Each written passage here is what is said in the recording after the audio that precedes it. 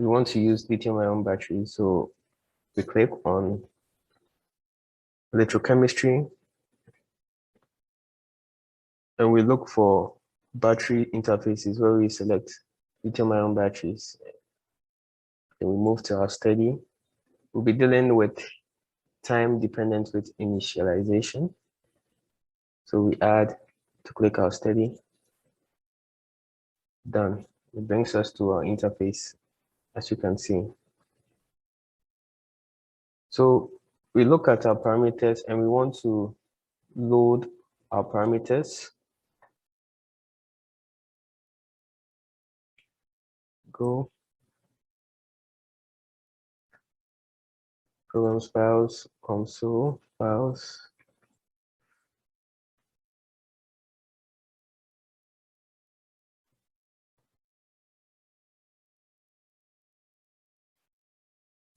Batteries. So you will be looking at choosing parameters from here. So when you go to your programs files, applications, battery, fuel cells, lithium-ion battery, to bring it to this section where you have to load your parameters over here. And you can see we have several parameters that you can work with. There are several parameters over here that has been inbuilt in the Comsol setup, as you can see over here. So we will be looking at the battery, the parameters that we're working with is right over here. We're looking at battery multiple materials parameters, as you can see over here, and we load it. So it brings us here. And when you load it, you get all these parameters over here.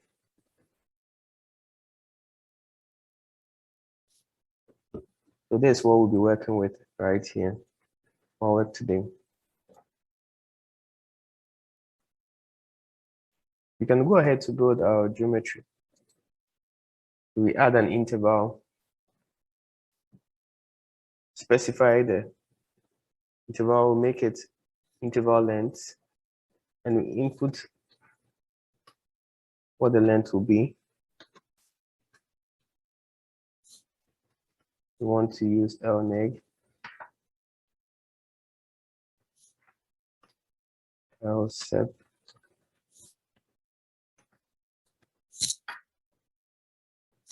We want to add L positive. Afterwards, we build the selected, and it's been built over here. So afterwards, we can go ahead and add our material. We add from library. We choose our electrolytes first.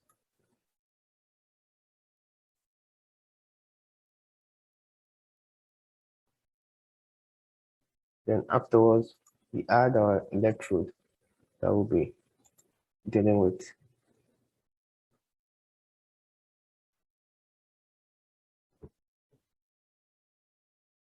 After adding your negative, you have to add your positive electrode too.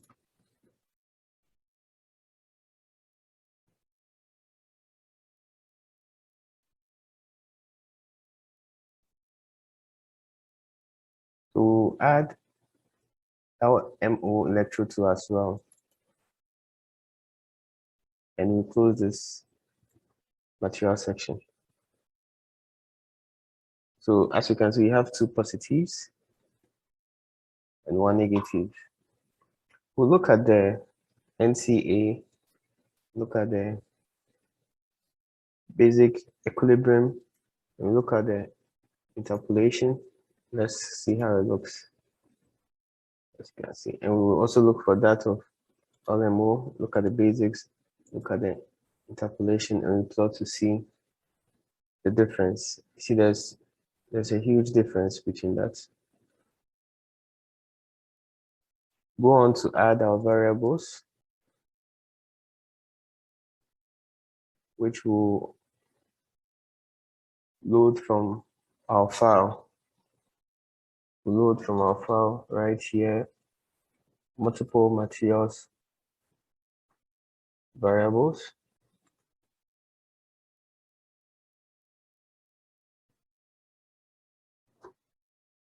As shown here.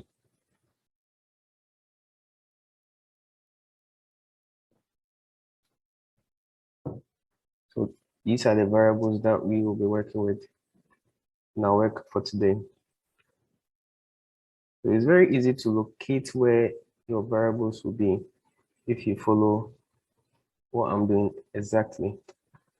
We go to lithium and want to add a porous electrode to our work, and we select the domain, which is the first domain.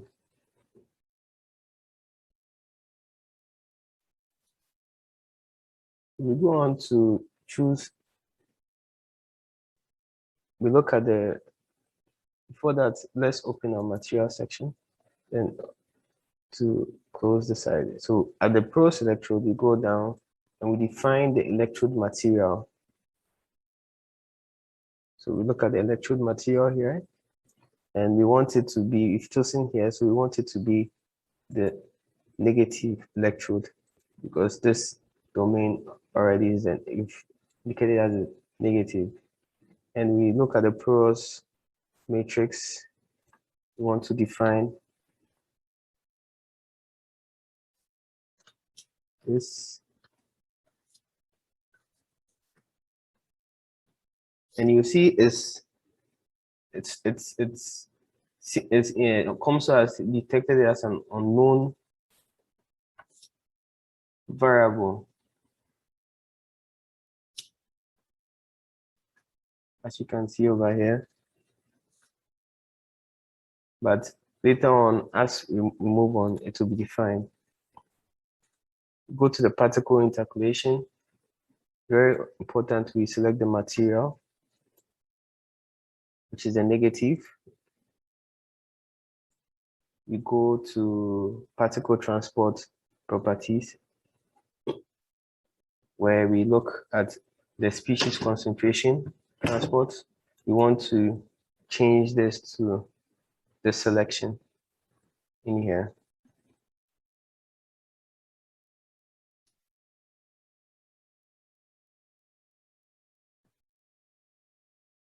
Then we look at the particle mean center surface.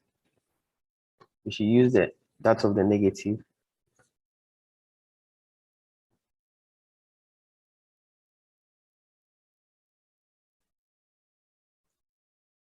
Look at particle discretization. We want to change the number of elements.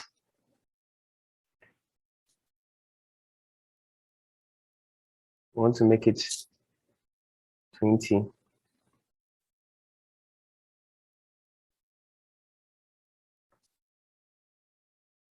In this section.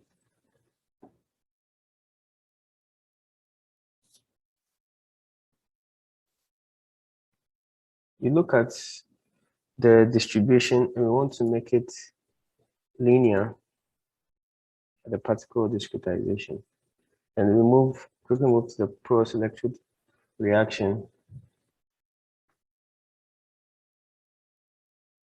We look at the material, we choose negative. We look at the reference exchange current density.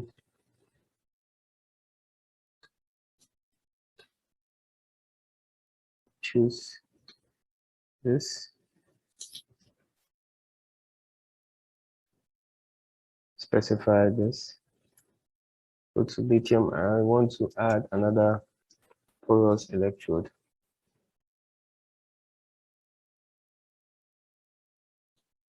We select the domain.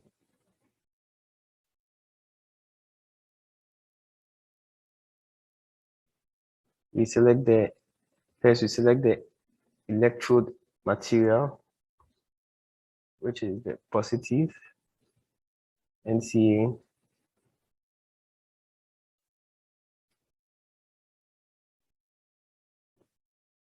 we change this electrode volume fraction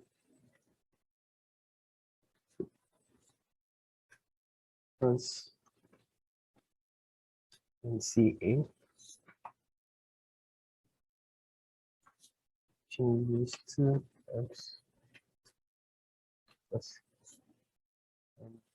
We go to effective transport parameter.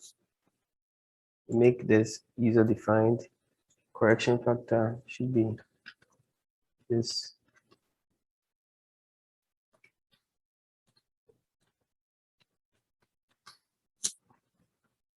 Positive.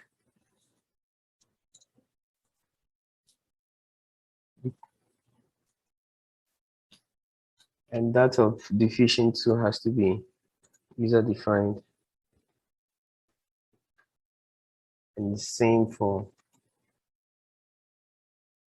same as this. So we did copy and paste over here.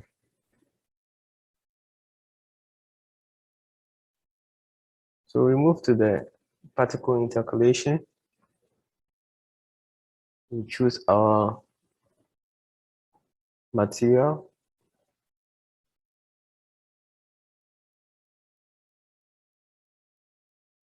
Select our material to be NCA.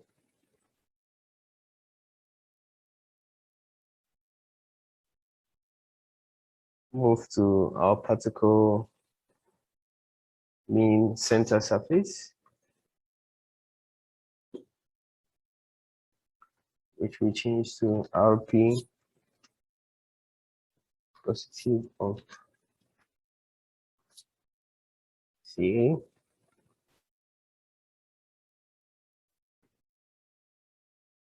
We change the species fixed or to Baker. We did change it to Baker, so we change this to this.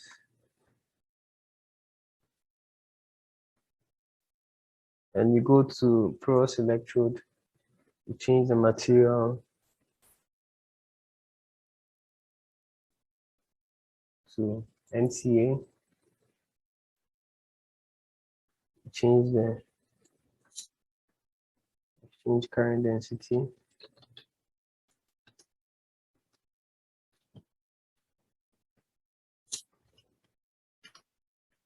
Oh.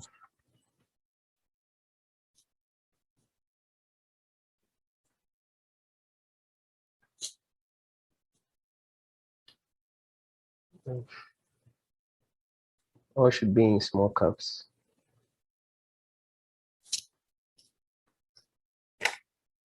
Then NCA in big caps.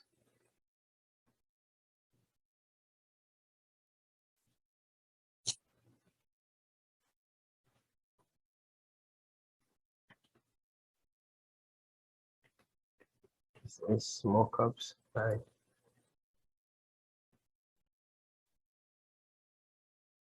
Okay.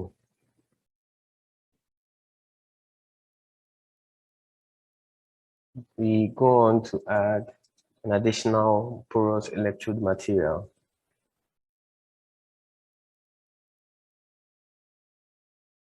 We select the domain.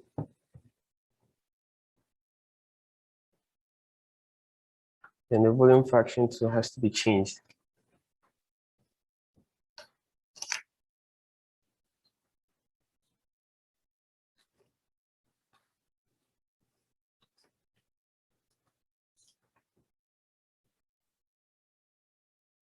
Like this.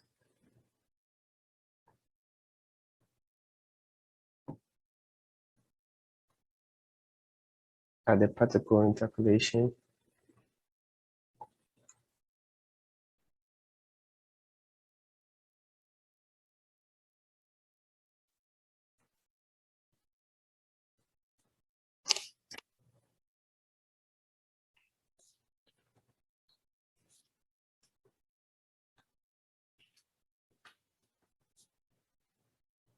And particle transport species as this.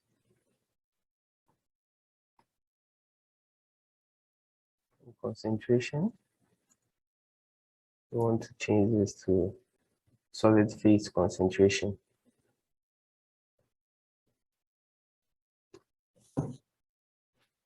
Defined in here.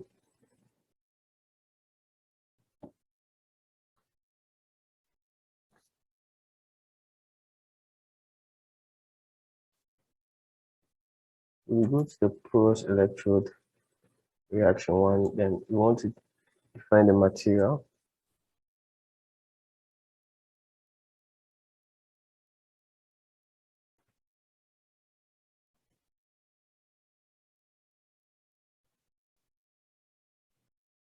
We define the material. You have to select the material for this. So our material is positive. Also, we have to change this extreme current density to this. And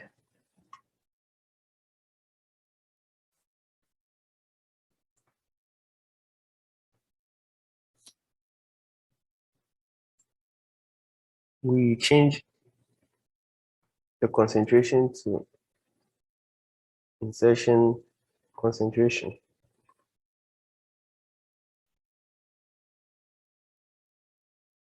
Okay, so some input just the small caps has to be small caps high.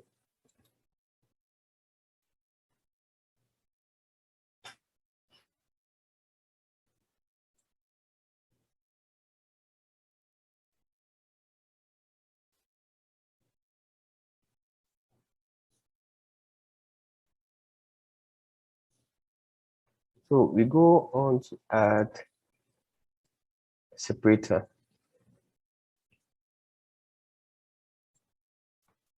Which will select the domain. Separator is this section. Then we replace the volume fraction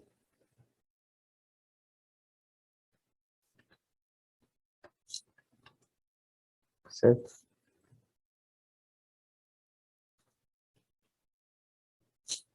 Then electrolyte conductivity is user defined.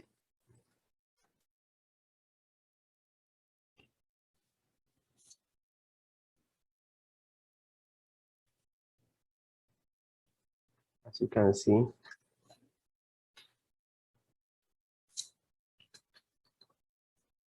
Also, copy this, same for the diffusion, has to be user defined.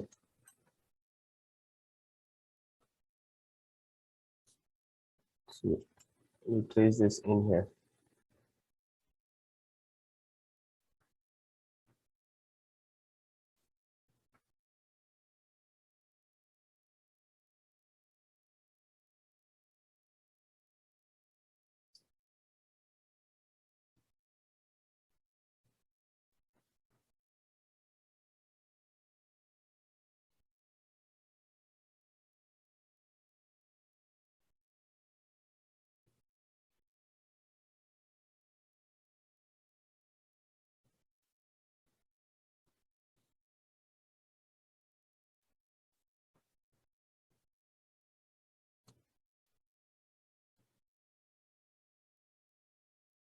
So we go on to add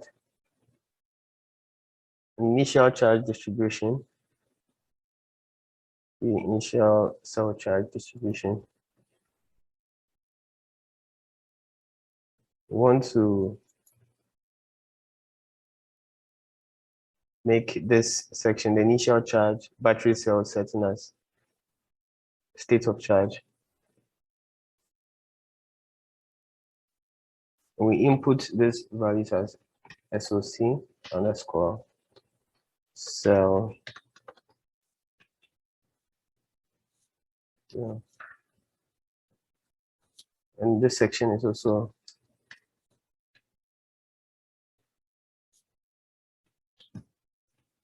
let's go there.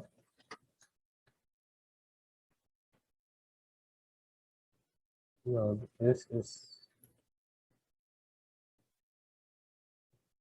but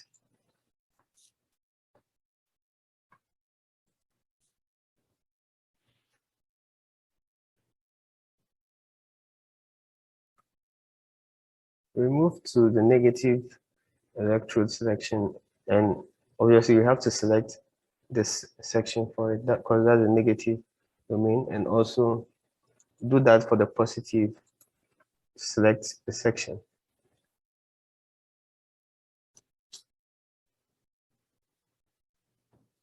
So after doing this, we go on to check where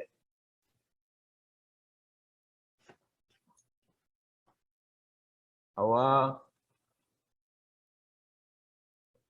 value was in, it's still unknown. It's because of, this should be underscore and it should be correctly named.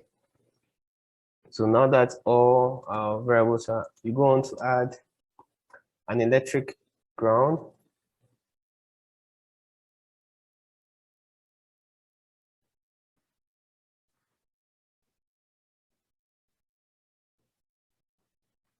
Want to add an electric ground. We select a section. So it's this point that becomes our electric ground. Then we go on to add an electrode current. Add an electrode current to this as well, which we select where to be at the fourth.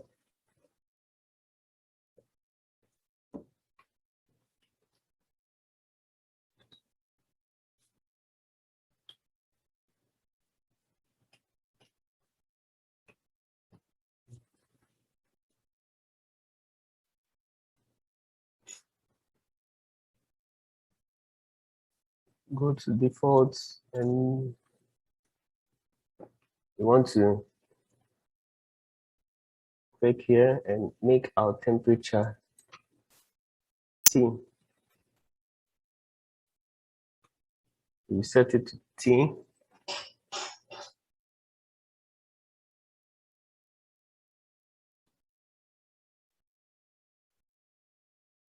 We go on to mesh.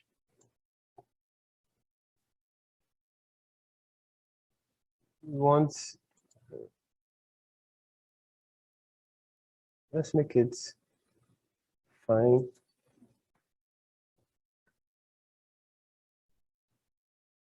Let's build.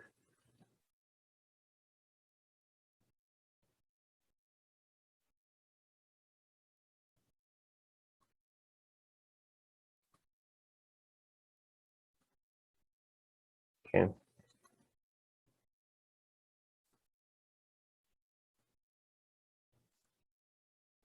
Let's go on to add an integration.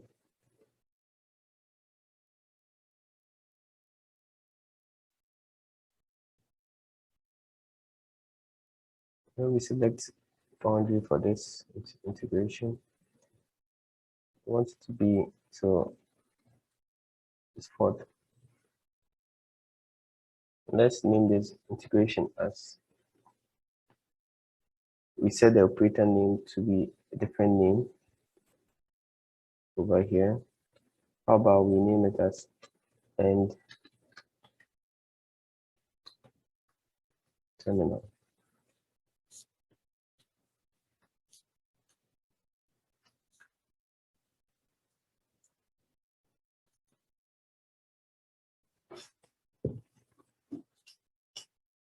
So we set that section. How about we move to the current, and we go to the time dependent and we change to 0 to 3, 6.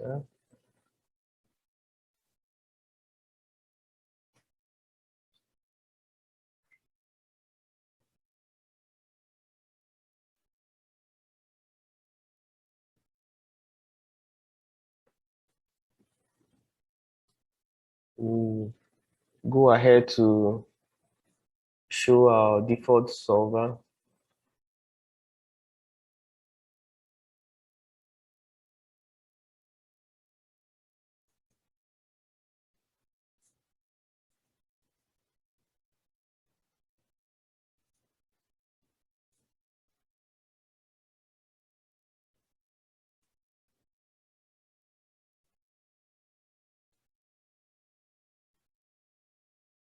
And our time dependent solver. How about we change the times to store as this?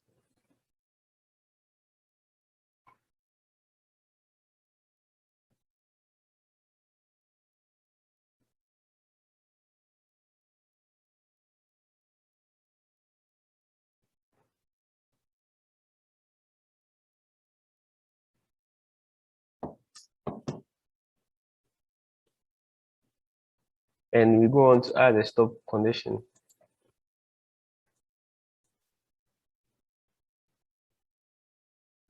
We add our stop, our expression.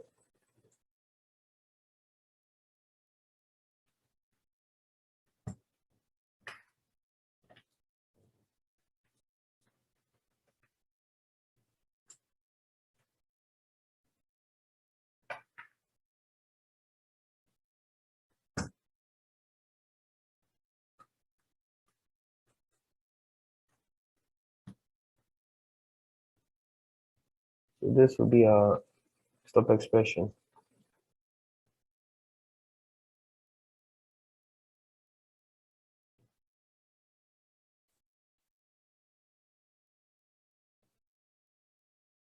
So our output at stop, we want to deselect and check this.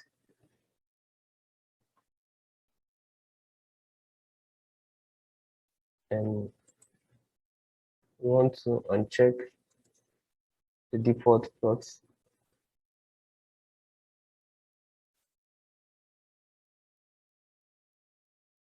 And we go ahead to compute.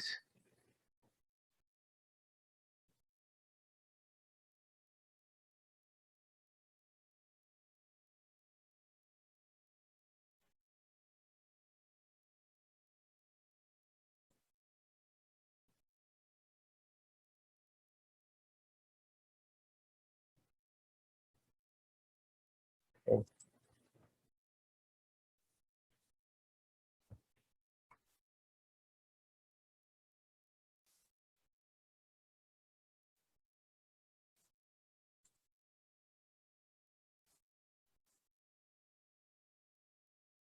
So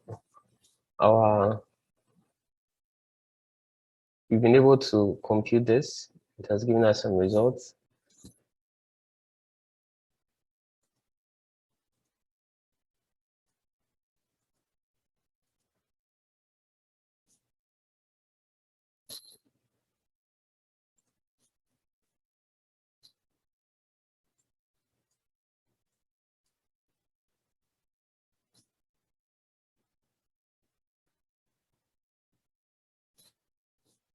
We want to add a 1D plot group.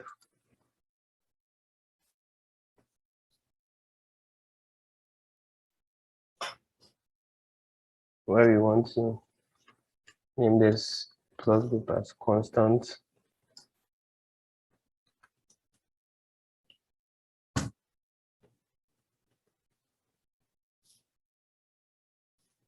Discharge.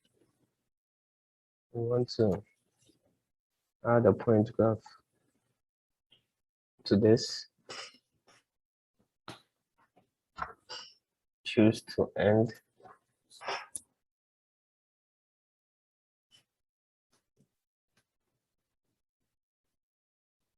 We make a selection.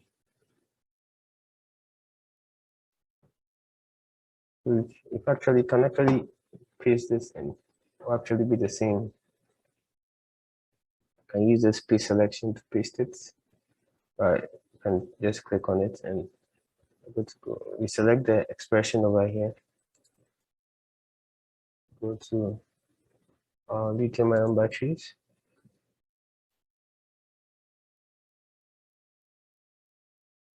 This is our expression that we should be using.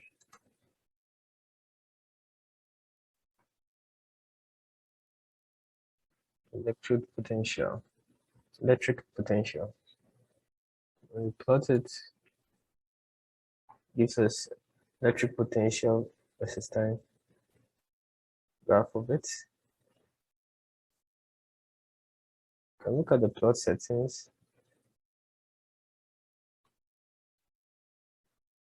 To check and change what should be at the y and x axis. On the y axis should be the voltage.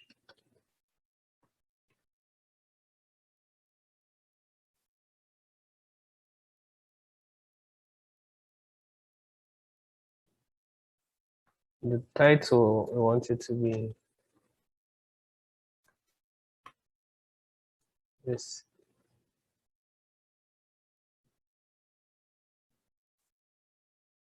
We want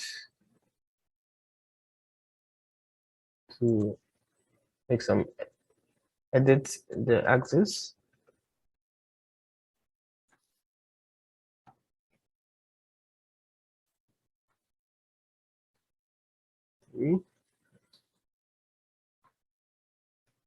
So,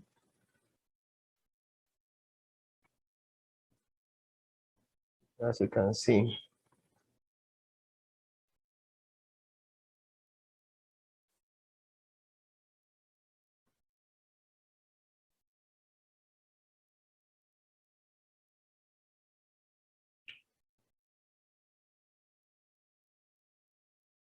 so you go on to add another plot group. We add a 1D plot group. We want to name this as the surface concentration of positive.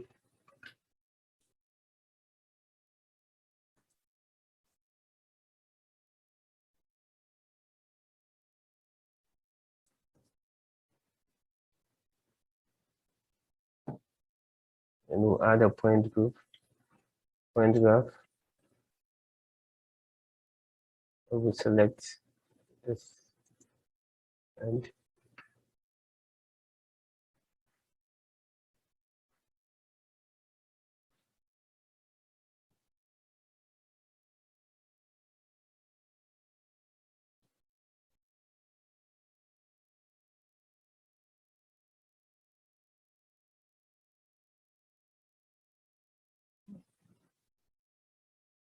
go on to choose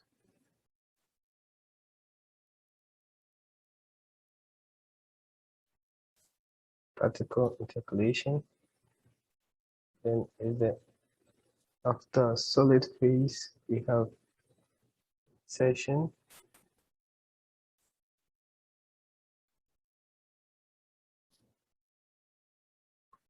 And insertion particle concentration surface.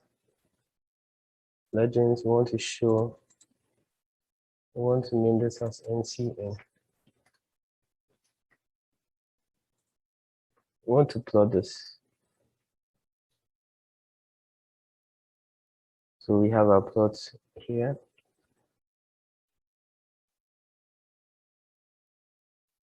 We want to duplicate this point graph.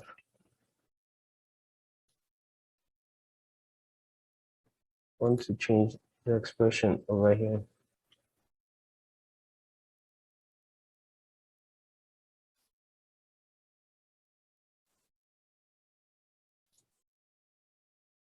We want to select the insertion particle concentration.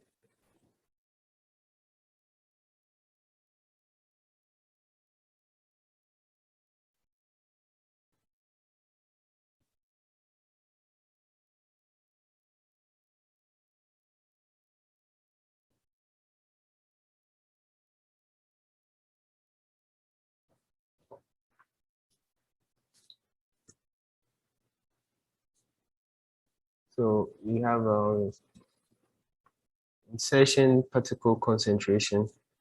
This is what we'll actually select for our work. So we just double click on it. It gives us this.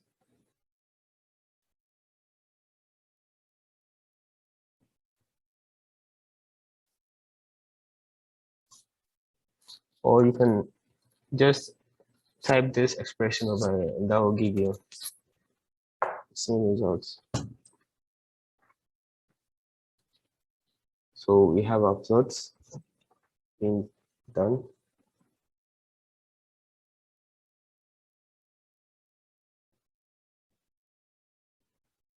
We go on to the surface.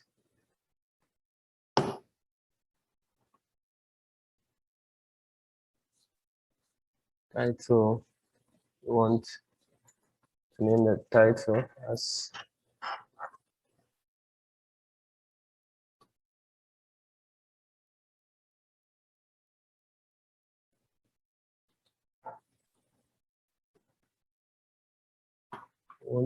the y-axis as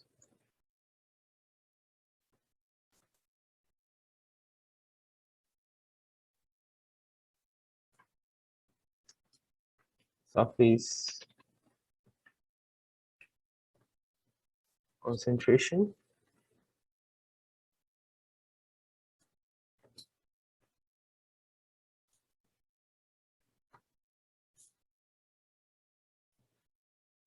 To do some editing of the y and x axis.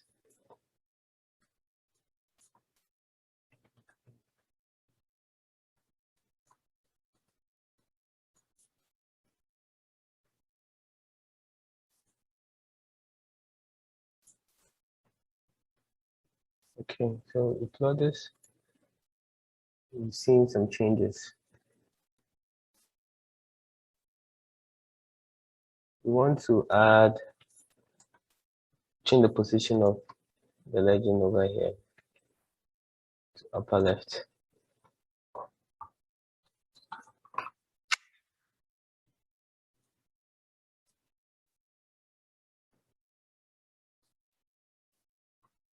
Let's see.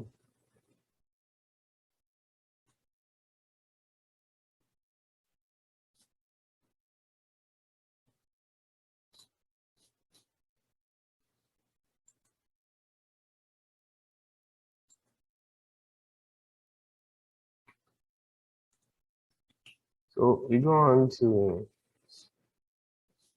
a steady solution. We want to duplicate our steady solution one. We want to name this as, but we change this here to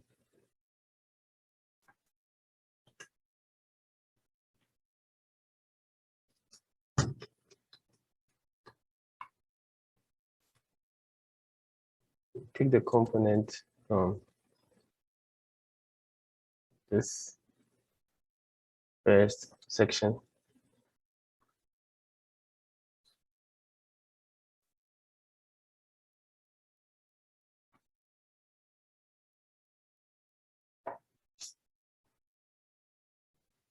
Material tool has been changed.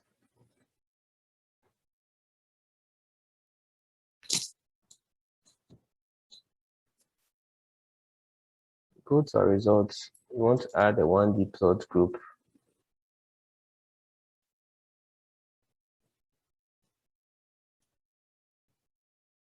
We want to make this a particle concentration. Negative.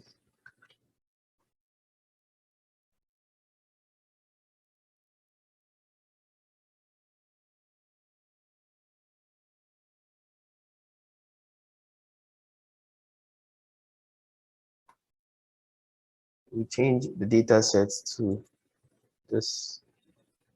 We do our time selection as interpolated.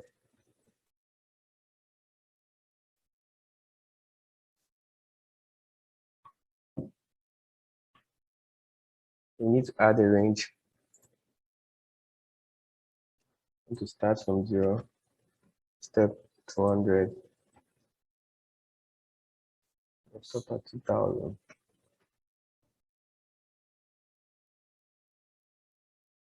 We want to add this to this.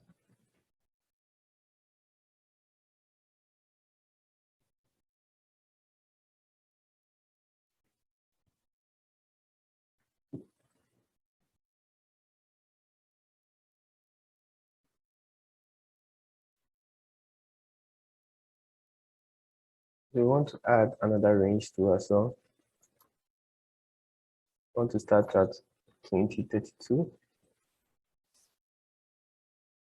Step will be 2030. Then 2200. Let's add it. No, we make this 2030 instead.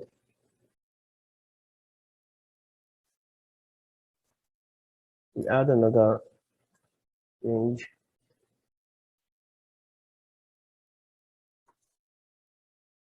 And this would be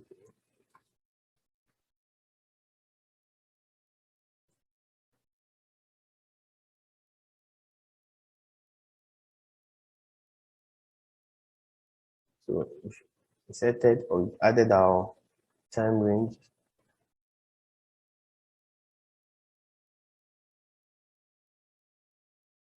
We want to add a line graph to this.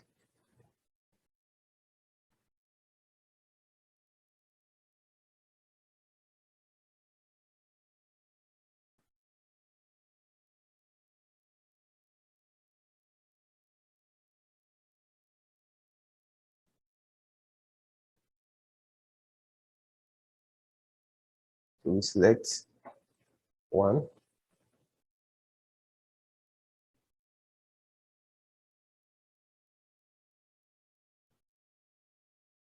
Can also click here to select all, and we have to put our expression for this, which will be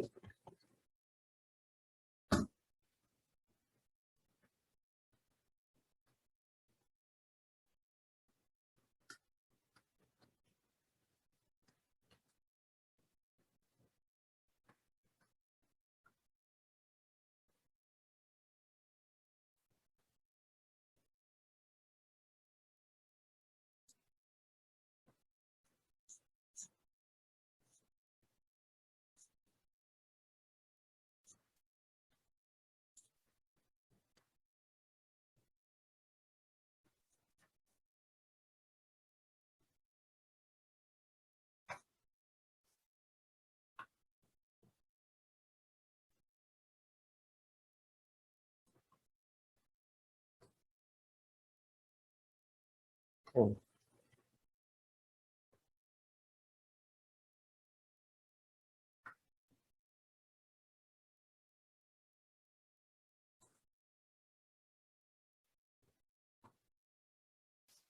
so we want to plot this, and here we have our plot.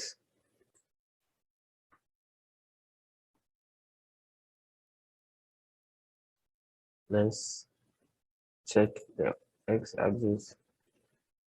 Name this as normalized particle dimension.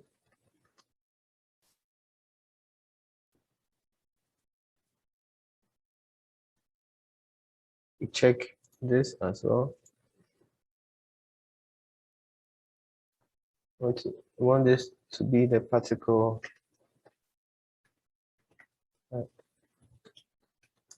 concentration.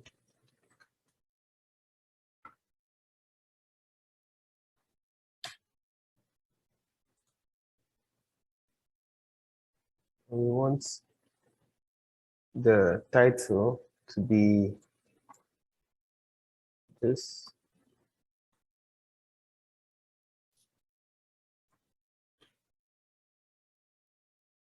We add another steady. We go ahead to add a steady for this.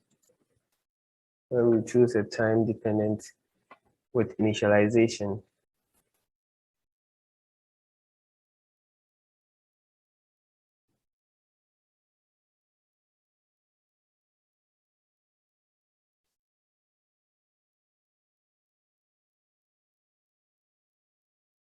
Steady 2, we want to change here to 600. We want to add the parametric sweep to this.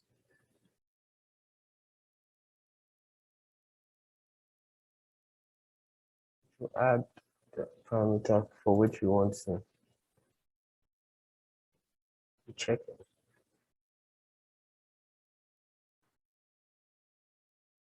So we choose this and we try to vary within these parameters.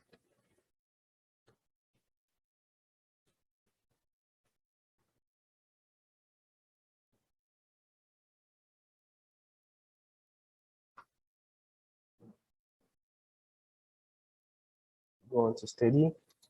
We want to show the default solver.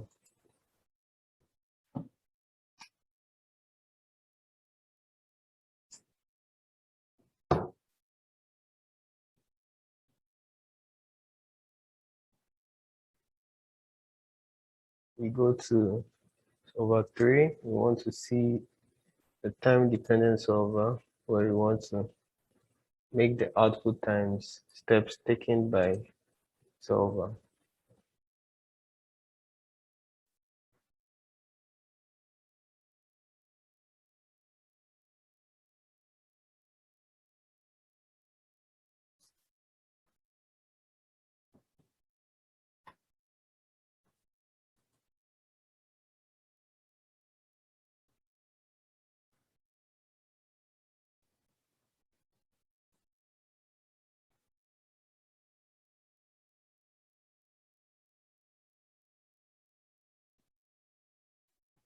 How about after that we add a stop condition. We input the expression,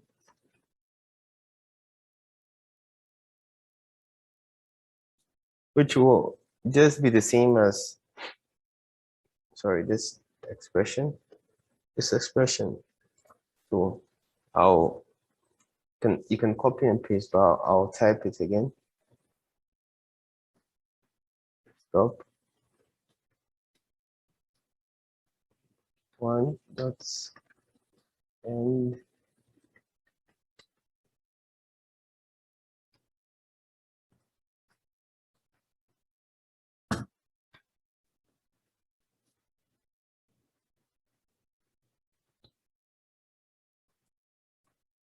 that's the expression. Stop expression. We want to uncheck this, add 1 inside.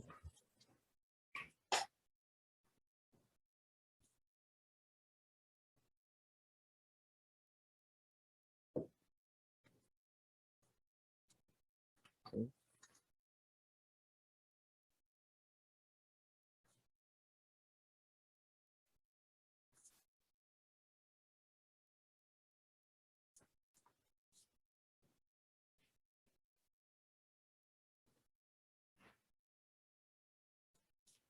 We want to also uncheck our default plots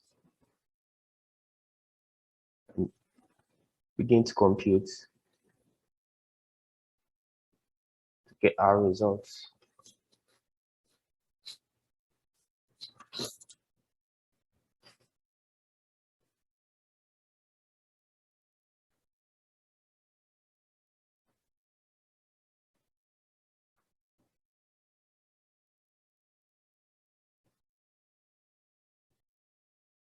We begin seeing some results.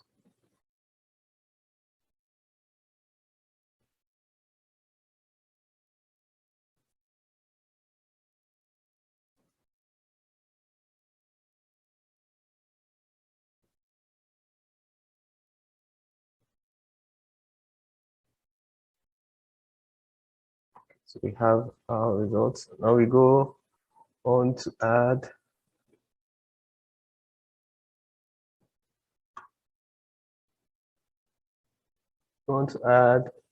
one D plot group.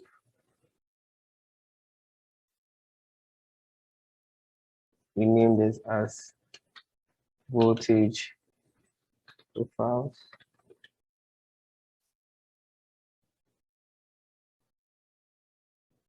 Voltage profiles. We'll make it parametric.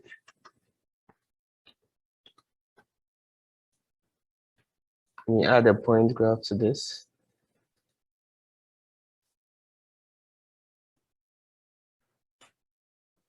We take the data set from our parametric solutions.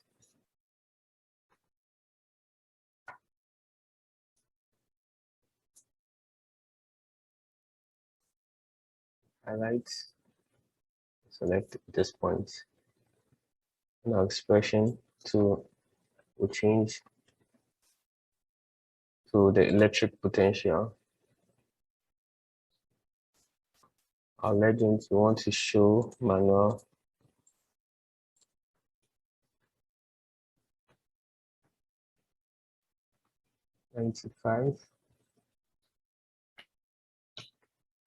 volume 5 mix of NCA and LMO.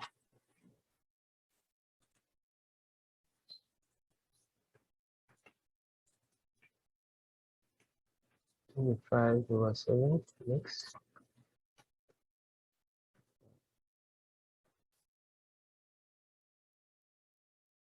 That's 55 mix.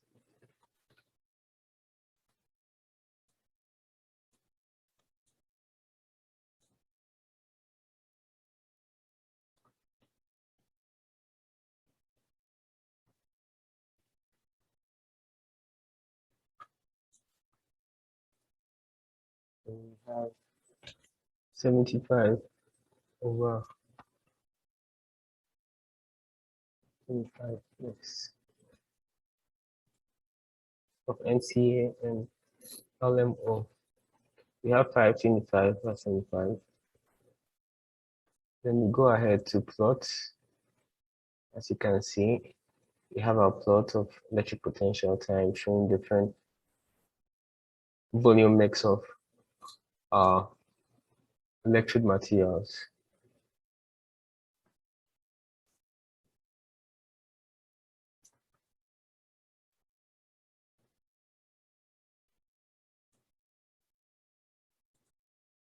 When we go here, we want to change the y-axis to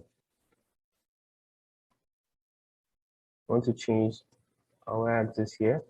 I want to name this as just the voltage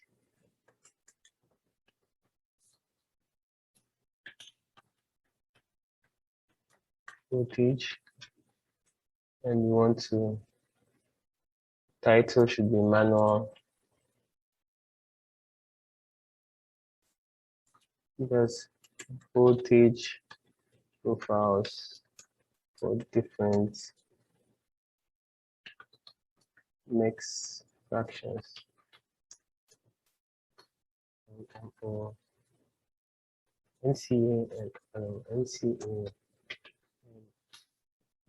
and O. So after that, we want to manually edit the x-axis and y-axis. Bring this to 0.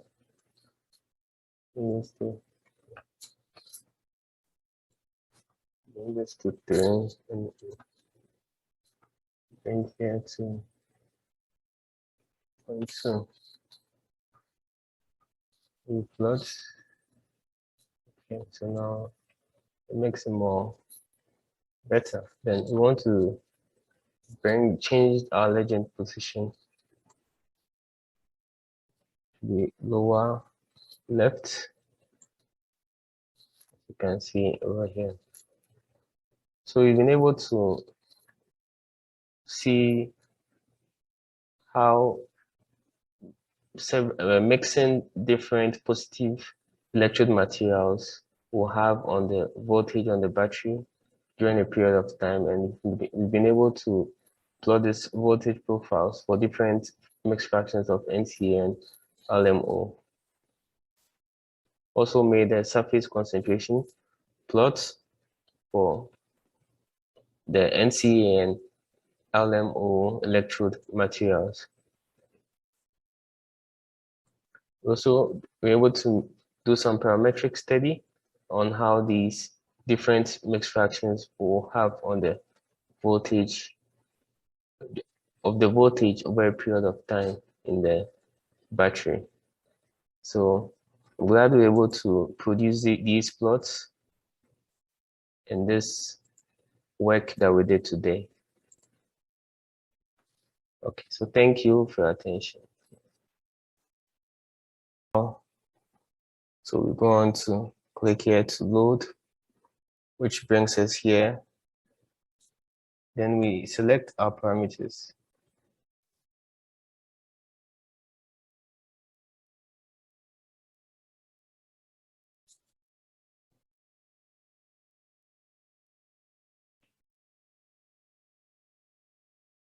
So we select this for our parameter. We go on to double click. Then it adds our parameter, loads our parameters.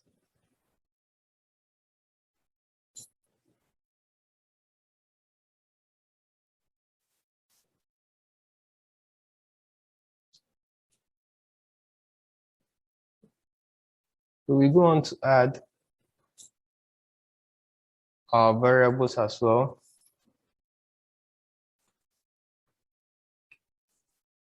Which will load from a file.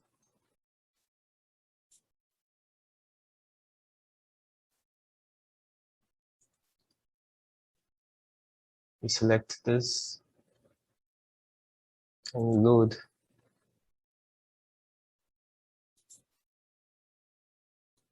Now we have our parameters.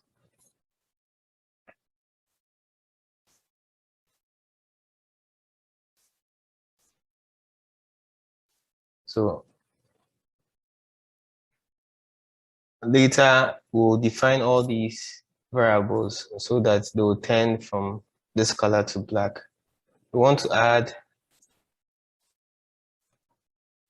table to our results in here. We want to name it as load cycle table.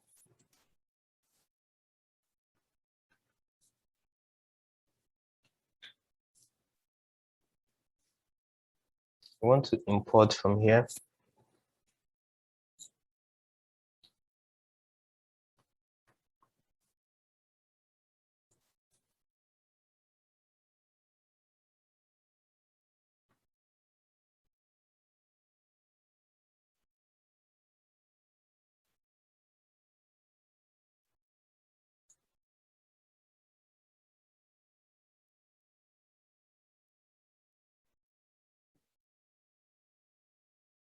So it's just after the capacity loss, we use parameter estimation just after this. So this is what we choose.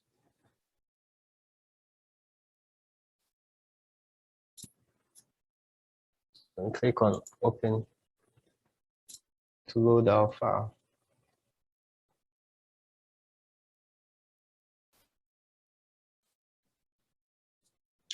We go on to definitions, then we want to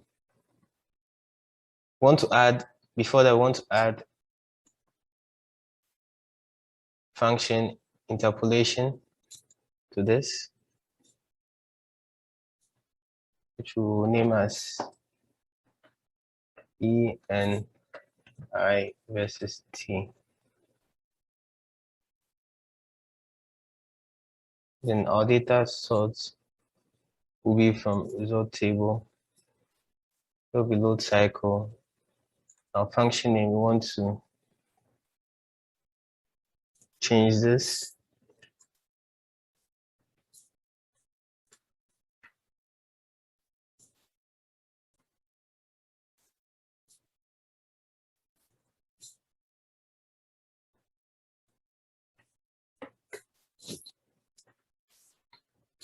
And this as well.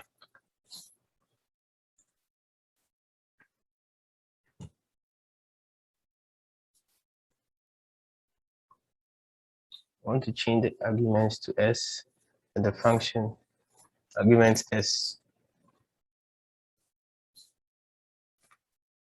Go to our variables and we realize that all these unknowns have been defined, now turn to black, which is very, very important, because if they are not identified or they are not defined, we'll not be able to compute our work. We come to, we check this section as well. We check the applied current which we'll be using. We want to define it. It's this. We want to also define the battery cell capacity.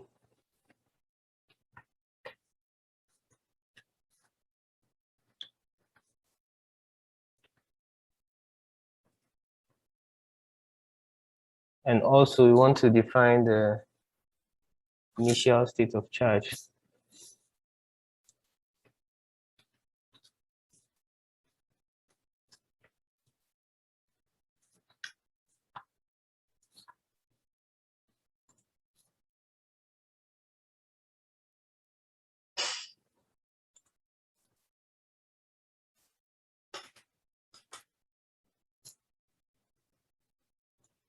Okay.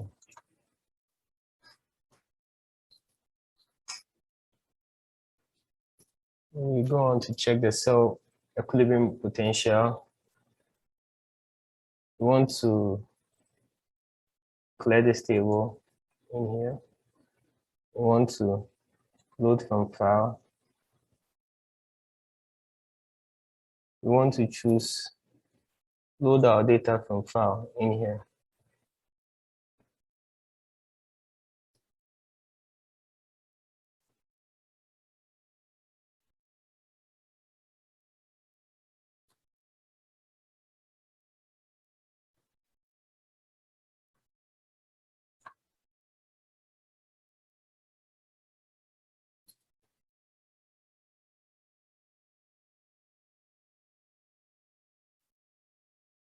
So this will be our file that we want to load.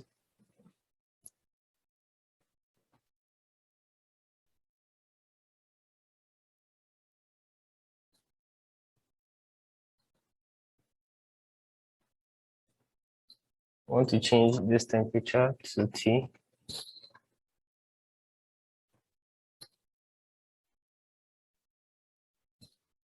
We move to the voltage losses.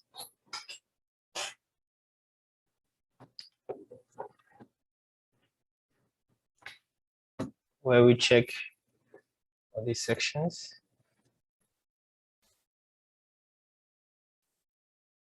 We want to include concentration over potential.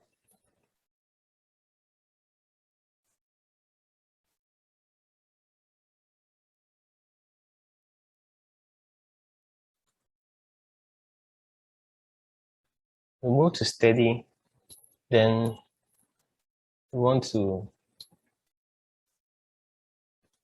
make this a steady load.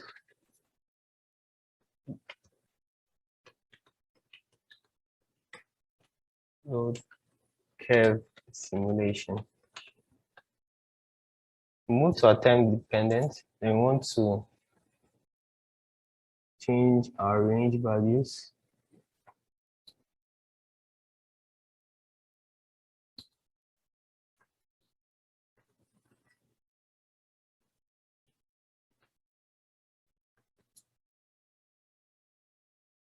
In here. We want to use user controlled and set our relative tolerance to very smaller decimal. We go ahead to compute our work.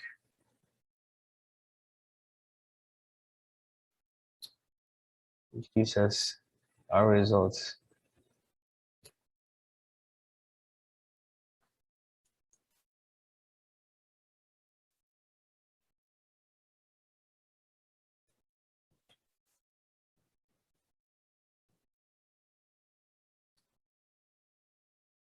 We want to set this as our cell voltage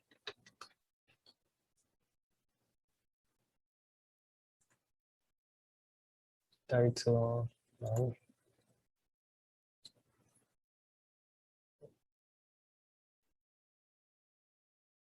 We want to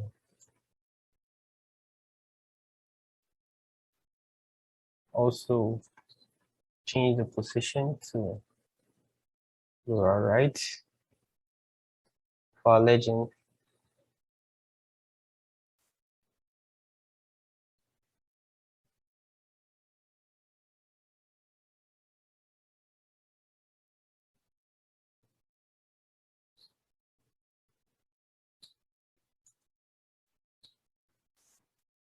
We move to our global one.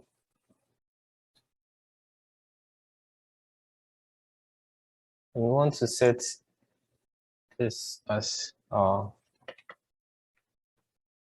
modeled cell voltage. Move to our global 3.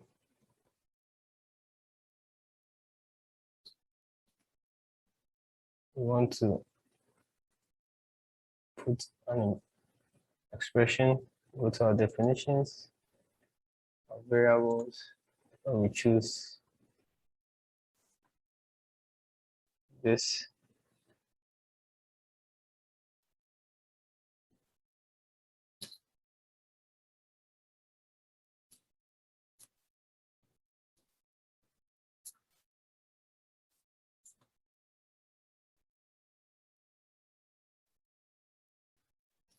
We want to make some small edits on the manual axis.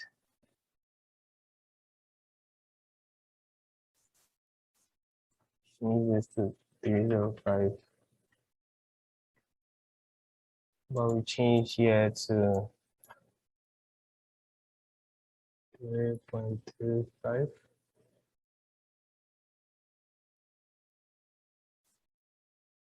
Why am I doing that? Change to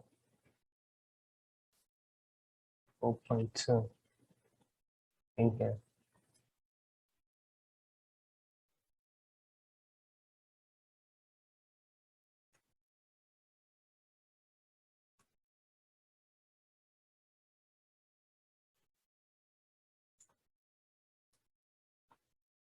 We update.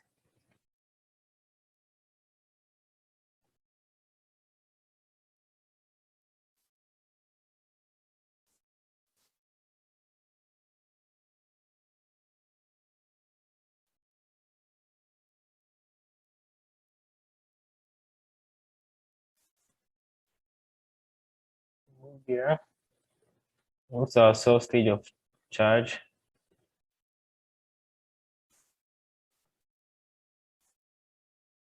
Then we add a 1D plot group to our work.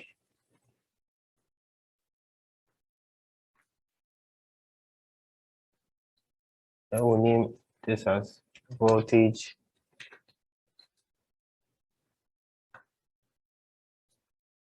losses and load, which will go ahead to add a global plot, add an expression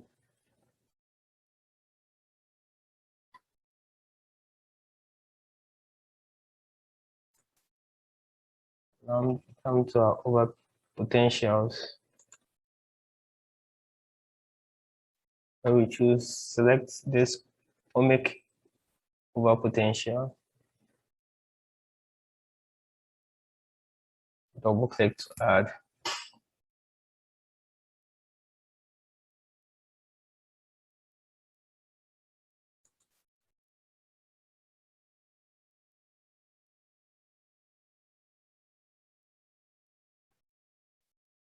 So we go on to add another expression.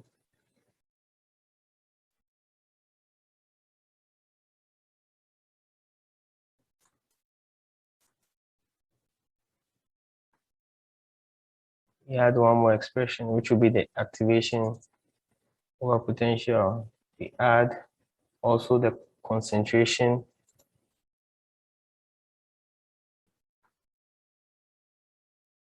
over potential.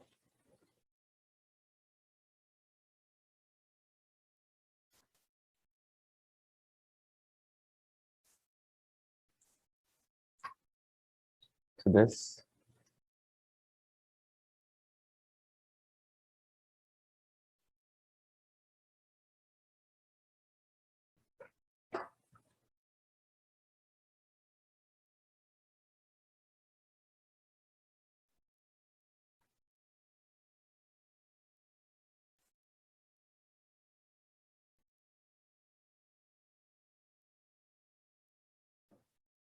Once we've added these three expressions, we go on to set the parameter to an expression shown as t.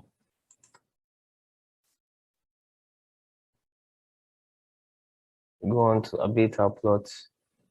We see our various over potentials shown in here. You can see our ohmic over potential, activation and concentration over potential over a period of time. We want to go on and add the global plot.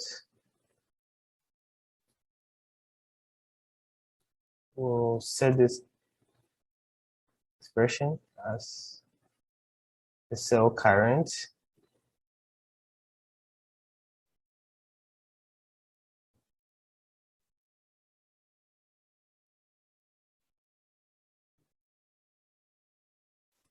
We choose this.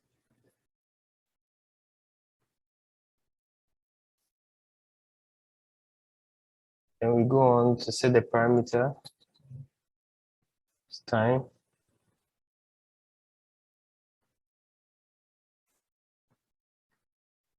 We want the line to be dotted. We want the color to be black. We want to plot this. So as you can see, it has been updated on our plot in here. You see the cell current in the graph.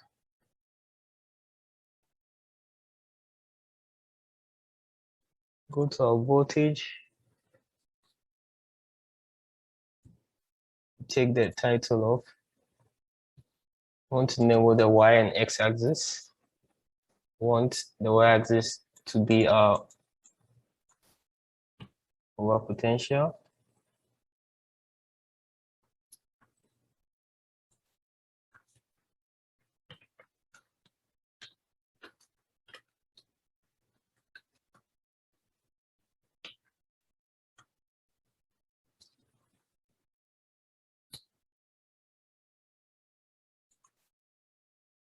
You set our y axis to be over potential.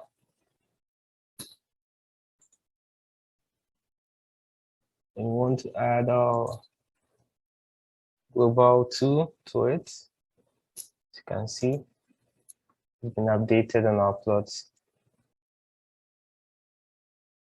You see our over potential over a period of time. We want to edit our axis.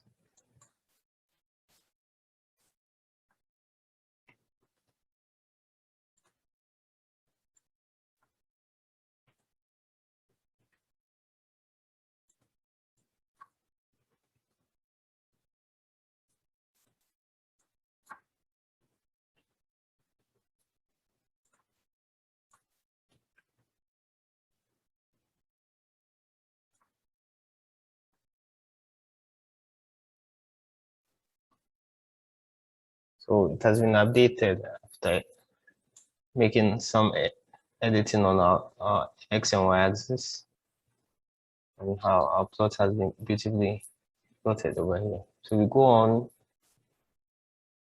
to our component 1 to add physics, which we want to do a general optimization. We want to add optimization to this.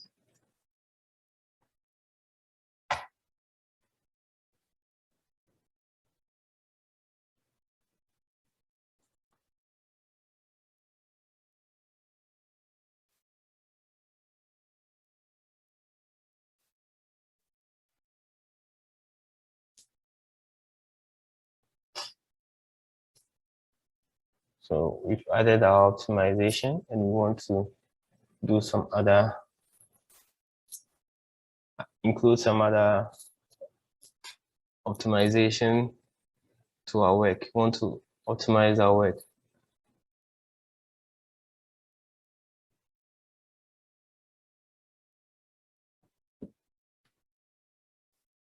We go on to add our global least squares objective, which we'll be using for optimization.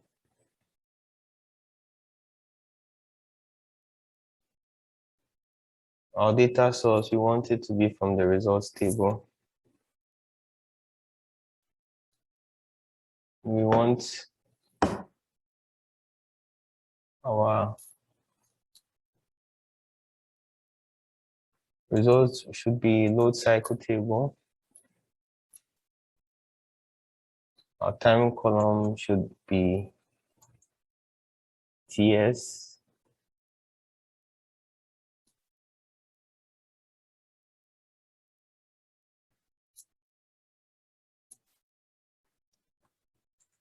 And our model expression for this should be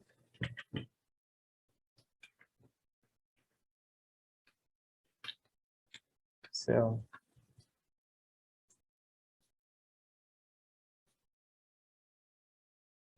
We want to uncheck this. We go to our voltage losses. We want to set our diffusion, our temperature to T. We want to set our ohmic over potential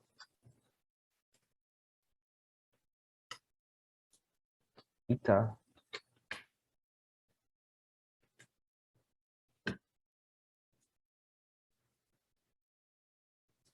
We want to set our exchange current density.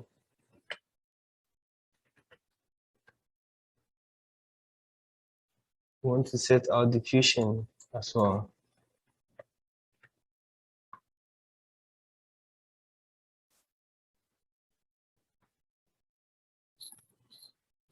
Go on to add another steady.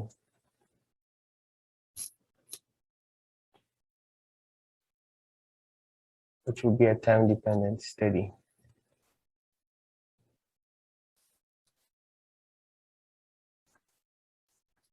That will be our parameter estimation.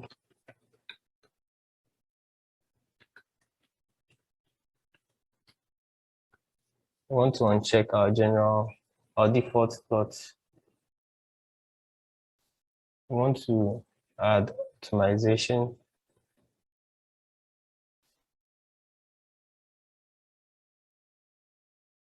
Set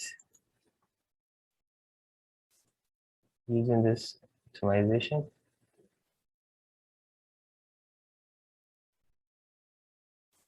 I want it from least square objectives.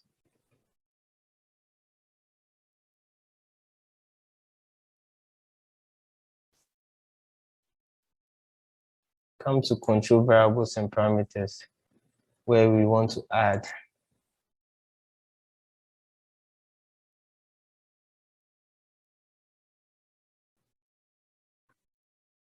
about 3 ohmic inverse and diffusion. So we set our scale 0, 1.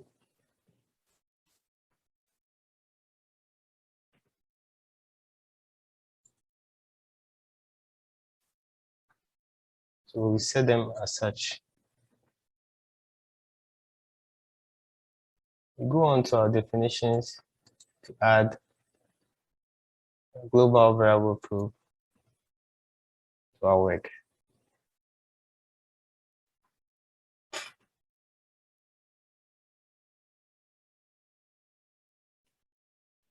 Our expression will be eta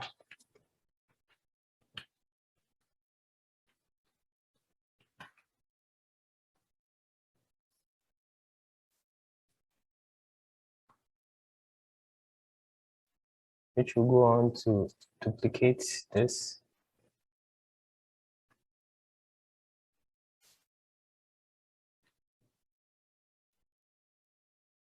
It will be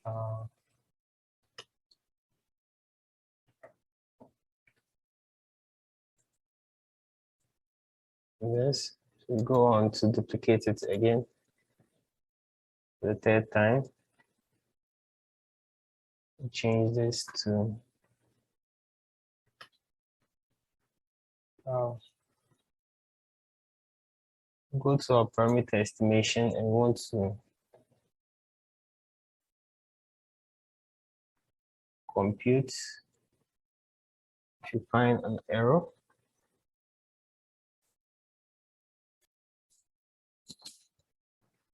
So there was an error because Comsol detected that this variable is undefined. So we actually go to where this variable is located over here. Then we make sure we input it for this is supposed to be, it's a small l and b dot e caps E, let's go CL. So kindly note that this is an L, small l. So can go ahead to compute, which will solve our work for us.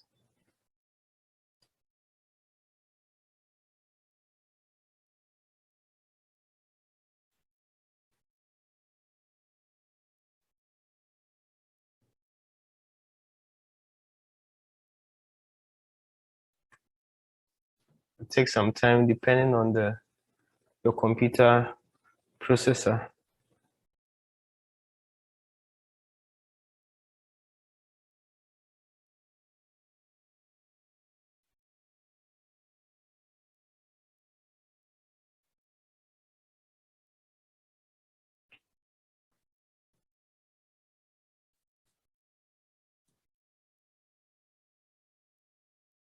Okay, so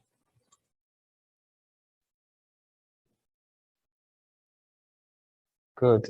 That's been able to compute our work. We move to our cell voltage section, where we select our data set to be parameter estimation 2. We'll plot as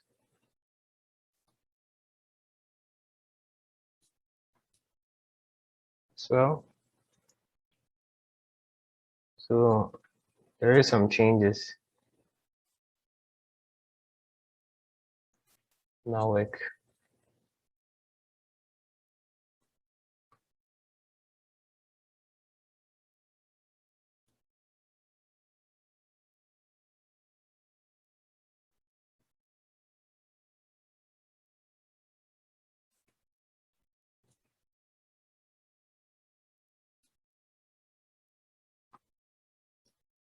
Then we move to voltage losses. Also, we set our data set to steady 2 parameter estimation. And there too, you can see some changes.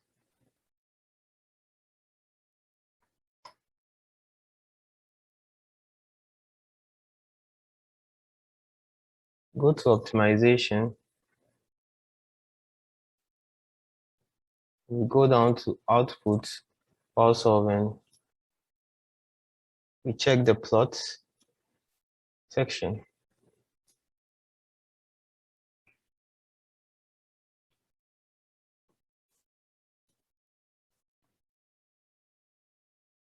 Then we go ahead to compute.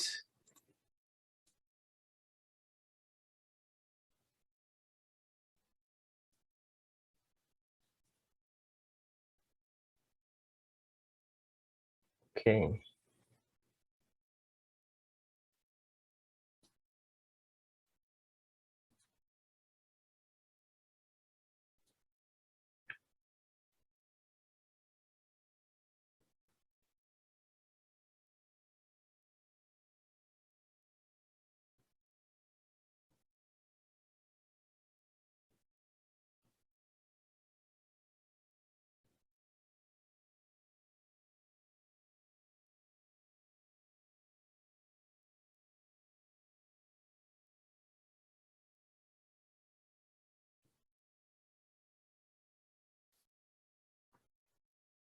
We patiently wait for it to finish computing. Okay, so we go to our tables and we add a table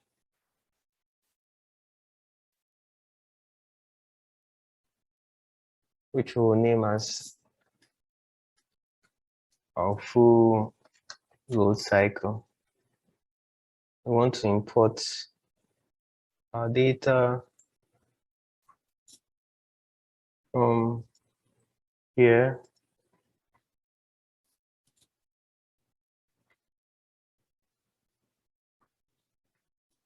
We go to full data, look for full data.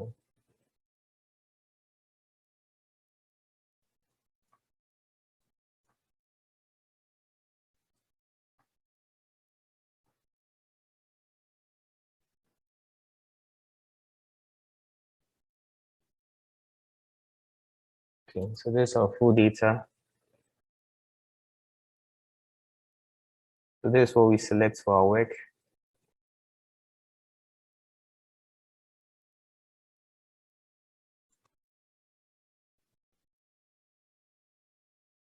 Go on to global definitions. Add another interpolation, which we'll name as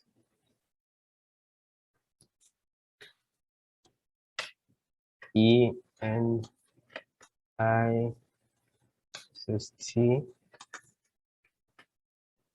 full.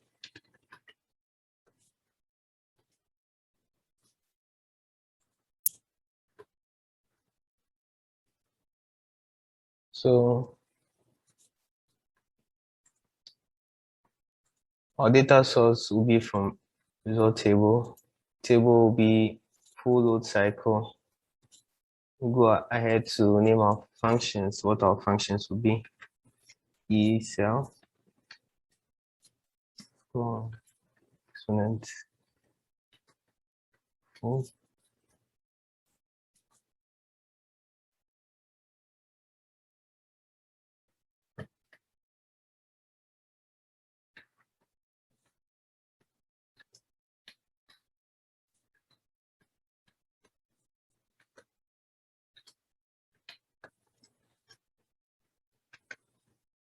Let's go full.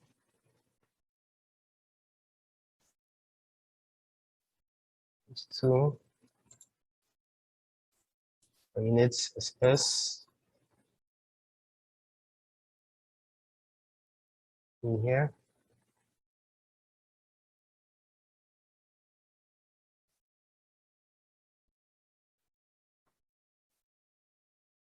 Go on to our variables. We want to duplicate where we change one section to full.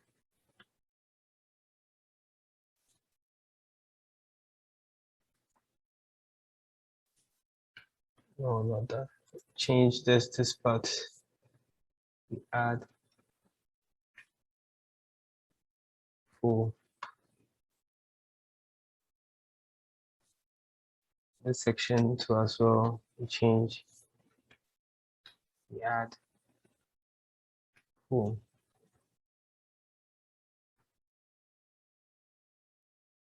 This section.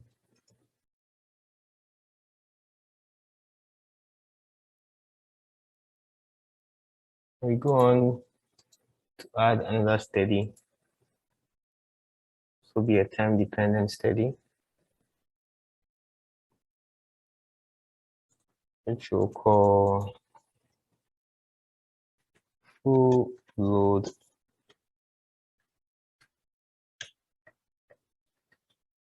cycle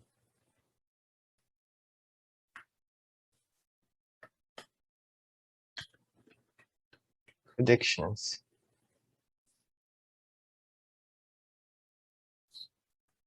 We want to change the time.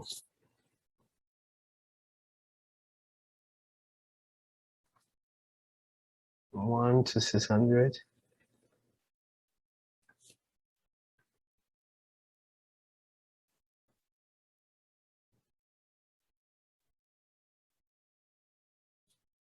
Want to use user controlled active tolerance. We want to increase, reduce it. We want to modify the model.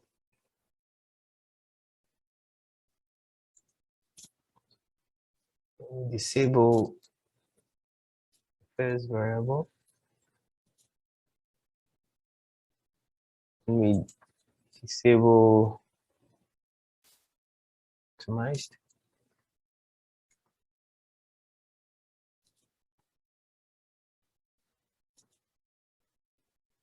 We also change the variables settings to user controlled, where we change the steady to parameter estimation time dependent.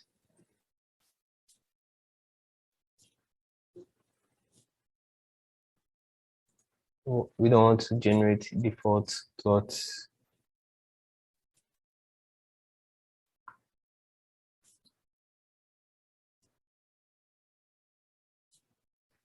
Move to variables too.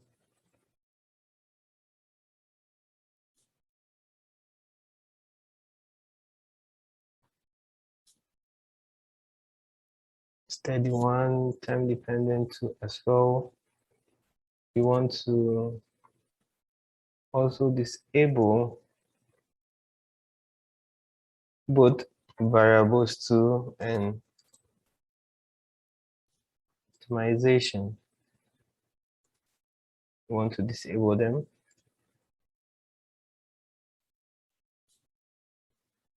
Steady too, so we want to do same.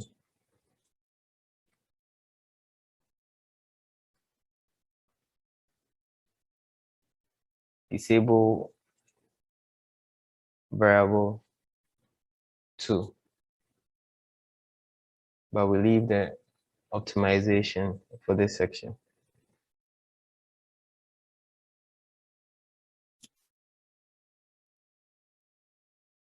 So we can go ahead and compute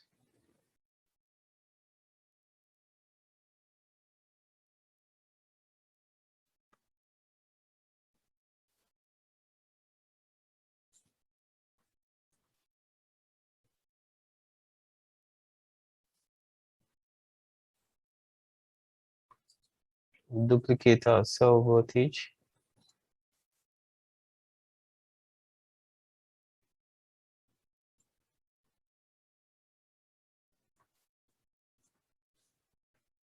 We call this the full cycle prediction. That'll be the full cycle prediction. Data set should be the full load cycle prediction. We want to do some manual changes to the x-axis. 610. I want to change here to, I would like to plot, see how it changes.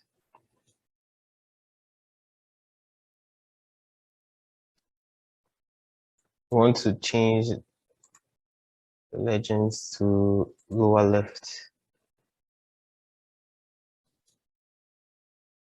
As you can see here.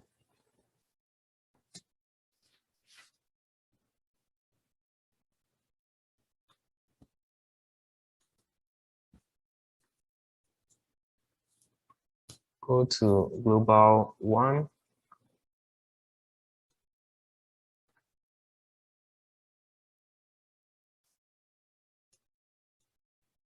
And we want to name this as predicted.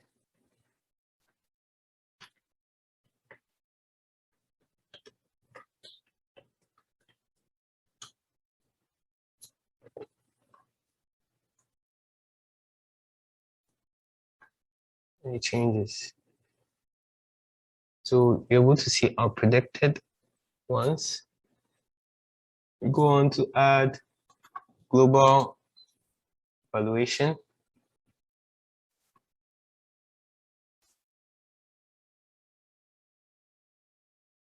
Which we'll name this as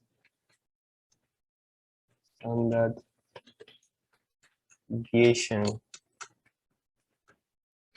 steady 1.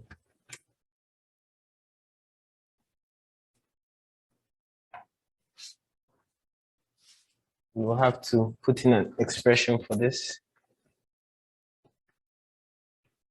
which will be small lb dot cups e so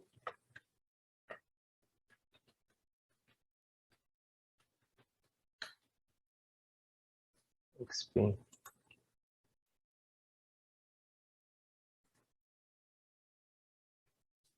Go on to add operation should be standard deviation.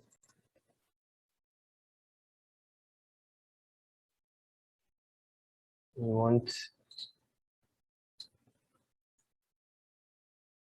new table.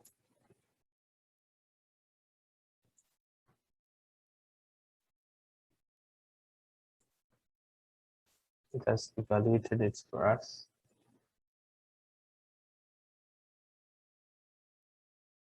We're going to duplicate this. Name this as steady2. That will be parameter estimation, which we'll use.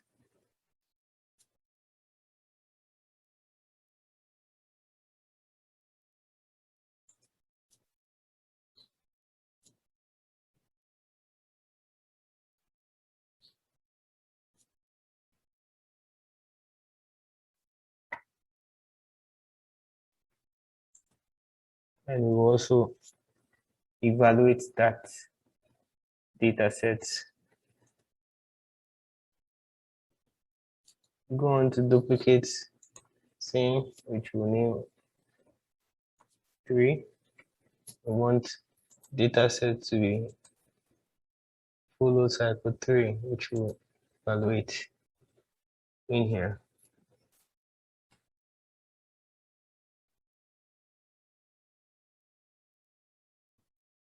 So we want to do a time selection. Want to make a range 0 to 1 6 and 1.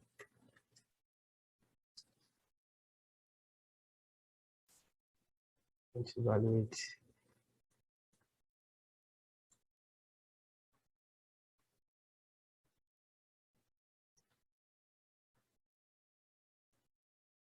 That gives us our results.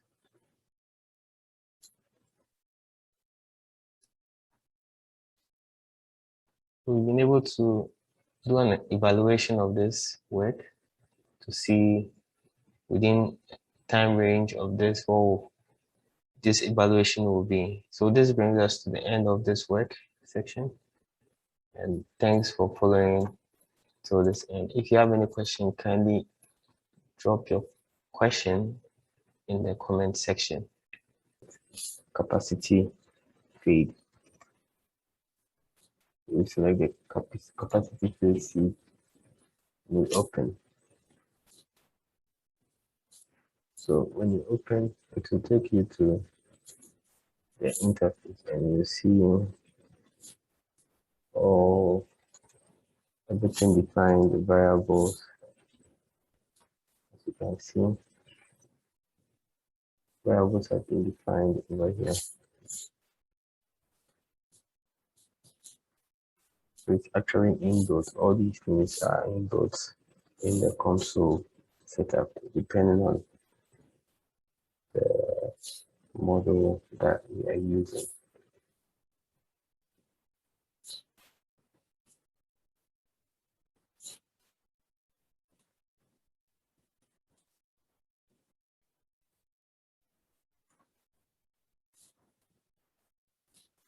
Go to lithium-ion battery, electrode, everything. You can see it has already been, the domain has already been selected. Open our particle electrode. Has actually been defined. Most of the variables have been defined. To the Porous electrode. So this is basically how it is, and if you should check the materials, you see that it's actually added materials to it. The electrolyte, negative and a positive electrode have been added to it.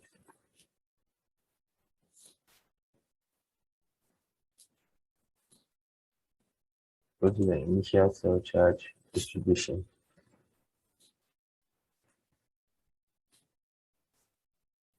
You can see everything has been input over here.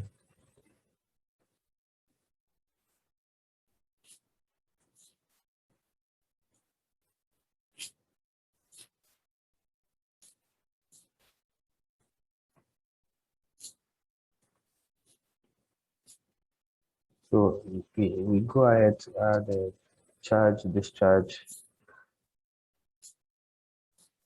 cycling to it.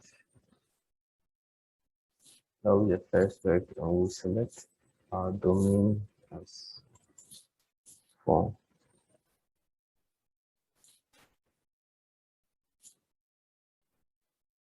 That is all we select for this section.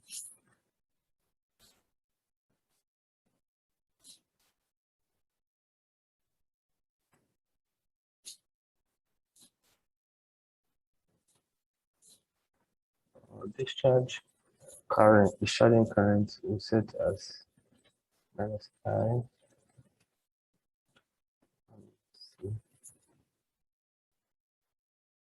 Minimum voltage will set as E.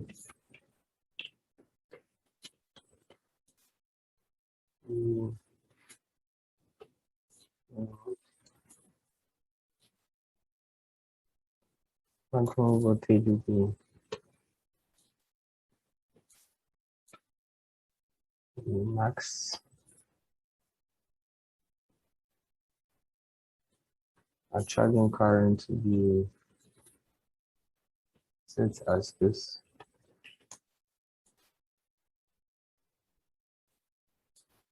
Then we check this side, which is include constant voltage charging.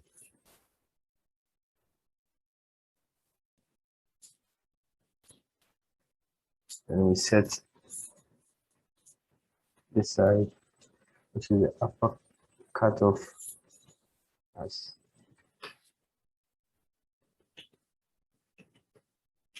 9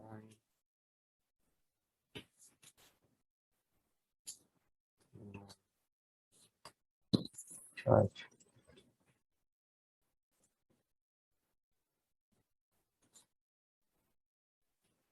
We would like to start, we go to the start mode, and we want to start with the charge first in this section.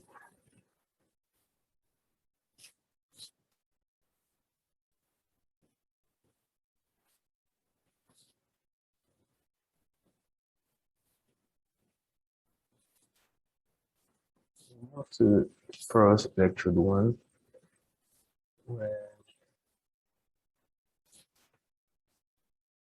check to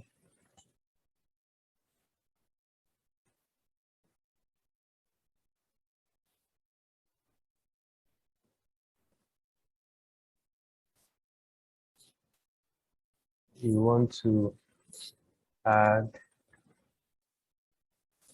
SEI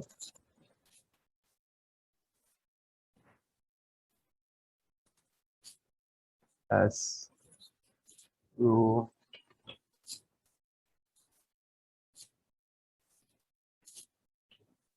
SEI. We want to make this here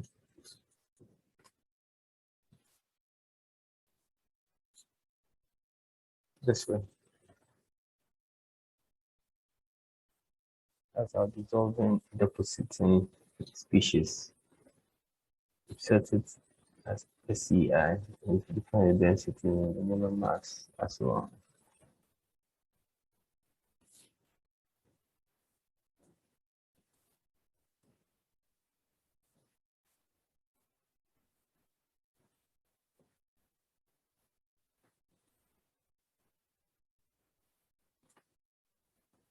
We go ahead to check this add volume change to, we uncheck this part.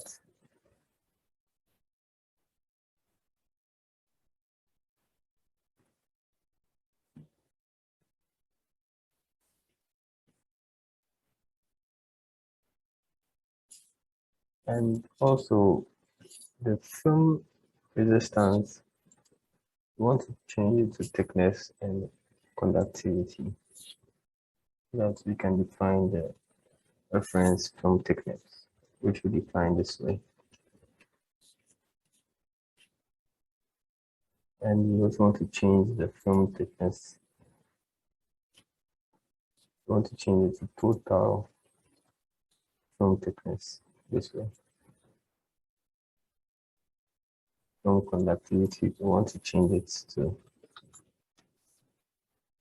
this.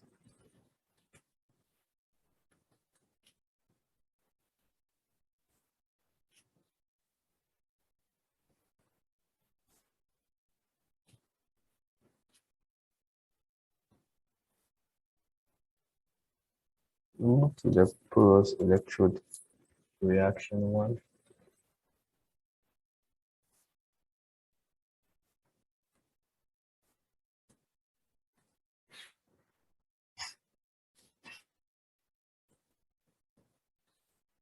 We check everything. Then we go and we add a porous electrode reaction to the second one for porous electrode. So over here to go to the electrode kinetics.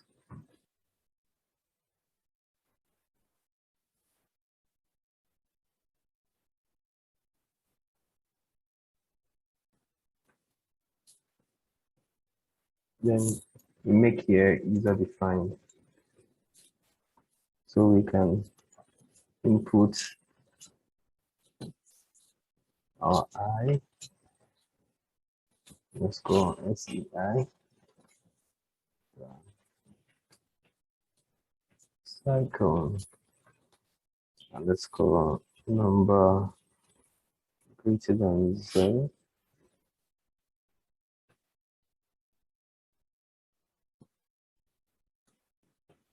This way. Move to our variables. And we check to see if everything is defined. As previously, those which were in yellow are now black. Everything is now black, as you can see. Go back to Porous Electrode Reaction 2.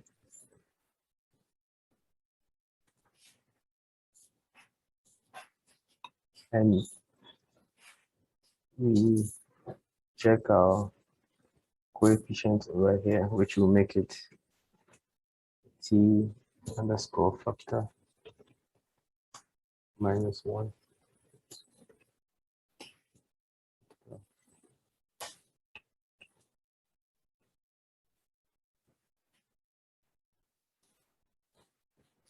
That is geometric coefficient of V I theta.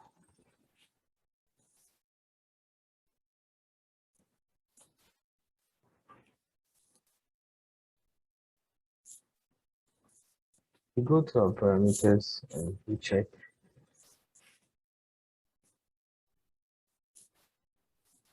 our T factor, that's time acceleration factor. Actually 250, yeah.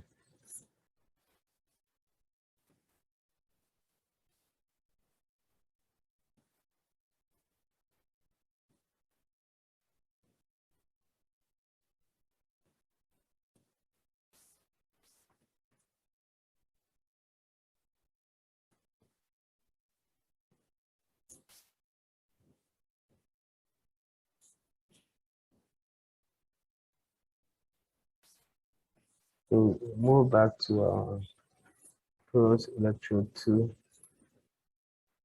so that we can set our SEI to be T underscore factor.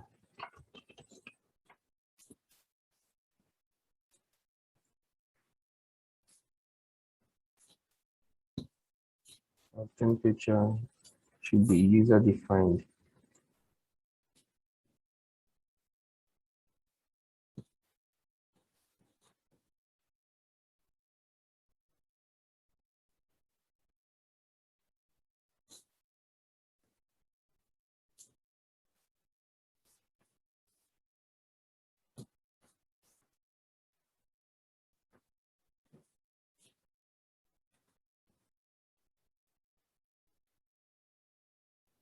We go on to definitions to add an integration.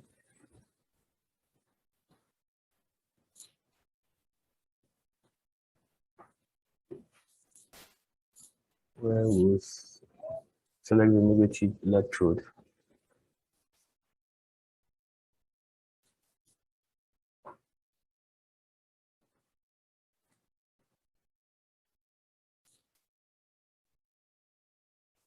We move to our steady.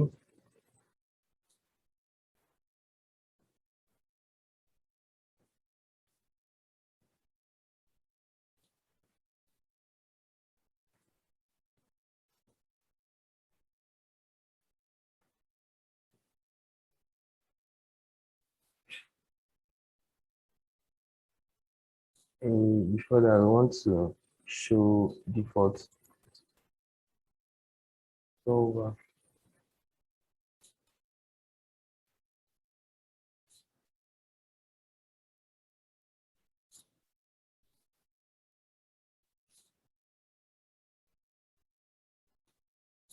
we move to our current distribution initialization.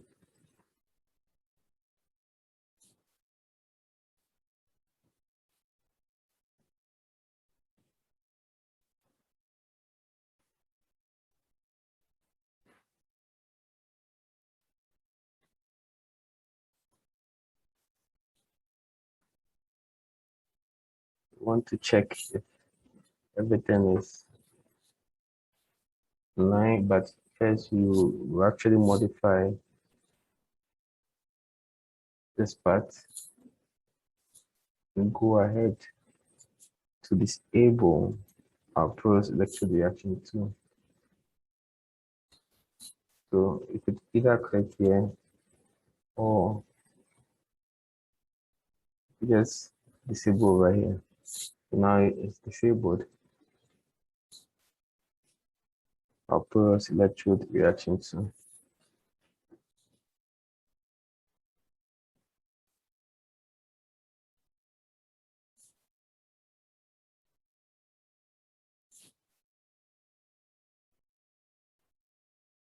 So you go to current distribution, then you go on to disable Porous electrode too.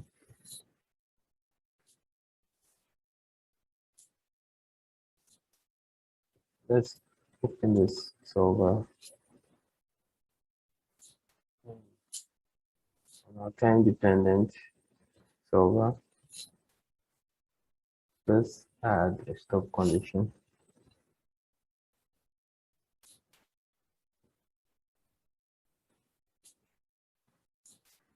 So we want to add a stop condition to this. That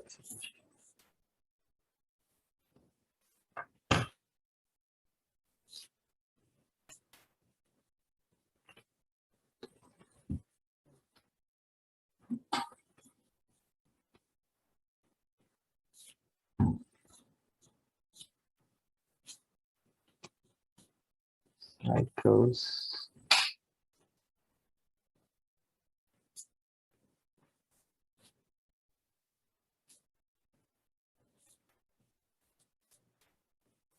and we also want to add changes part to steps before and after. So this section, we want to uncheck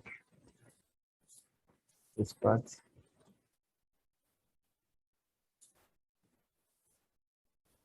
Move to our steady. Want to uncheck generate default dot.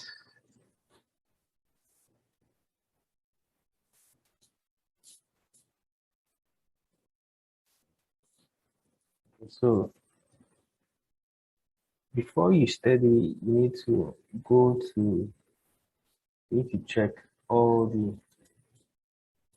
areas to see whether there's no mistake, especially for the Porous electrode reaction 1 and 2. So we check that it should be thing that I've done over here.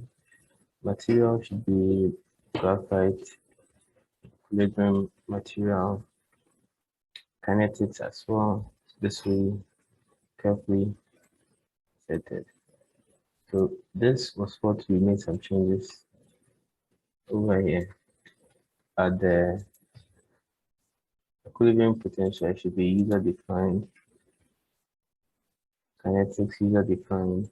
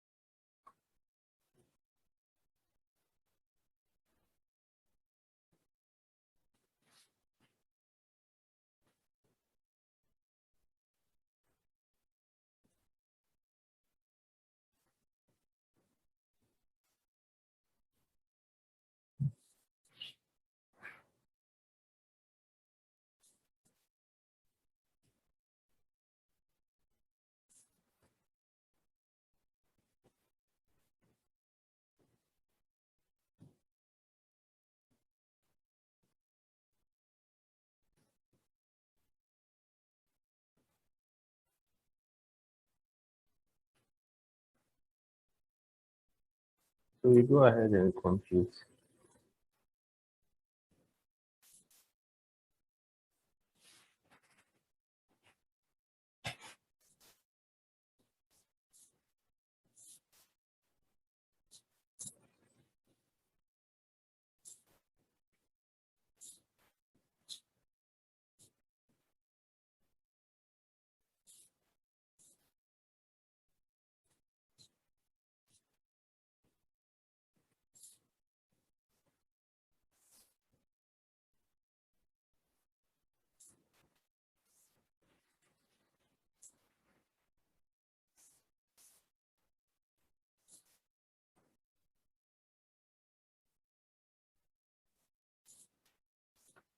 We have our convergence plot.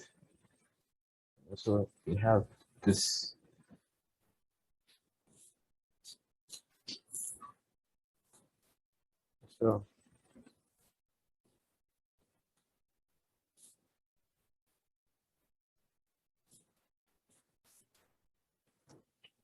So we move on to let's close this. I want to add a 1D plot group.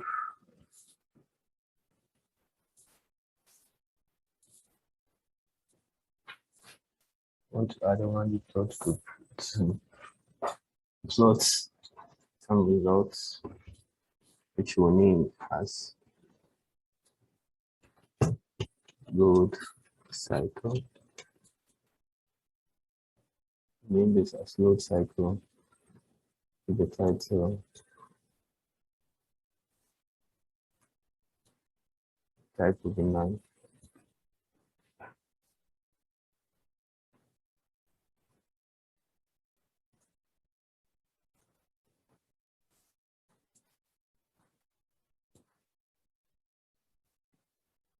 Plot to y-axis.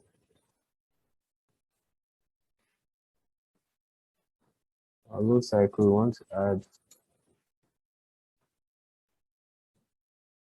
global.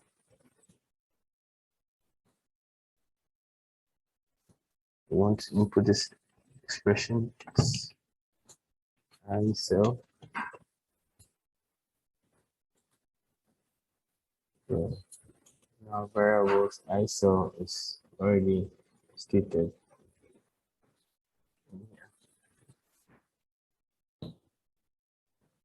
Move to global. We want to duplicate this.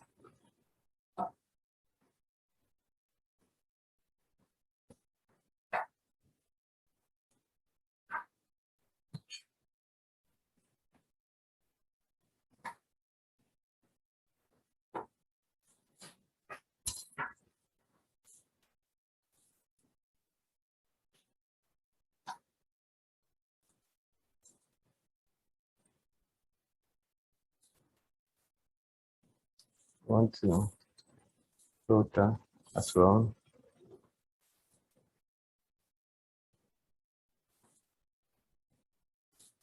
We want to put a logical expression over here as first cycle filter.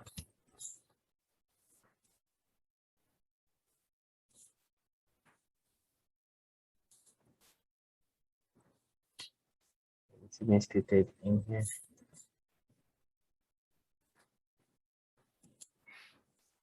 We move to global 2.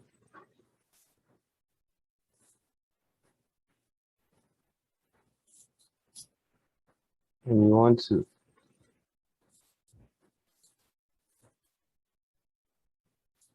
delete this global 2.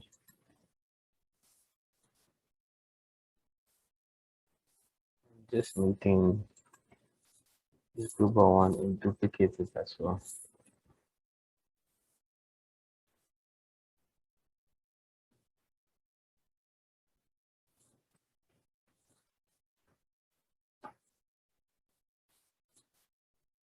I want to check this.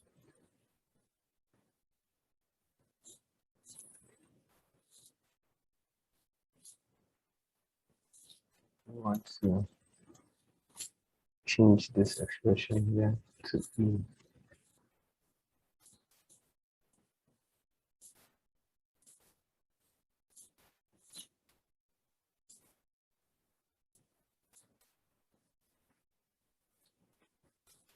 When we plot, this is how it should look like after plotting.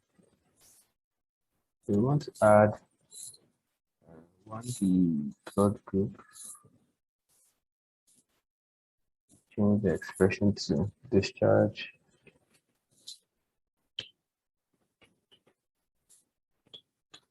Is comparison.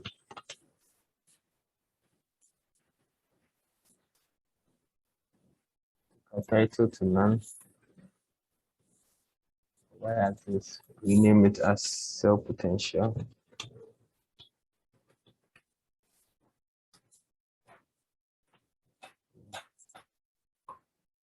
Want to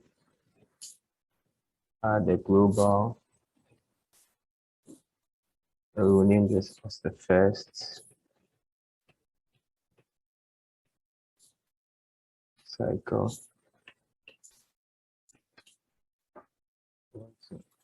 Input this expression E cell.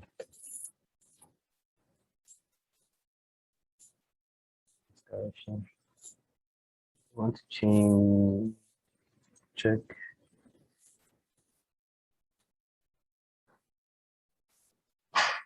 and make the parameter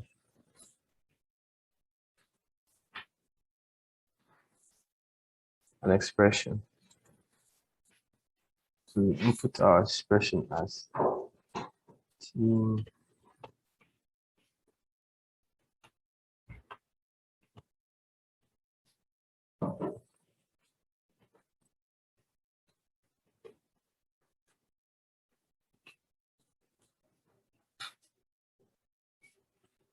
as this.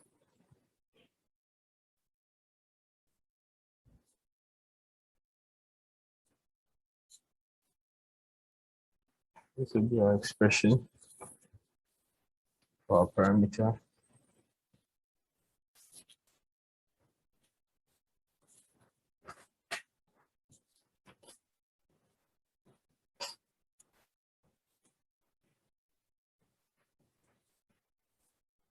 And we go ahead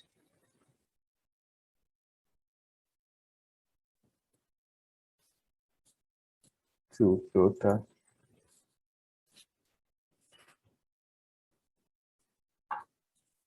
and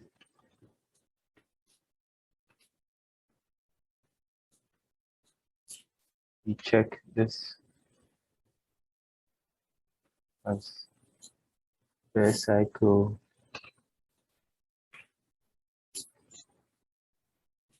filter charge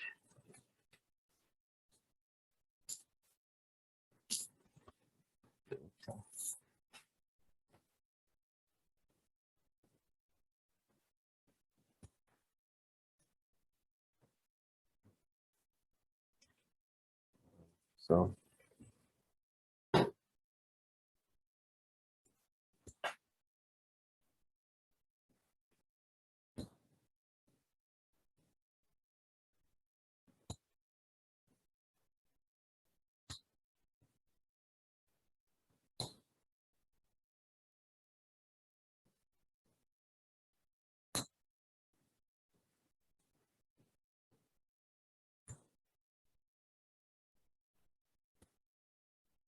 So this has to be, let's go.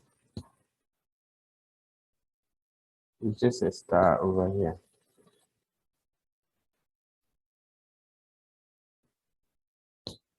First cycle filter.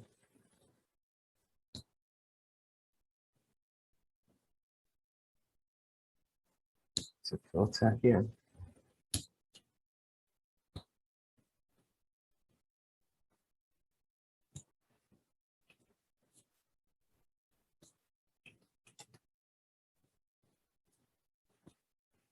Yeah, and we're able to plot it.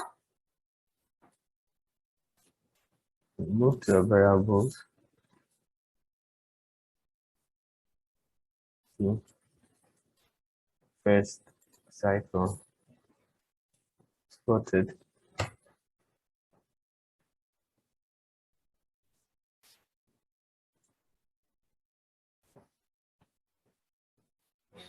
Go ahead to duplicate this.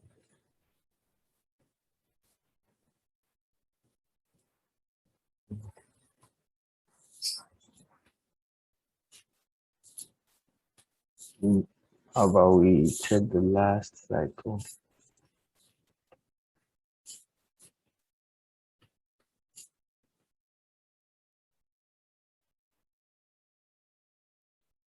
and make this description cycle go to 200, 2000.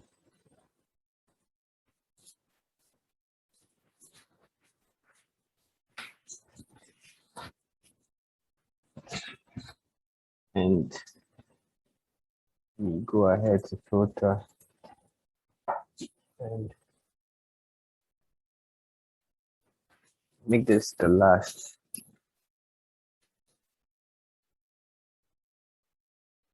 So we plot, and we see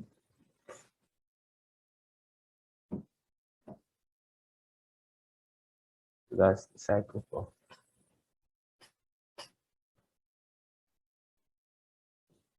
So we make here description cycle for 1. Make the comparison a bit better. We plot. This is the first cycle, and this is the cycle for 2000 to 2000.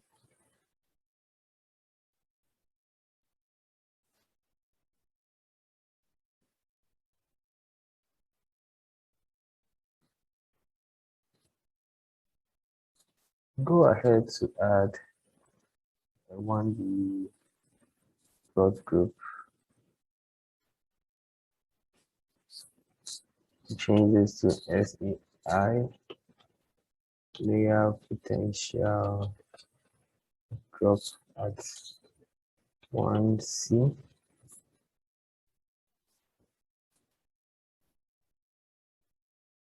Change title.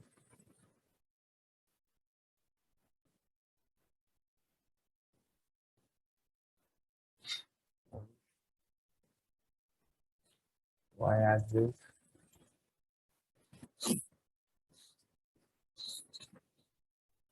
And we change the title to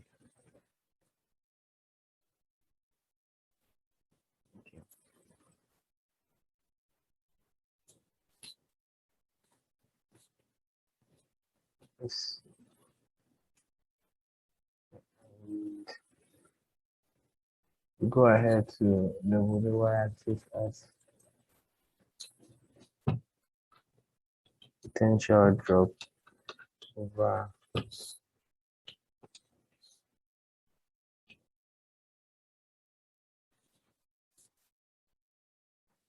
let's make this potential drop over CI layer.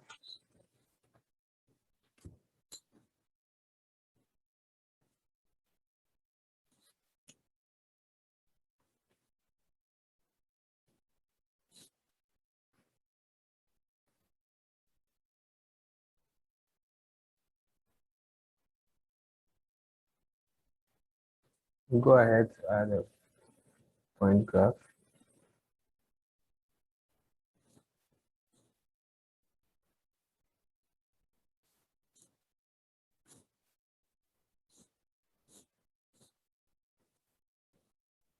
Select what we want to check. We put our expression in here.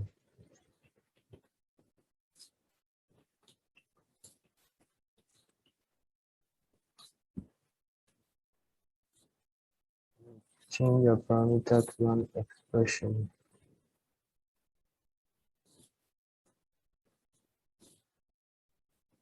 Change the expression over here to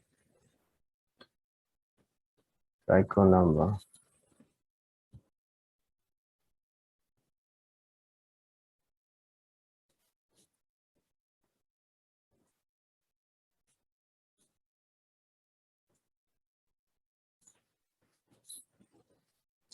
Change the description to cycle number.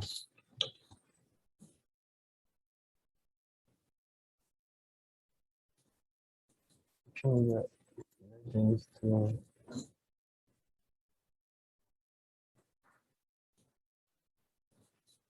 at negative electrode current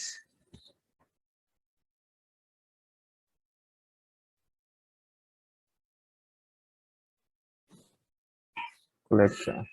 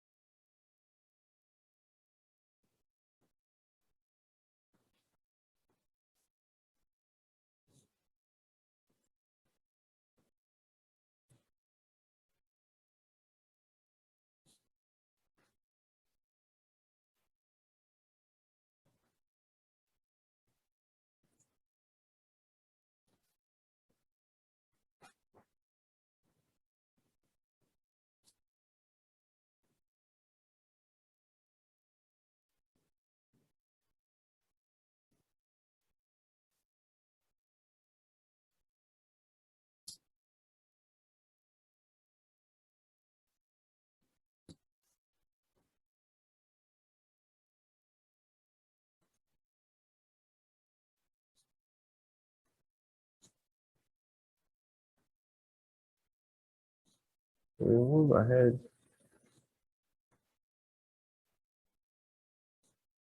After adding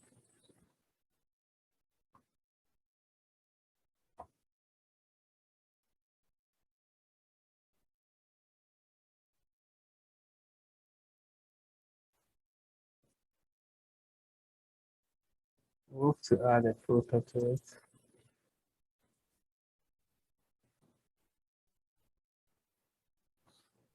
So we label this as PCH start and filter.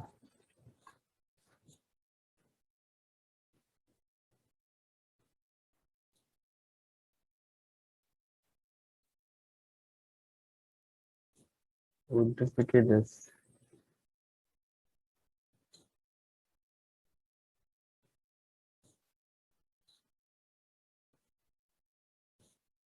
In this selection, change it to here. We delete this. And here is that with the separator.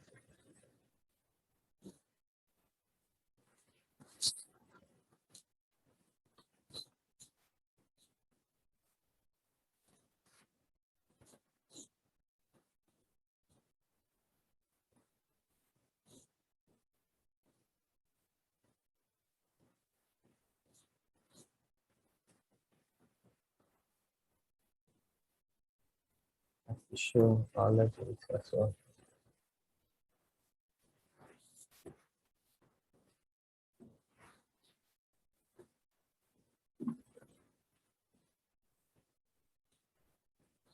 We duplicate this and change this to electrolyte.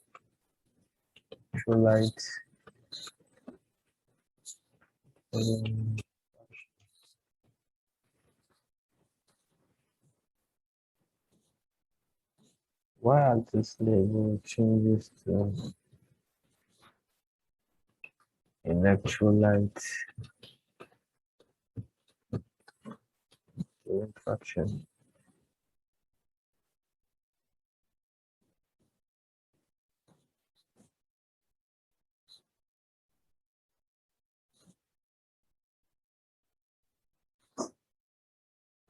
And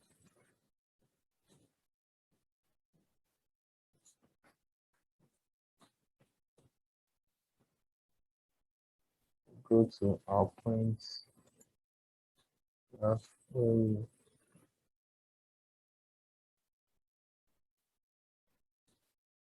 change this to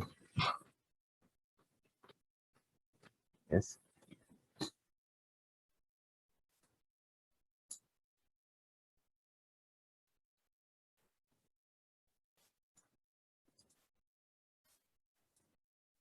We change that of when you have to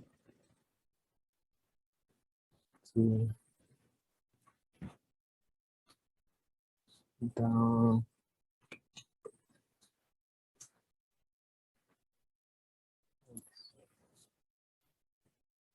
one plot, we have this.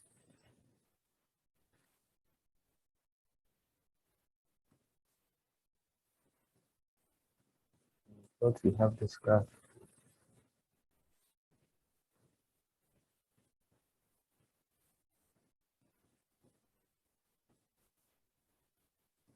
I want to add another one, the plot group.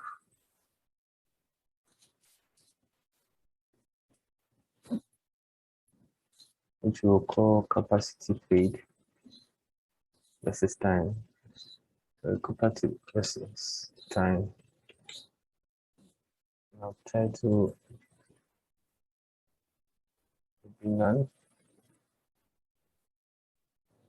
Y-axis show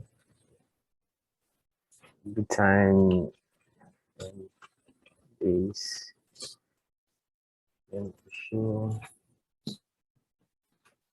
relative capacity.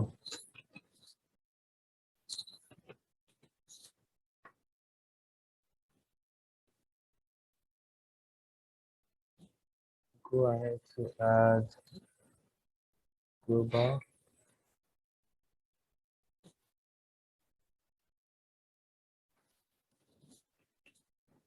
This becomes Q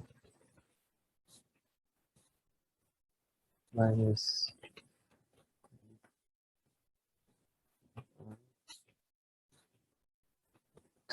1.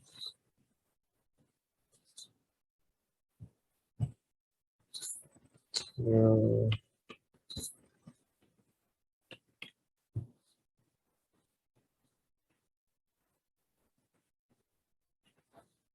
score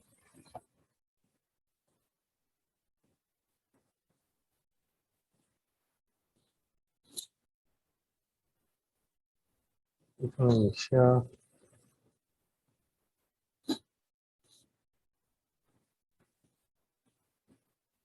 Q of 0.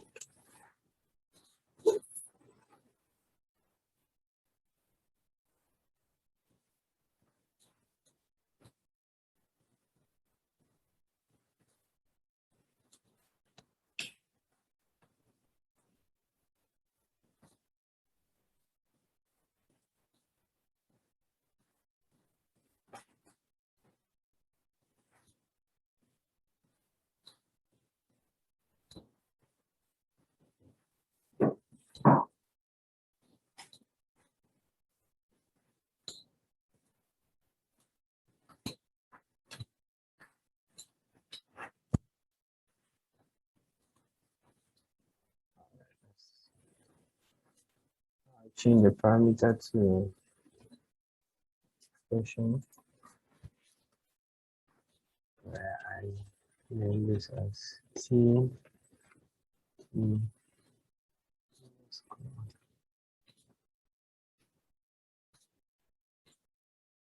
Pattern.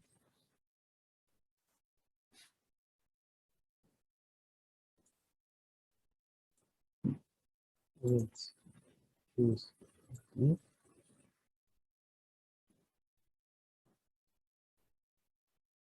Description. I want us to choose time as base. So we show legends to now. And we want to show this as based on calculable 18.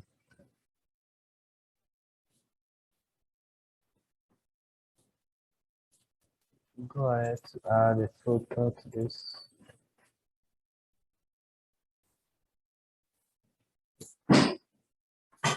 Minus charge filter.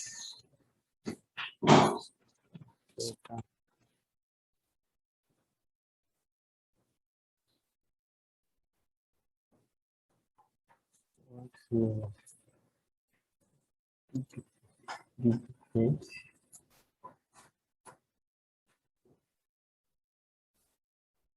this and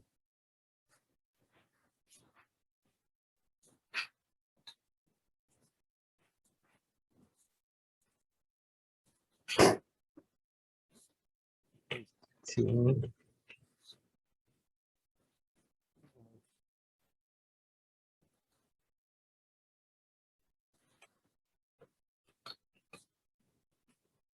C1 dot T underscore D which starts one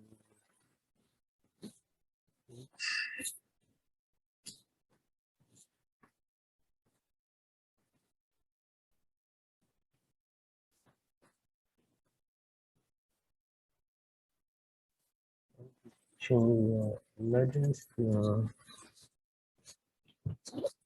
nominal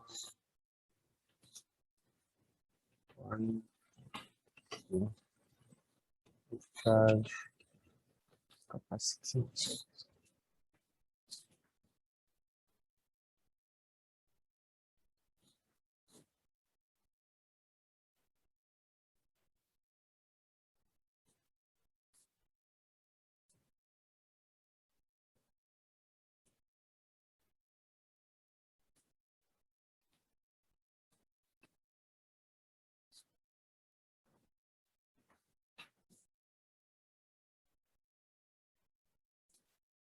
So we will duplicate this.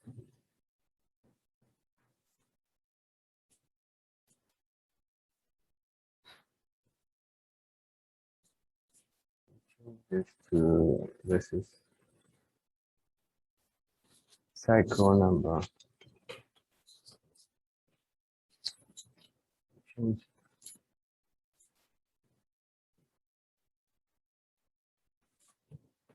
this to cycle number.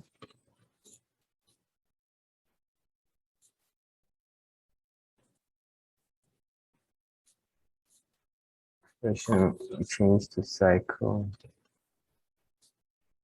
number. Send this to the scene.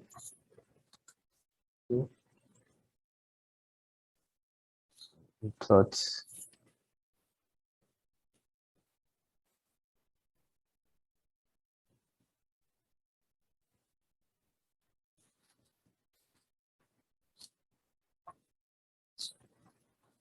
add another one Electrode group.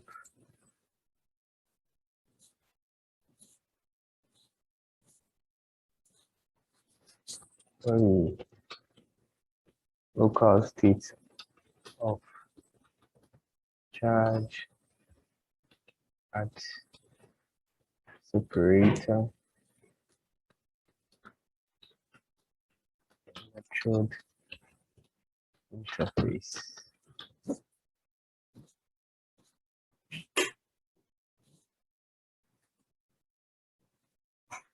This manual.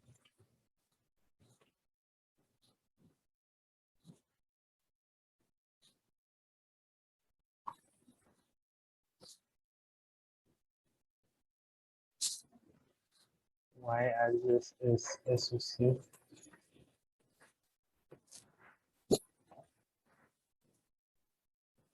We add a 4-point global.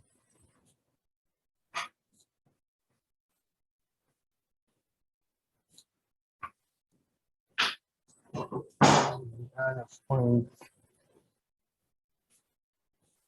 graph instead.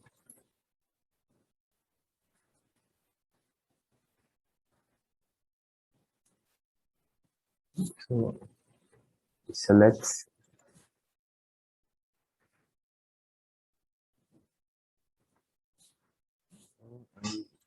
put the expression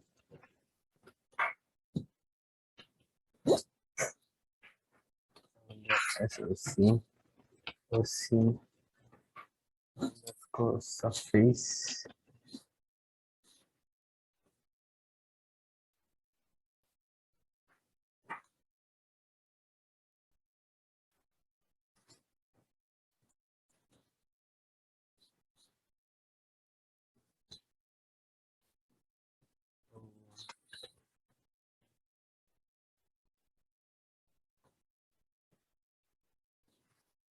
SOC, LOC.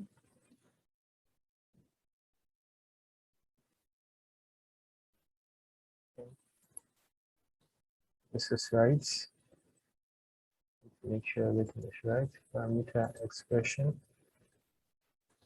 We choose to cdc.t underscore ch. But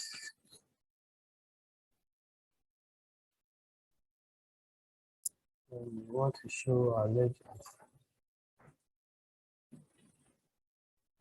So need to show this property. It's probably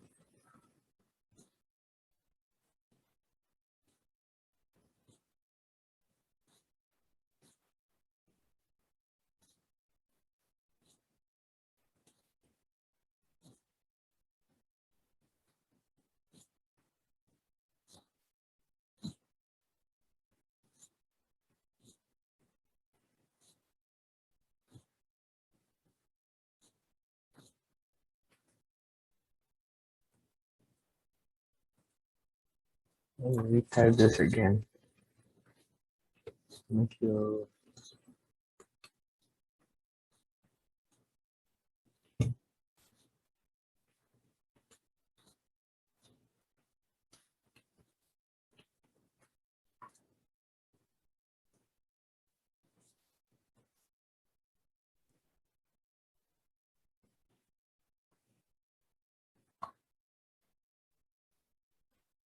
so legends show negative electrode to first cycle. Once add a filter.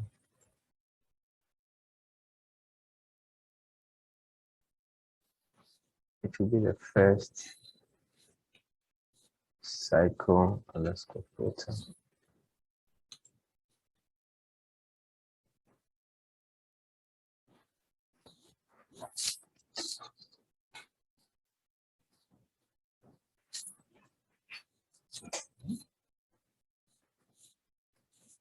I want to duplicate this point.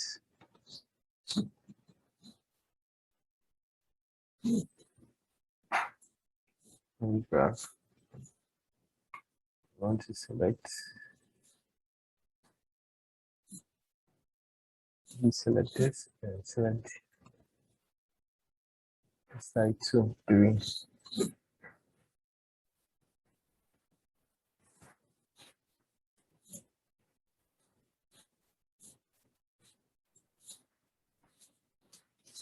This will be positive.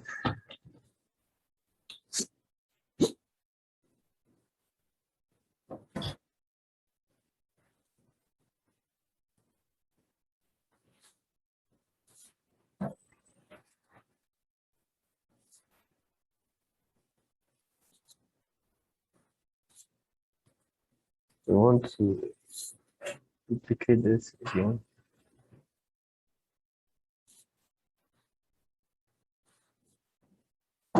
And change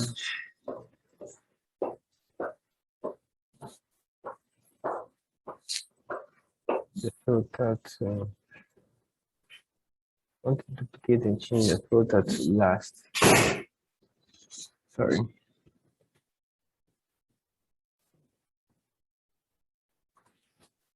Last.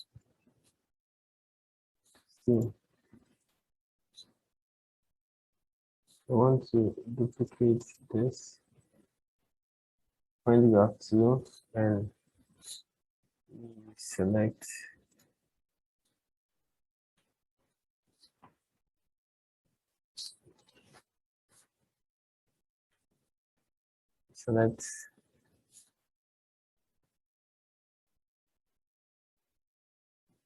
it's already selected, so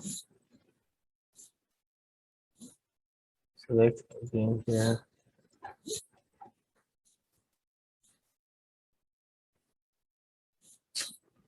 So we have 4. 1, 2, 3, 4.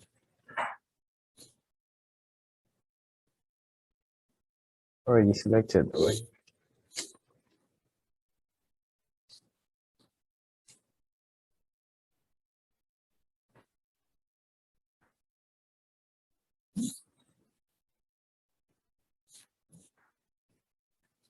We move to, I want to check how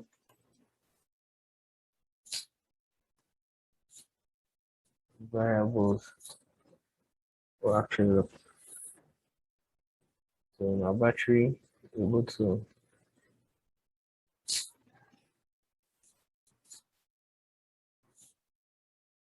how about look at Porous electrode reaction. So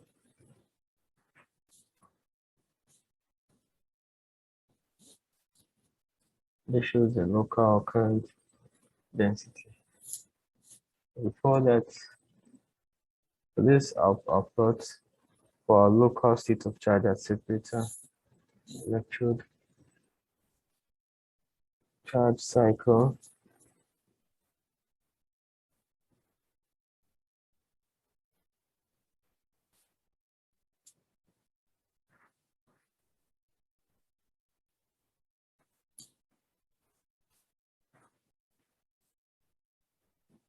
Title attention.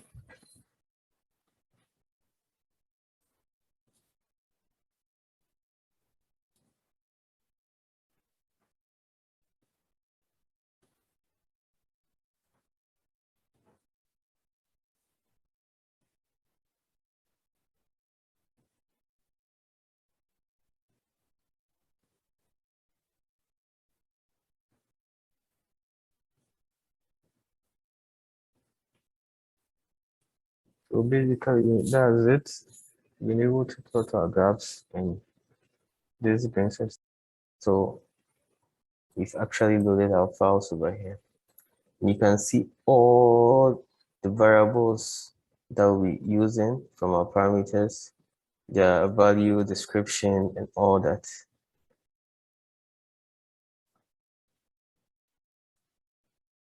So we see the thickness, negative electrode, thickness, positive electrode, thickness, separator, and many other things over here. As you can see, all these parameters or variables will be used for our model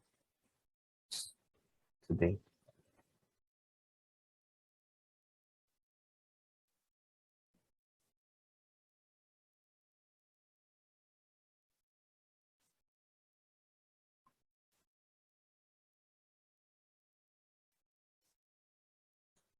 So we go on to our definitions as well to add variables where we'll load some file and we'll choose our impedance. We'll choose our impedance variables over here. So that one is impedance.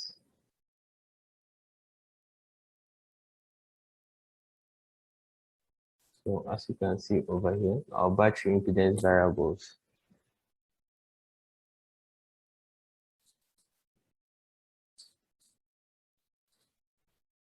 And we load all these. So kindly note that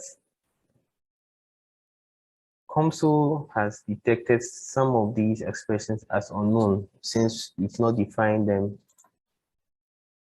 in we've not yet defined some of these variables, but as we go on, all these unknown variables will be known, will be defined, and they will turn from this color to black color. So I'd like us to quickly start building our geometry. We build it using a 1D, so we can add an interval. We build by adding intervals to it. So we first build our negative side.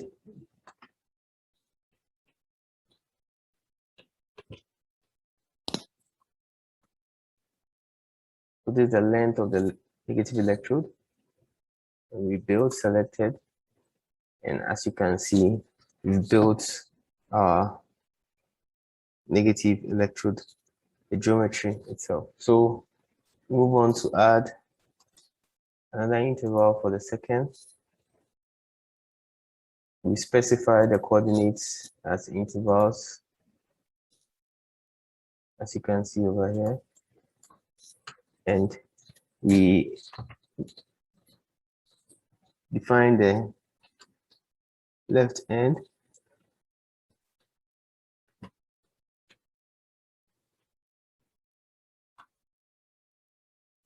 And we choose the length, which becomes that of the separator. Then we build. So as you can see, done that for the separator. So we continue this way to build the rest of our models. We add another interval. Choose interval length.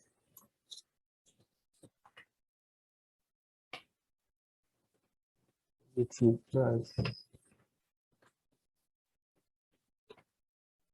separator plus positive.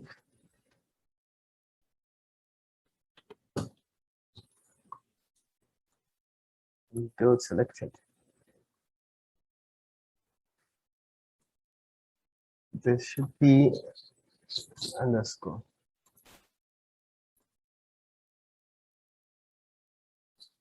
So we go ahead to add our materials, where we first choose our electrolyte. So we add this electrolyte. Double click to add. Afterwards, we add our two electrodes. Our negative electrode. Then we go on to add our positive electrode. As we've done over here.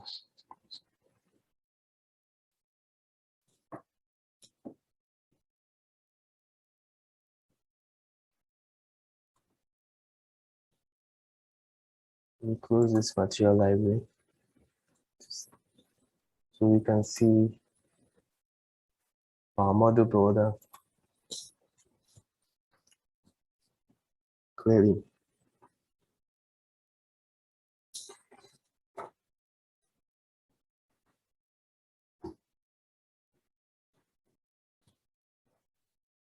So we've been able to build our geometry, we've been able to add our materials, we've been able to add our parameters, we've been able to add our variables. So we go on to add a domain point probe.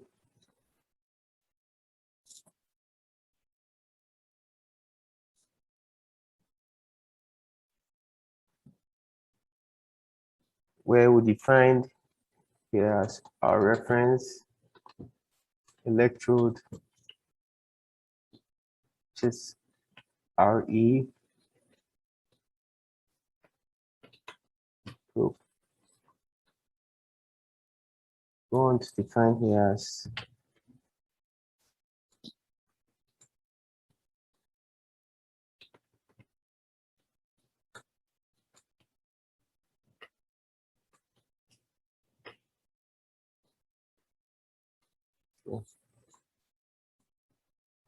so since we've chosen half of the separator, it was actually indicated over here. Open here, and we see our probe point probe expression. So we change the variable name, and we define it this way.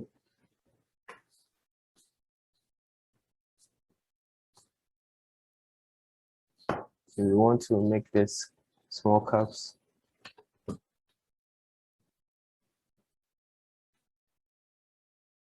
It's a bit better.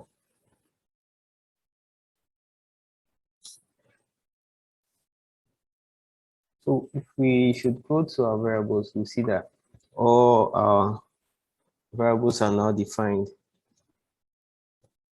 We can go ahead now and quickly add,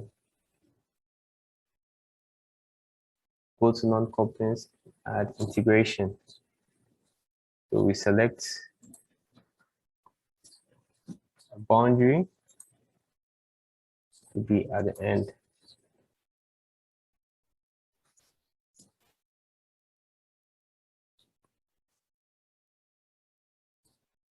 For this.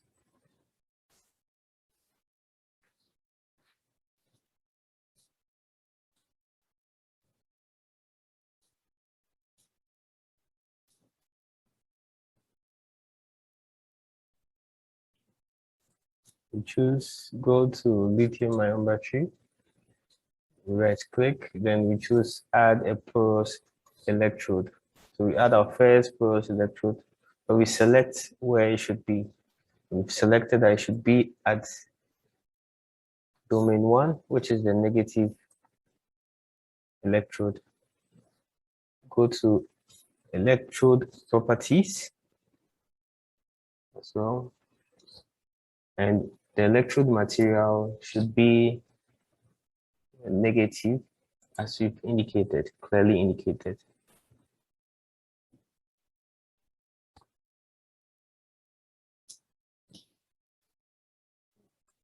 Move on down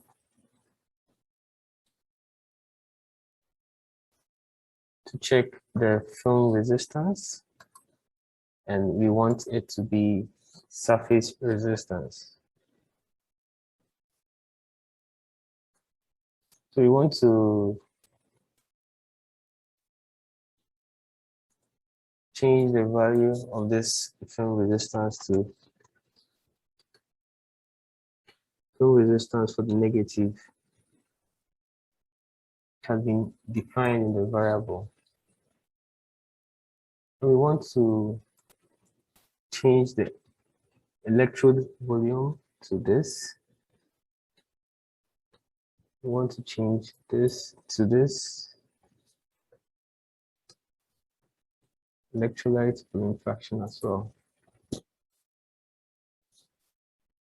We want to check the electrolyte conductivity and make it user defined. We want to add a correction factor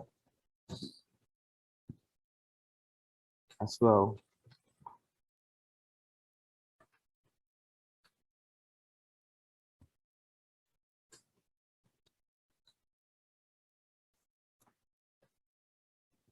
And the diffusion, we want to make it user defined and also make it same as well.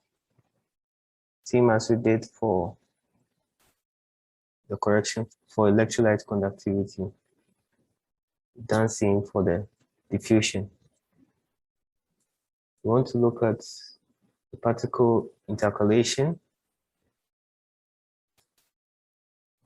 as well. Look at the particle material. We should automatically be, we have to set it for the negative electrode.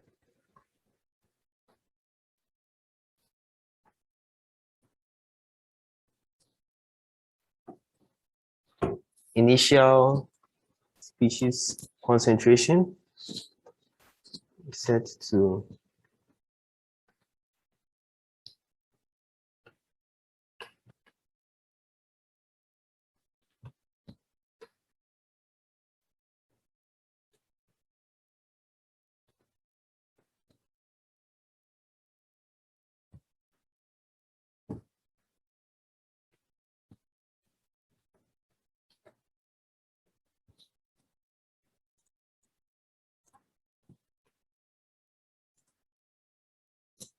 we set it this way.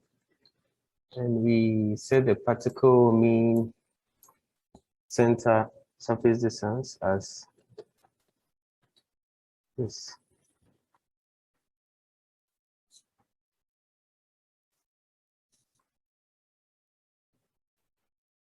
We check the porous electrode reaction as well.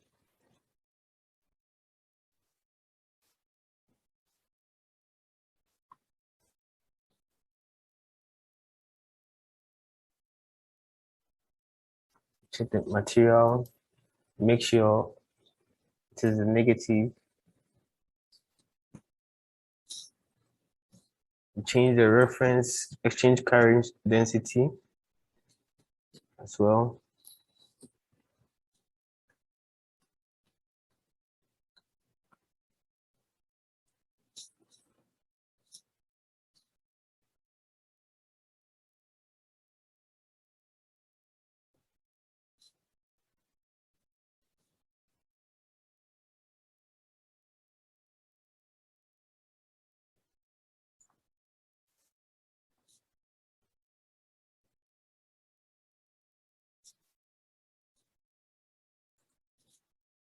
We add the porous mixed double layer capacitance to our porous electrode.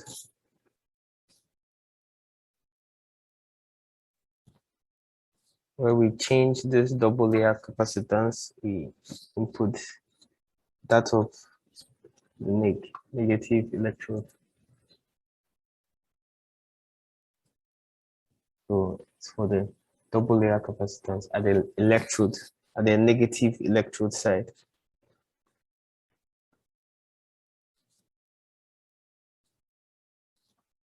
We go on to add the second porous electrode, which will, since we've done that for the negative, we have to do that for the positive. As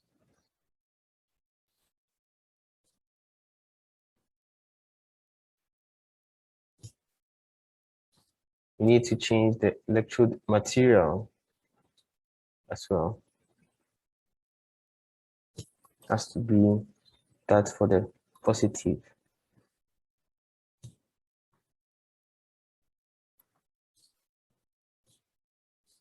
Do that for the film resistance, which has to be surface.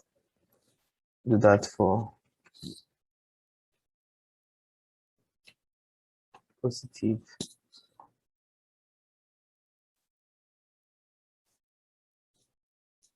Change the electrode volume.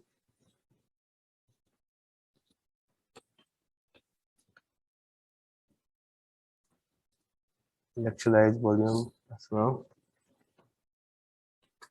Change electrolyte conductivity, should be user defined.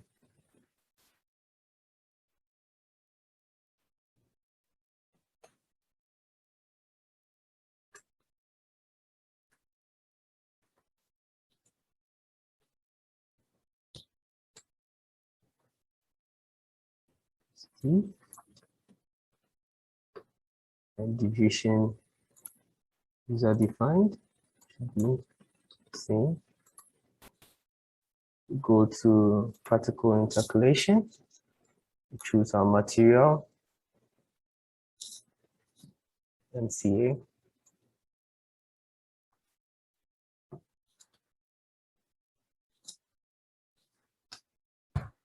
Select our initial species.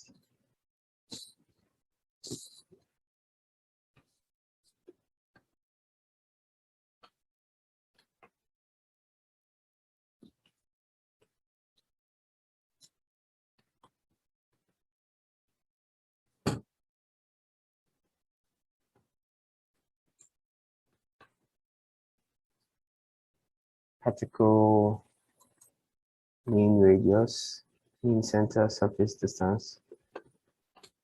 I have to select that for the positive. Go to the porous electrode reaction as well.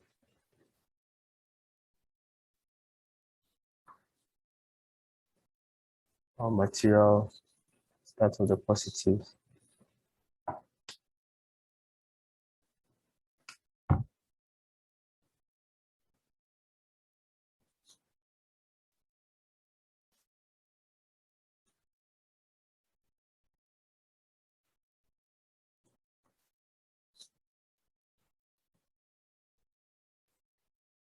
We change our kinetics.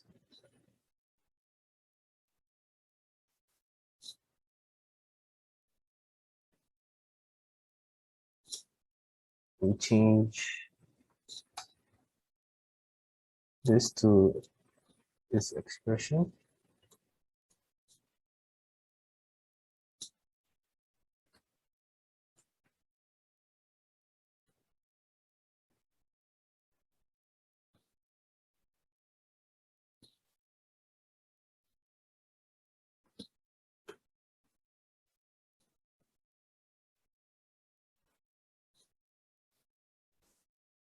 The active specific surface area has to be user defined.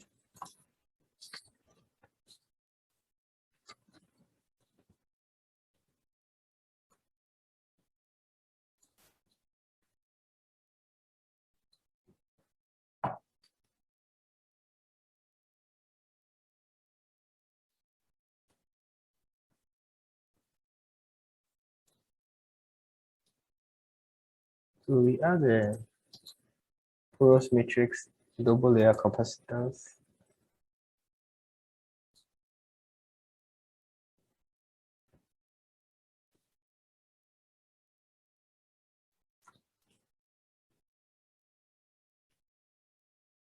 L positive.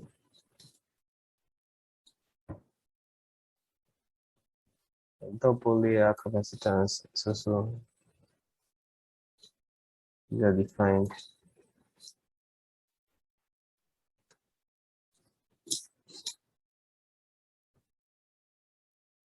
It's positive.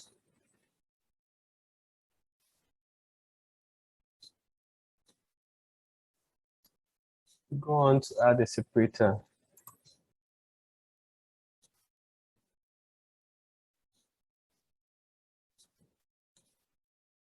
We select the domain for the separator.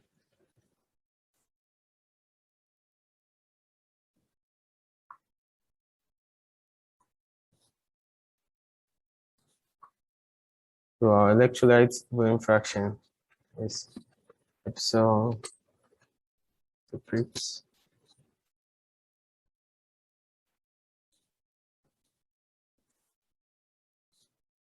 Has to be user defined.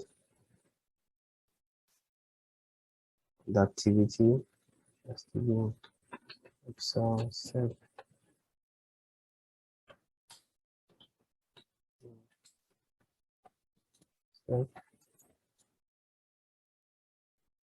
Diffusion has to be user defined.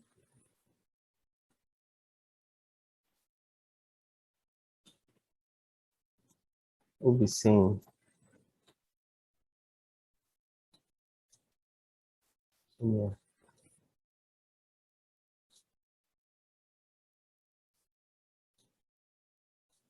Our initial values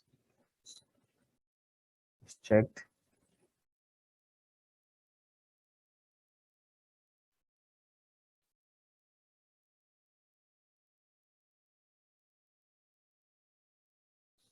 We'll make some changes at the initial values, where we'll change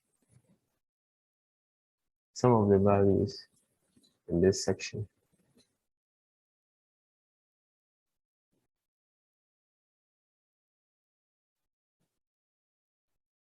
So we'll first change the electrolyte potential.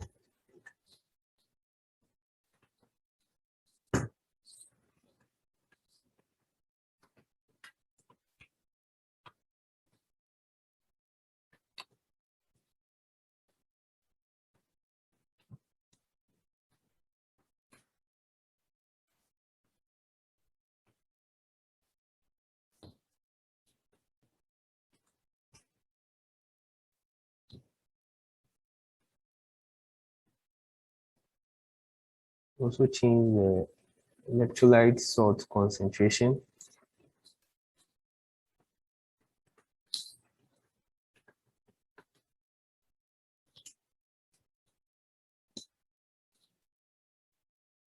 And we want to add another initial value, which will override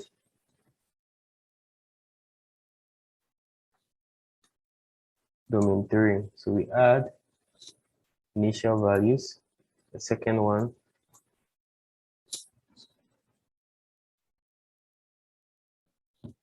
which will override domain 3. So we take the same value,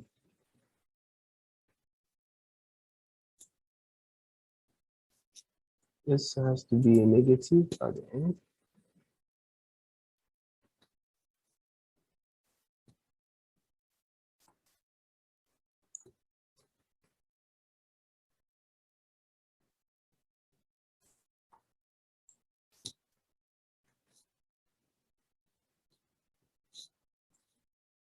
This goes to initial. This goes to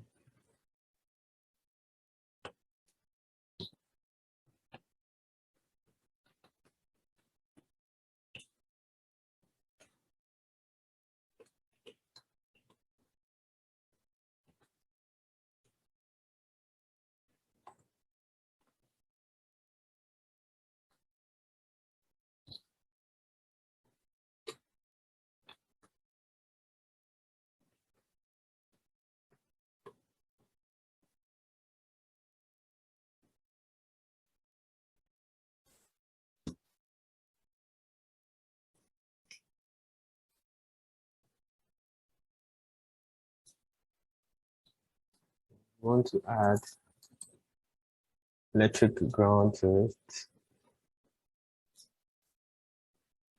It should be at this first point.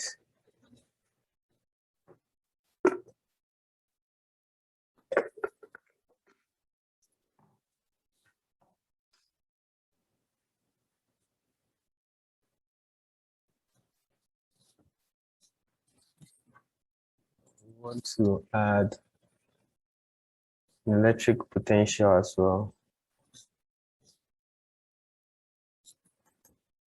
which will be at the end. This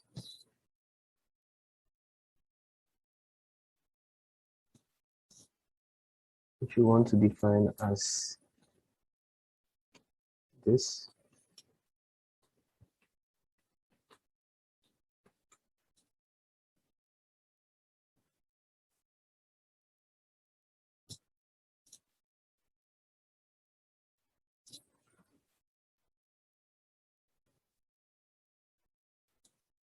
We want to add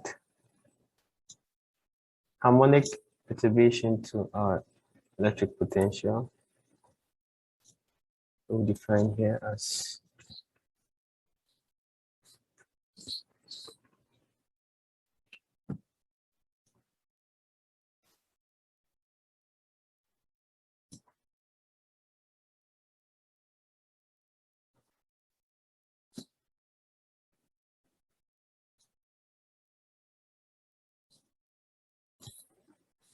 we want to add additional porous electrode material as well.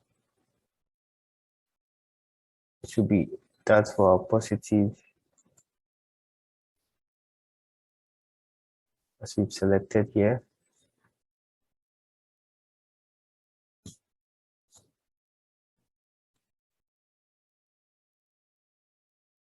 The input here.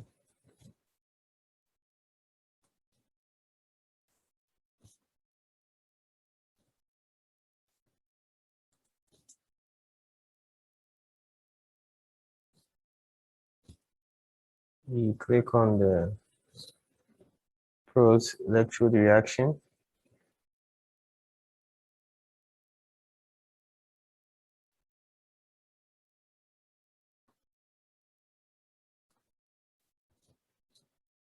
And you want to disable this part. And afterwards, we want to add a porous double layer capacitance to this effect. We want to change this to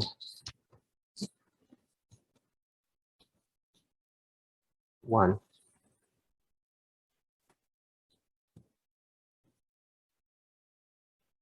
We want to set this to a user defined.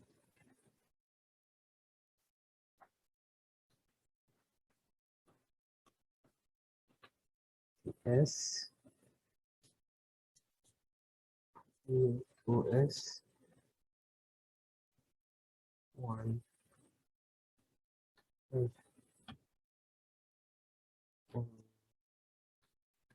So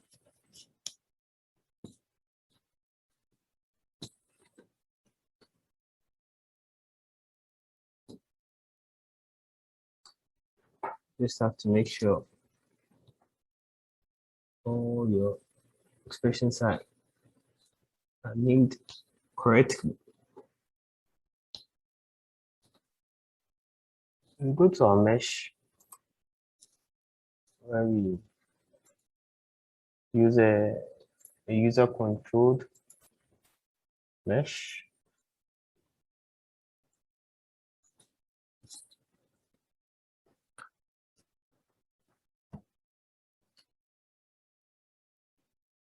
For our work,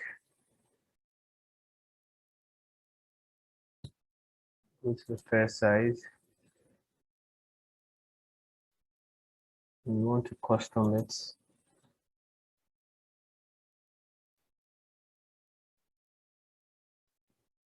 We want to set here as 1.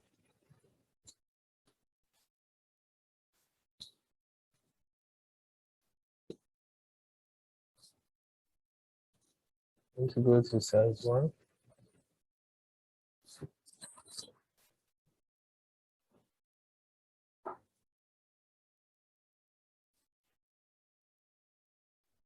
We want to select just 2 and 3 for this. Want to maximum element size to be 1.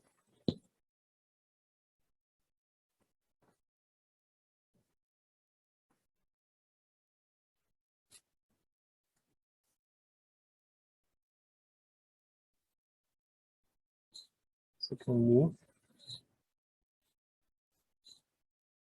set the far end, include the far end, and custom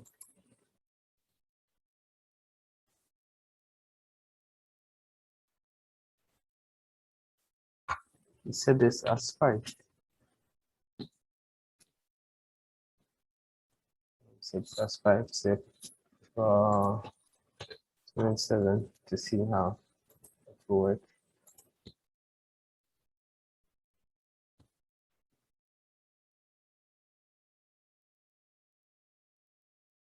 So we uncheck this and this.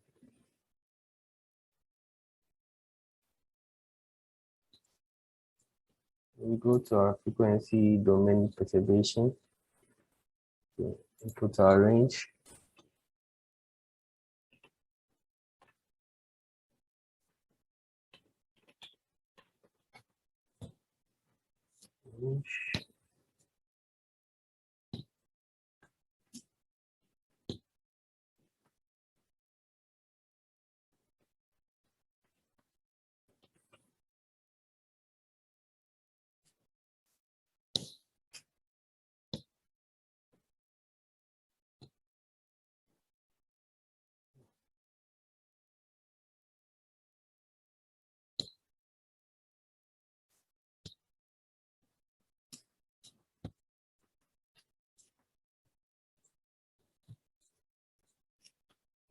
This way.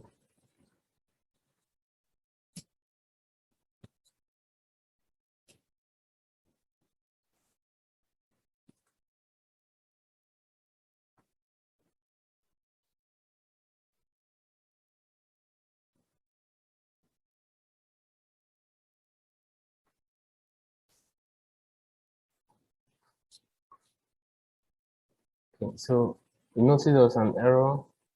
That means we typed It's wrong at this should be at this end. Should be this.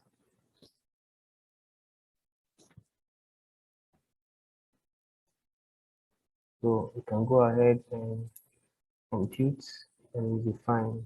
Good to go.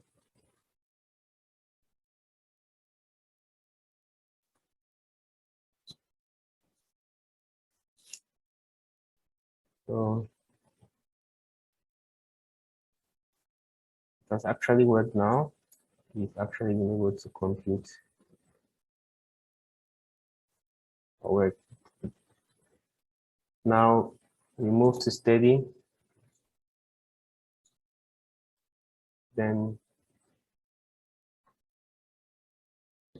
we want to open our solver. Look at this solver.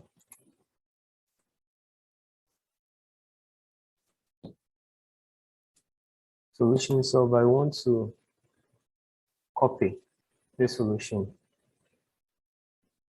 I want to copy the solution.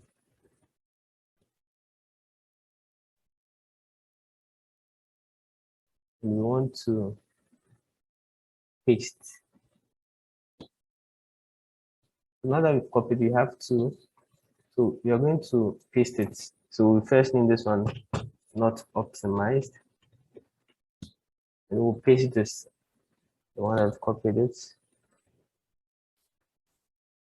in a different section.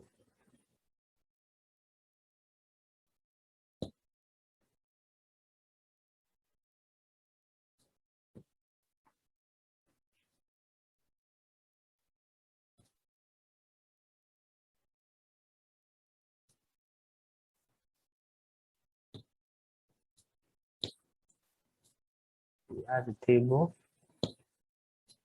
We want to name this as experimental impedance table, which we will actually import. It's a CSV file.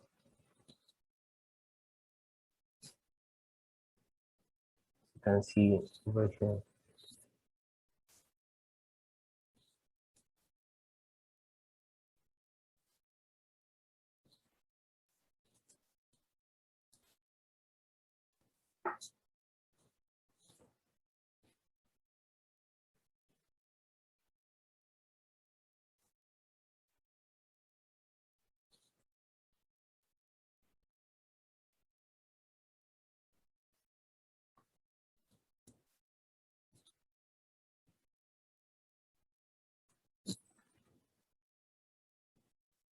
We have experimental data over here,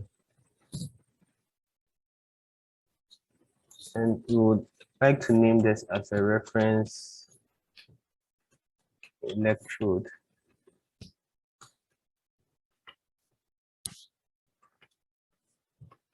probe table.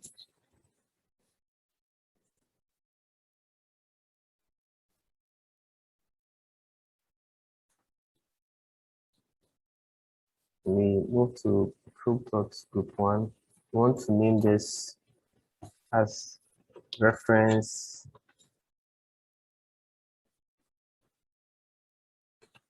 electrode RE.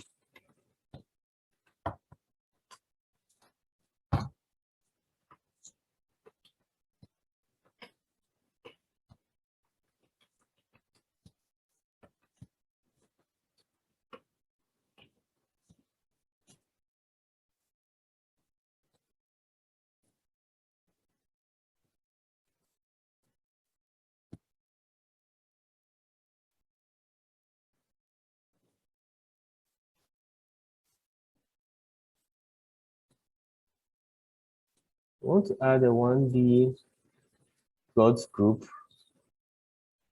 as well, which will label as the Nyquist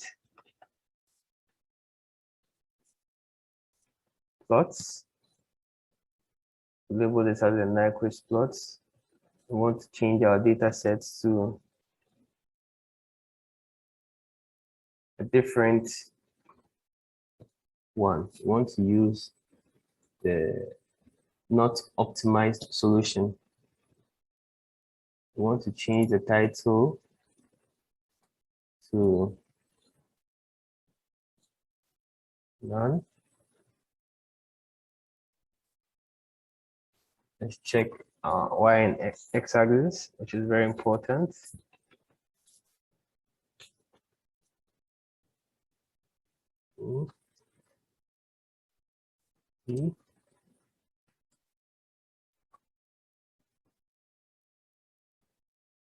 Want to use omega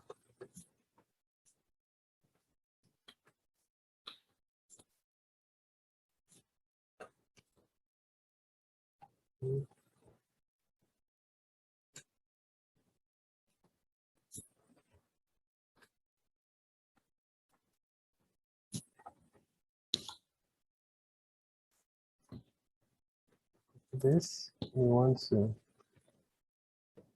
paste this here, but we'll change this to imaginary.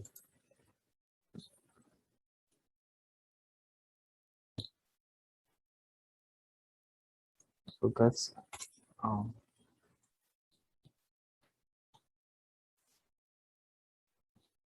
brackets. So now Nyquist, we want to add a point graph,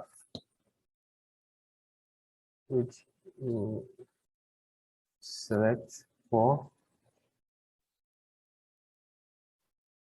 You can actually click here to paste. It's the same.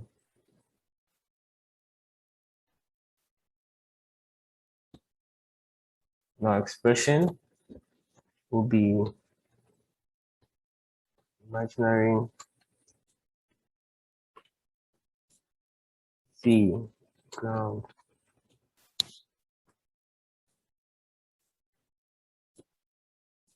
It's giving us the units automatically.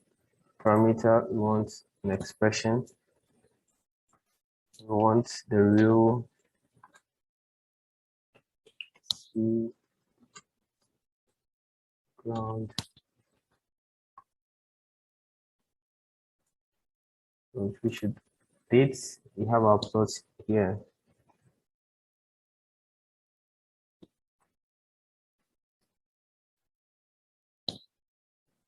Coloring. Line solid. Let's make it 2.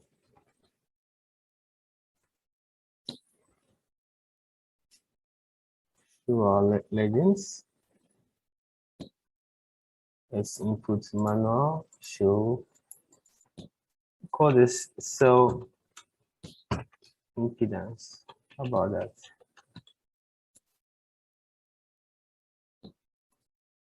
We will duplicate this as well.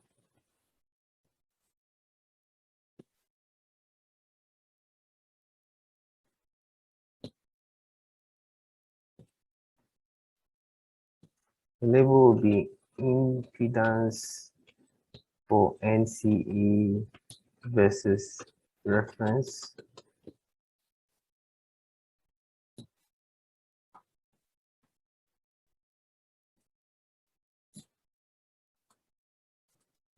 Okay.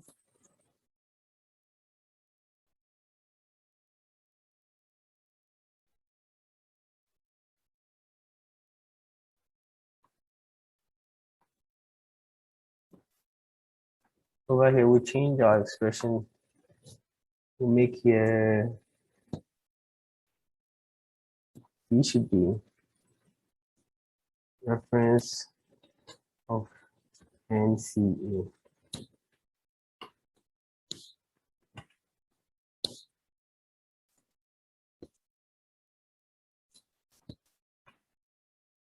The expression down here should be the same.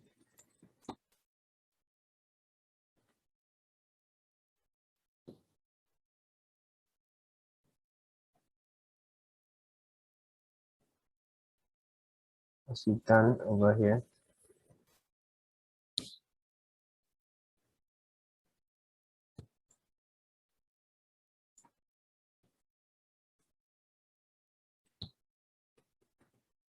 So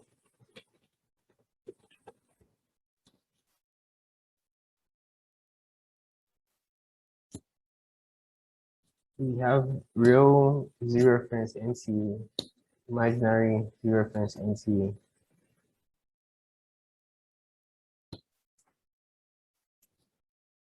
Take this to name our legend.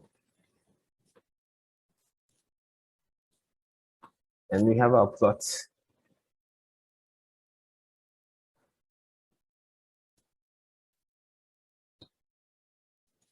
We go on to make a duplicate of the same work.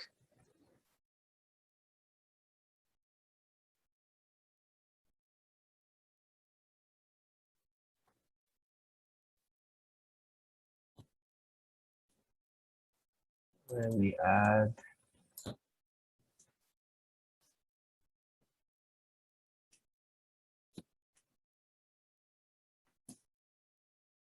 we want to make this LTO versus reference.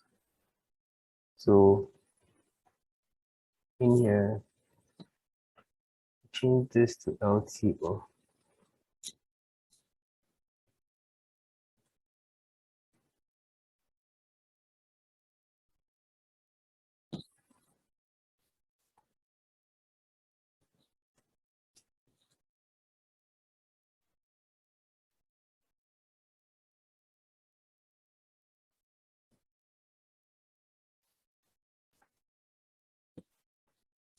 So for our expression for the Z, we use LTO.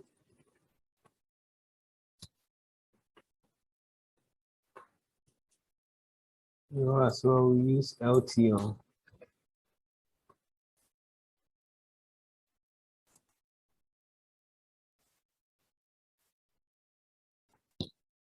This as LTO.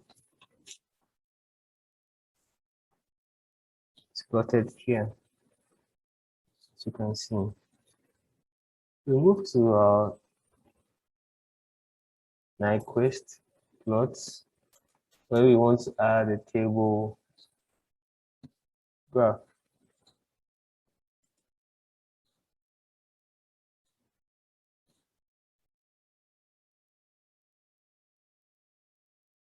Table graph, we select it as experimental,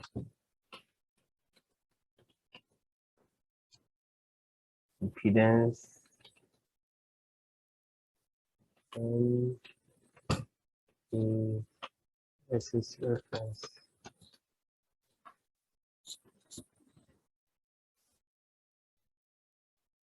Our table, we want to select the experimental impedance table.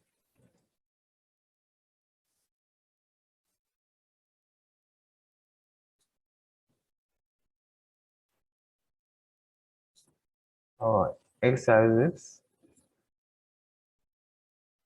So this is our experiment impedance table, the one we imported.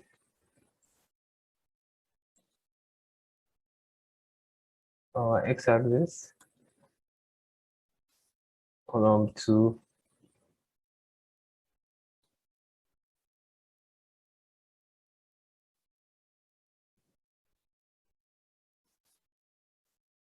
Note column should be manual. So this is actually column 2 is always real, and column 3 is imaginary. Go to legends, where we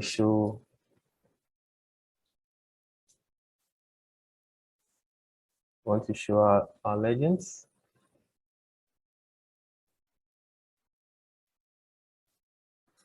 I want to name this as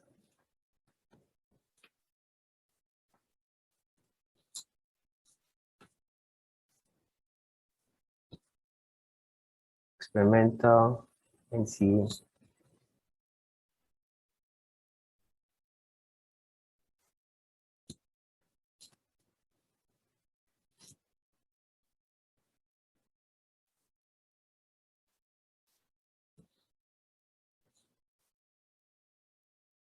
So it's plotted in our graph, as you can see. The mental impedance NC. Imagine if you want it to be upper left this way.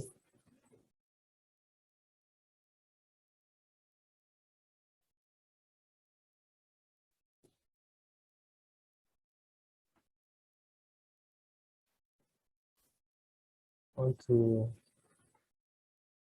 preserve the aspect ratio. I want to plot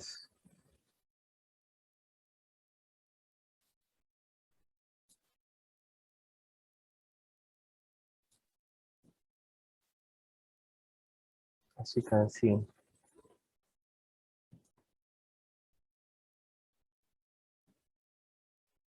We want to conduct a parametric sweep. Go to steady one. The parametric sweep. And how about the load from a file?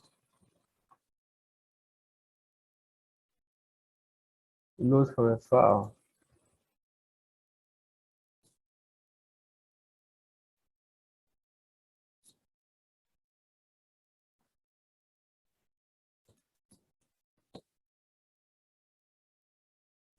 Load from the file here.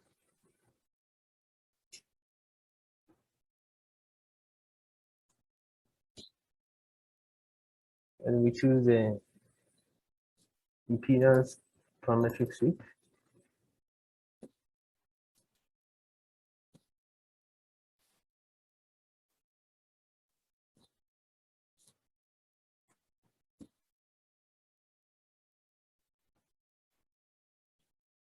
To see how the values will be.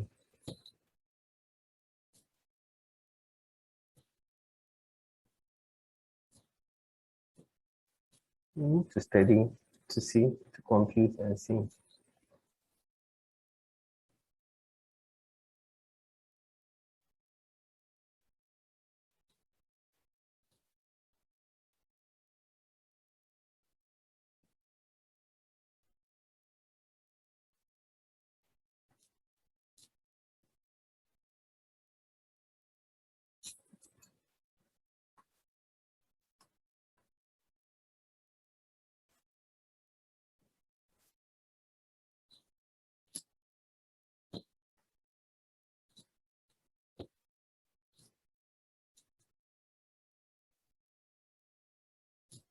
We go to parametric solutions 3. We want to make it parametric sweep. We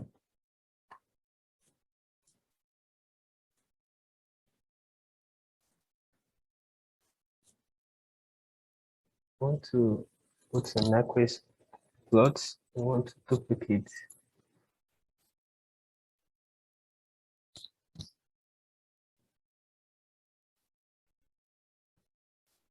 We want to change the duplicated one to the Nyquist plot parametric sweep.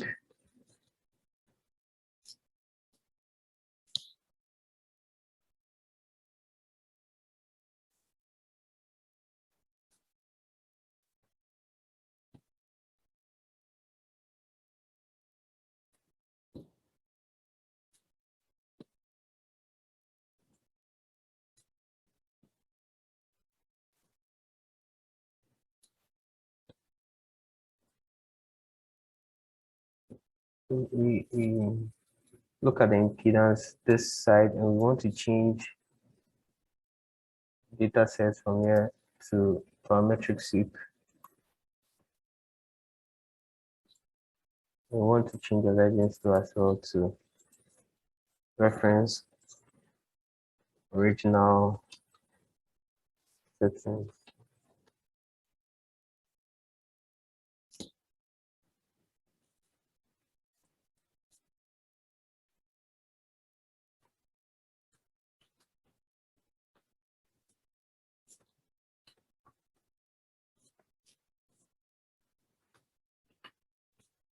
Mm,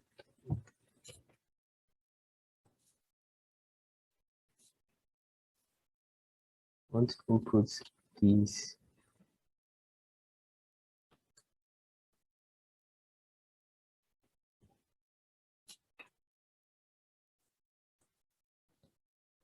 CDL first. So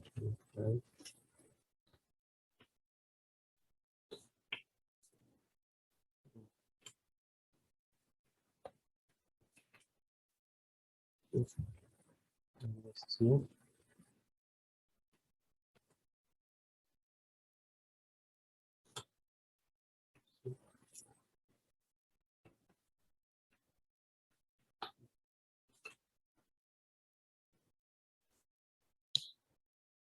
Partial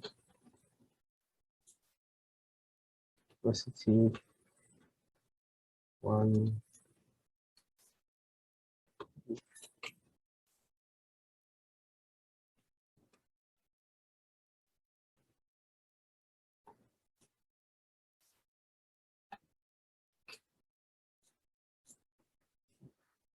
So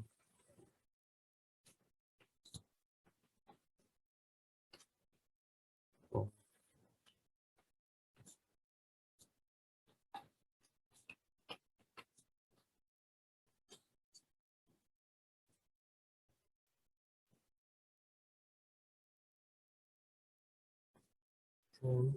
And we have this minus 3.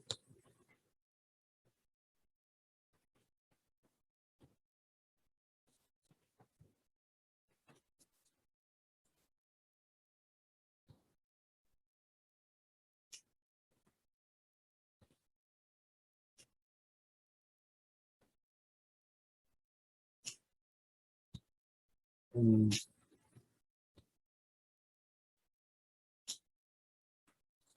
this should be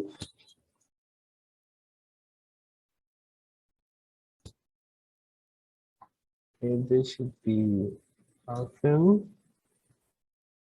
minus 5.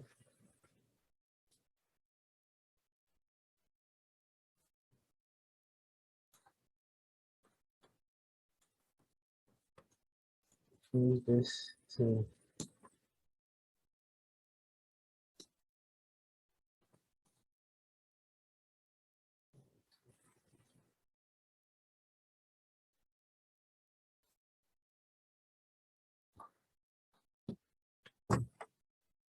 that and so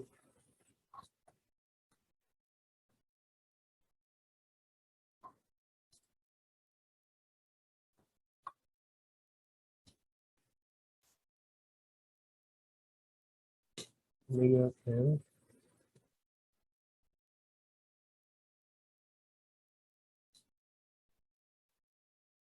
and side omega n.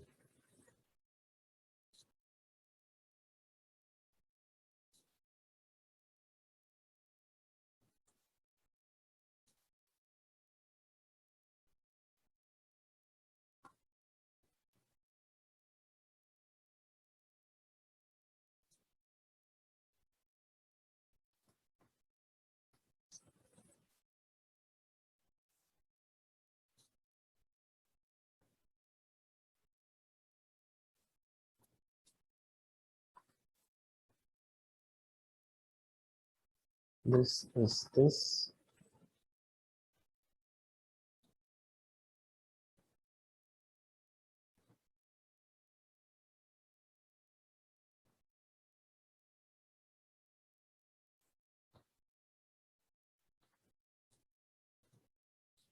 Alpine plus 4.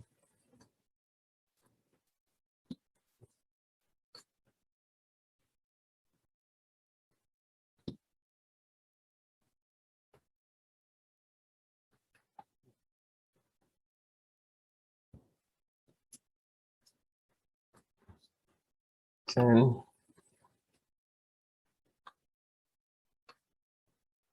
-7.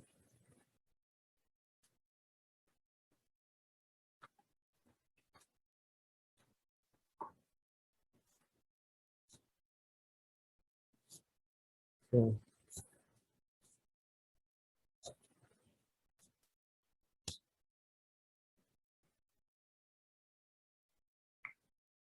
Okay.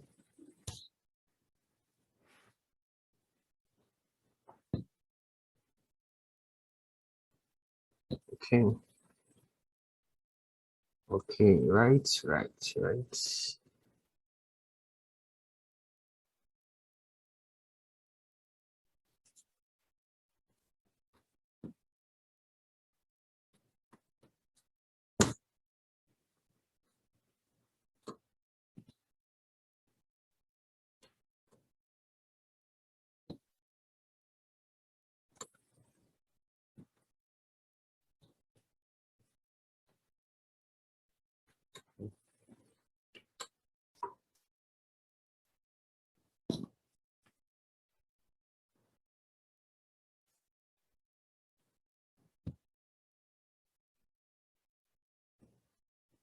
Go to the point graph,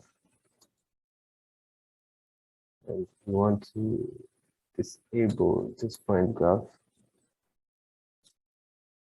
Impedance, you want to disable the impedance for that, so we can see our plot.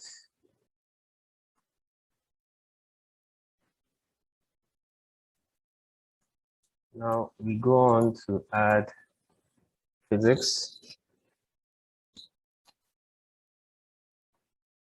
so that we can add optimization. We add a general optimization to our work. Let me close this side.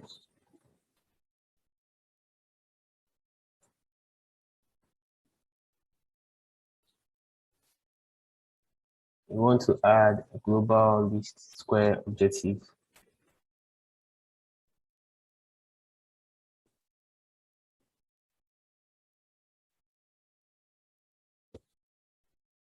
So after adding our global least square objective, we want to browse and load our experimental file.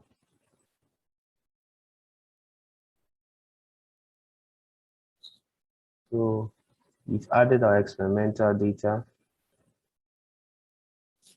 If you have any experimental data, you could actually use it as well. We want to add a parameter column to this, which you want to define as frequency. So that's the parameter column 1, that's the frequency.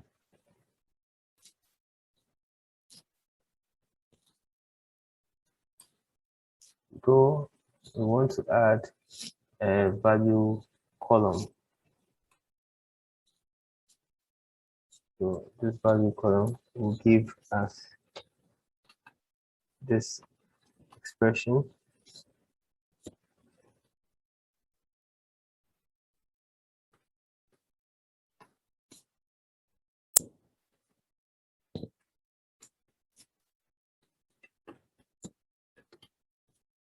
Let's go and see.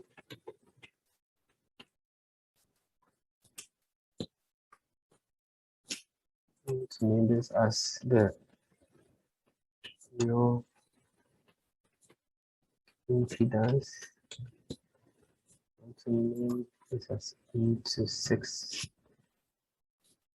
Move to the value. We want to duplicate this.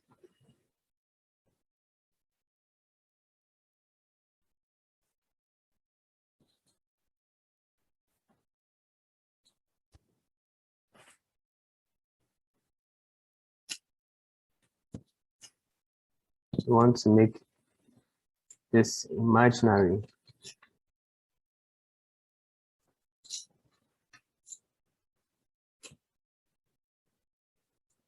This also becomes imaginary.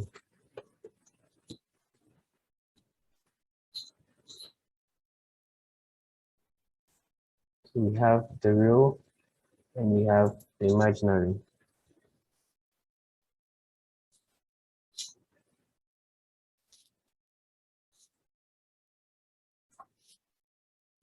We want to add a steady.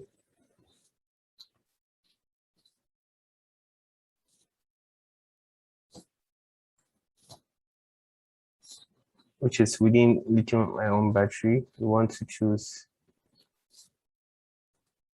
an AC impedance.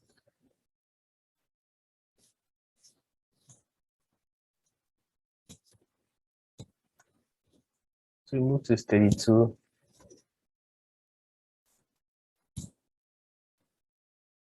We uncheck these two. So under steady 2, we want to add an optimization.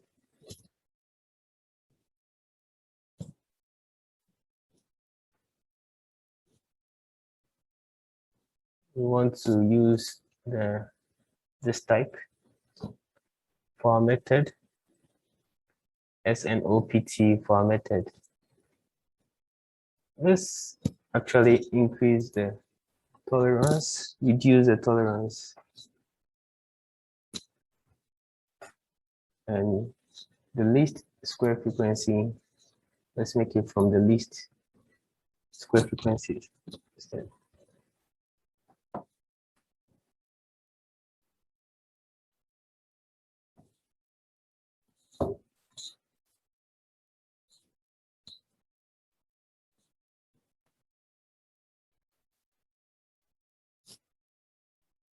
So we've actually made this from the least square.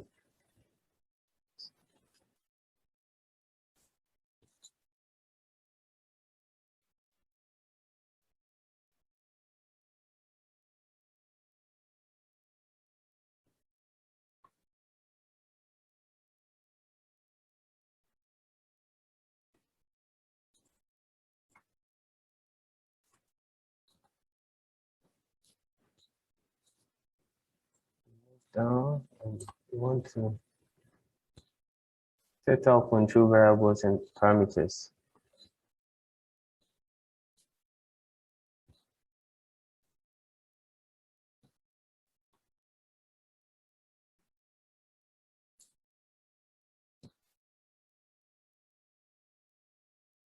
We want to set that for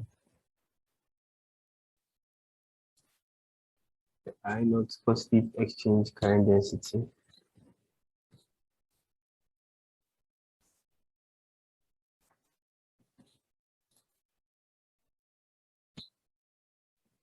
Film thickness of the positive.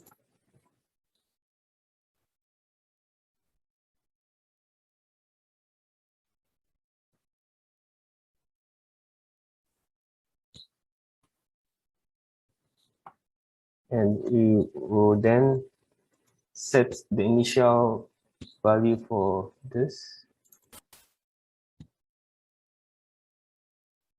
We'll make set as 1,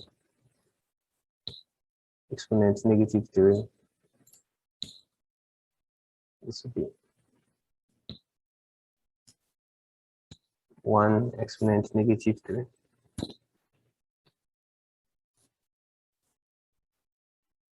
We add, that will be the CDL positive double layer capacitance for the positive.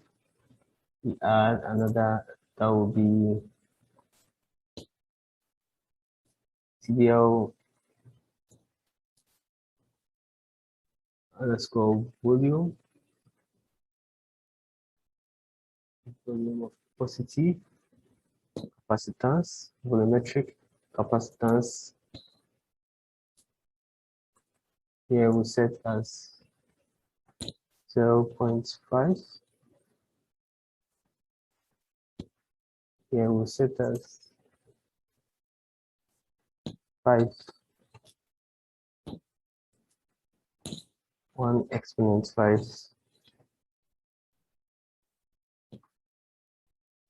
I like to expand this properly.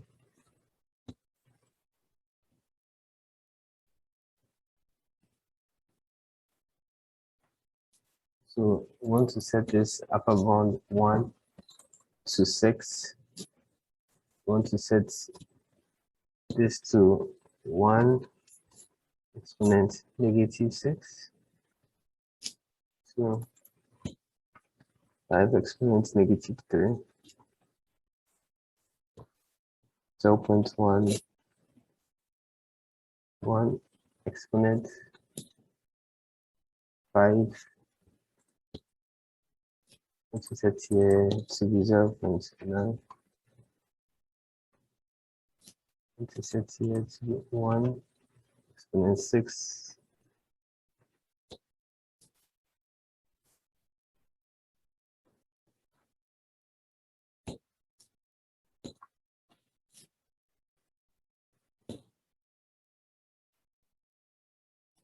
So after setting, we move down, then we go to output while solving. While solving, we plot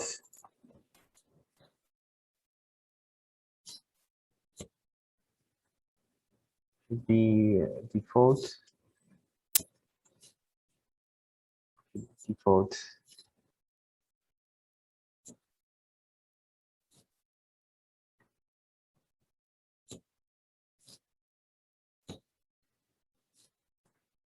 to steady to. We want to show default solver.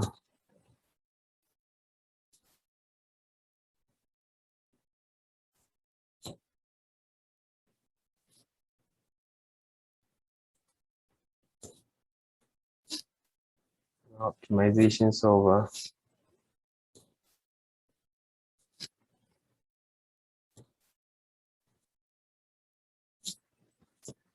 Want to make this the gradient method as numeric. We set intervals to 5 exponent negative 4.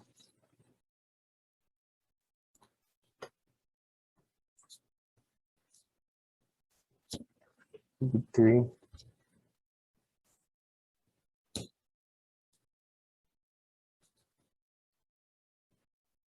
This section.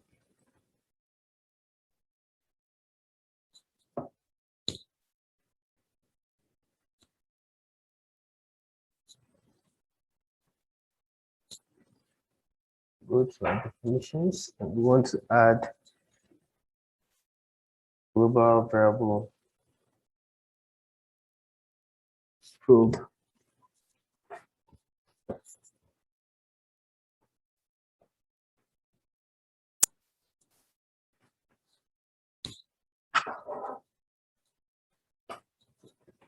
To name this as exchange.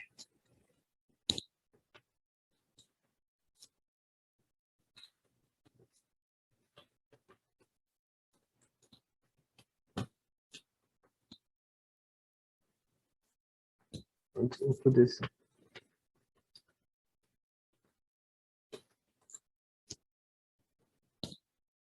Oh, so positive.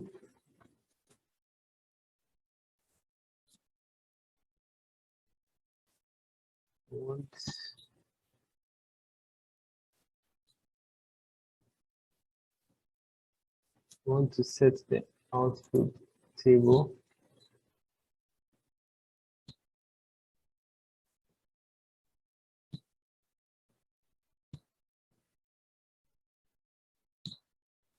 Want it to be same as the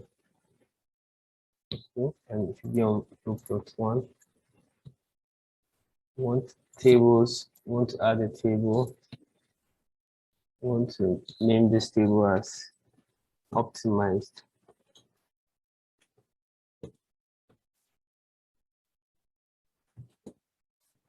parameters table. Exchange current density, output table. We want optimize parameters.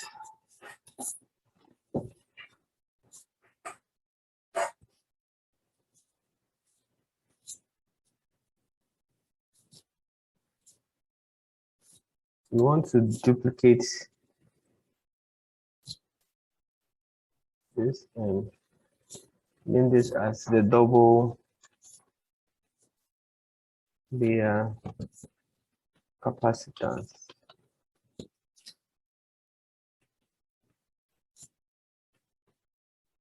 We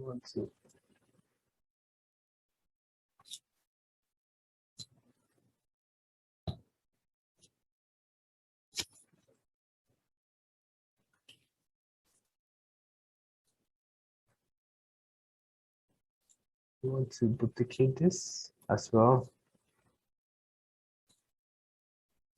We want to name this as a film resistance. Let's see. The film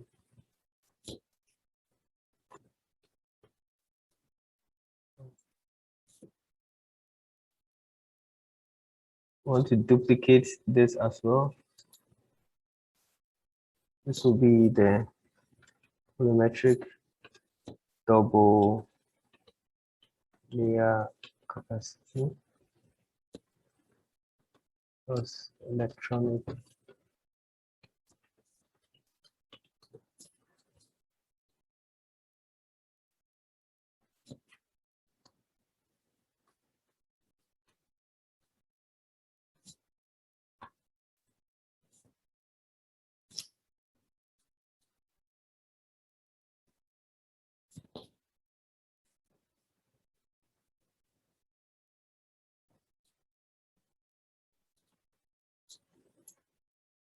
So next, we want to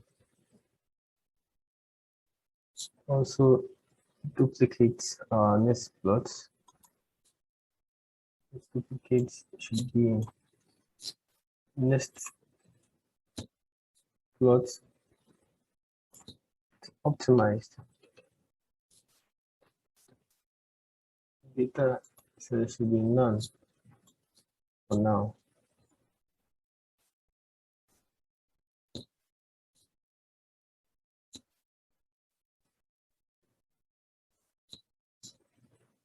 Should be steady 2.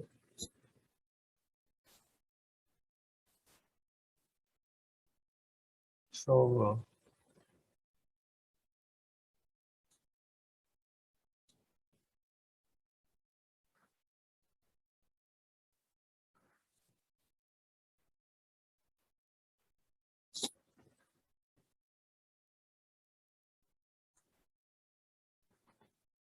no, this should actually be for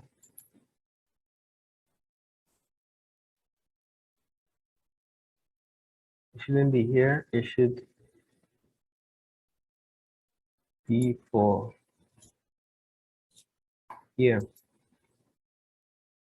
So here should actually maintain. Here should actually maintain.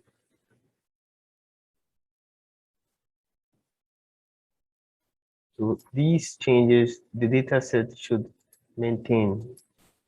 However, that for the next optimization is what we have to change. So go to the next optimization, then this is when we change this over here, as you can see.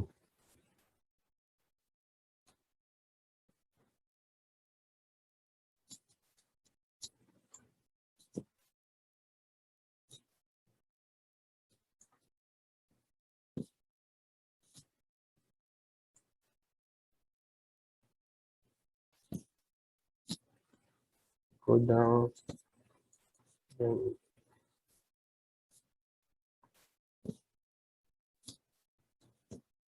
marker should be set as square.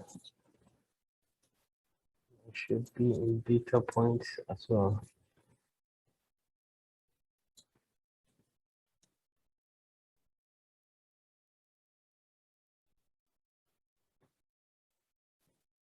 All these will have to go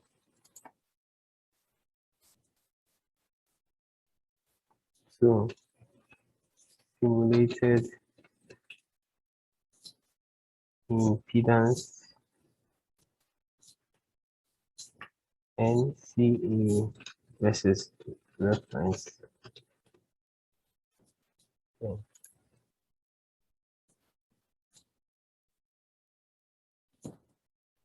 Experimental. We want our marker to be square.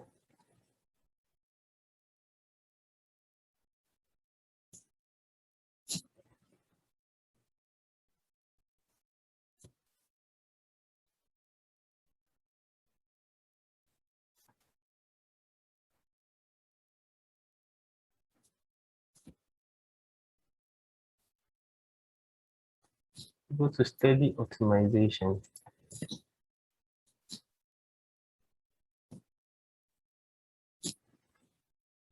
Now output while solving, we want it to be at the next plot optimization. That's where we want our output should be.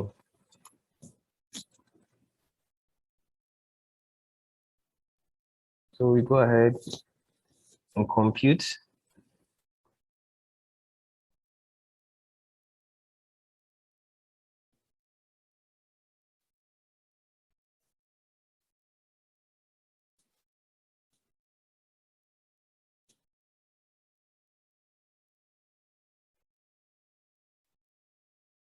Wait whilst it computes. So simulated blue and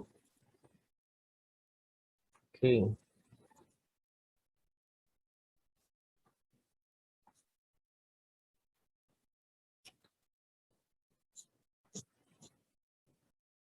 Okay.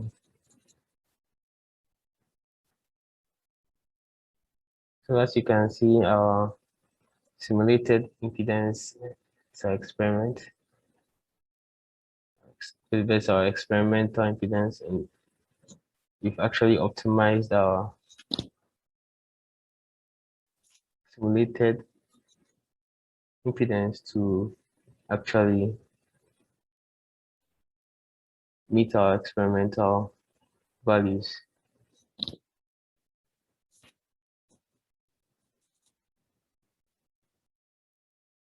So if you should go to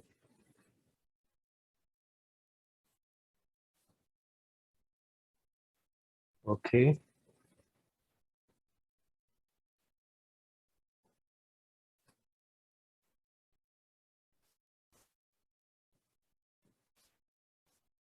Okay.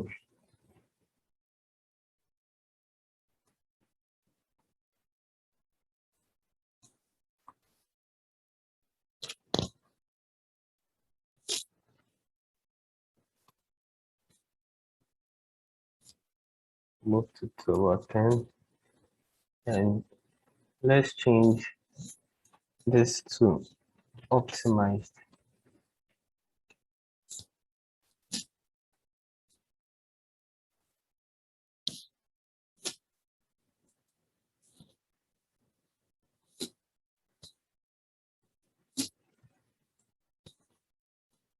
We've seen our results being plotted.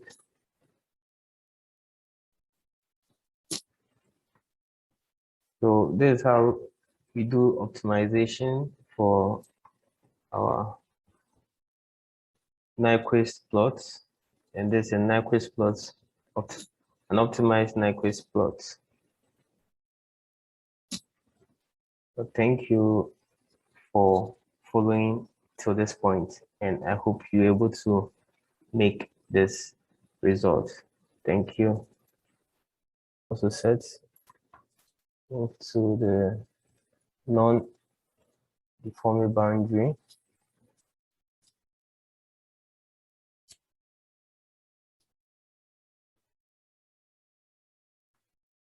for the initial.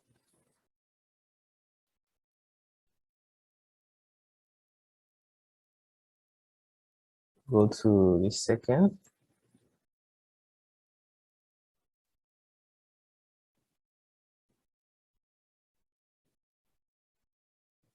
We want to select only 5.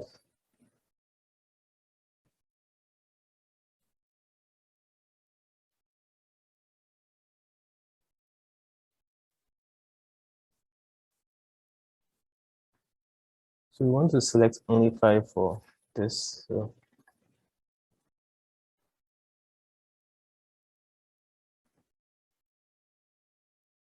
we want to select only 5 for the deforming electrode surface, and we want to, for the non-deforming boundary, will be the rest as shown here.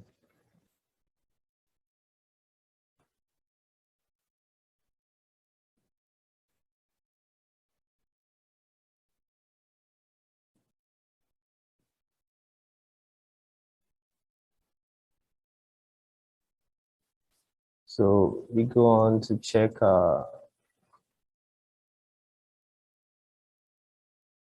isolation. Everything sets, then we can proceed to check our time that we want to set.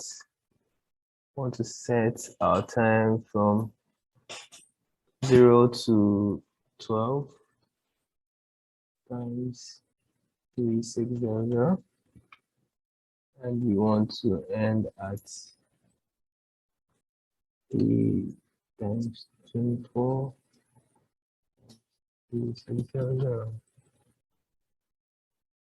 as shown.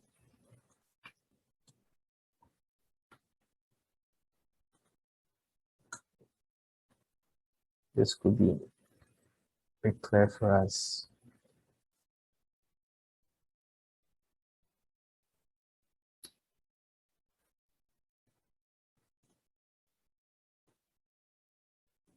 So we can go ahead and compute our work.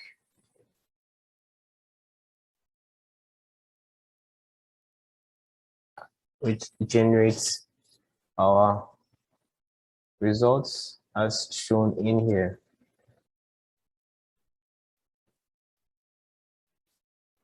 So we've been able to generate our results as shown in here.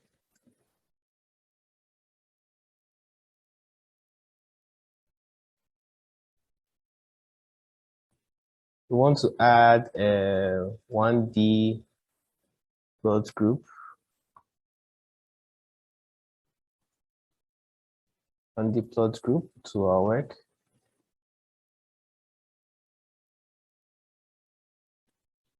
Which we want to add a line graph.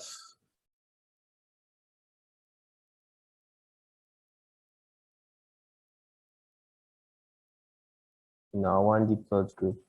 So we want to select the data set from our steady solution 1. We want it from the remeshed.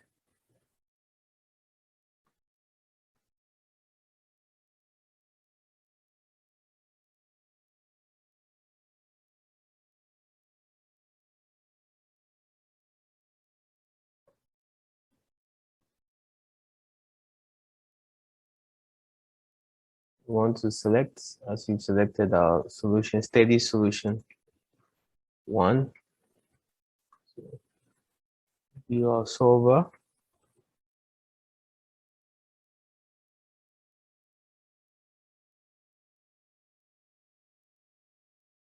We check our meshed. Okay.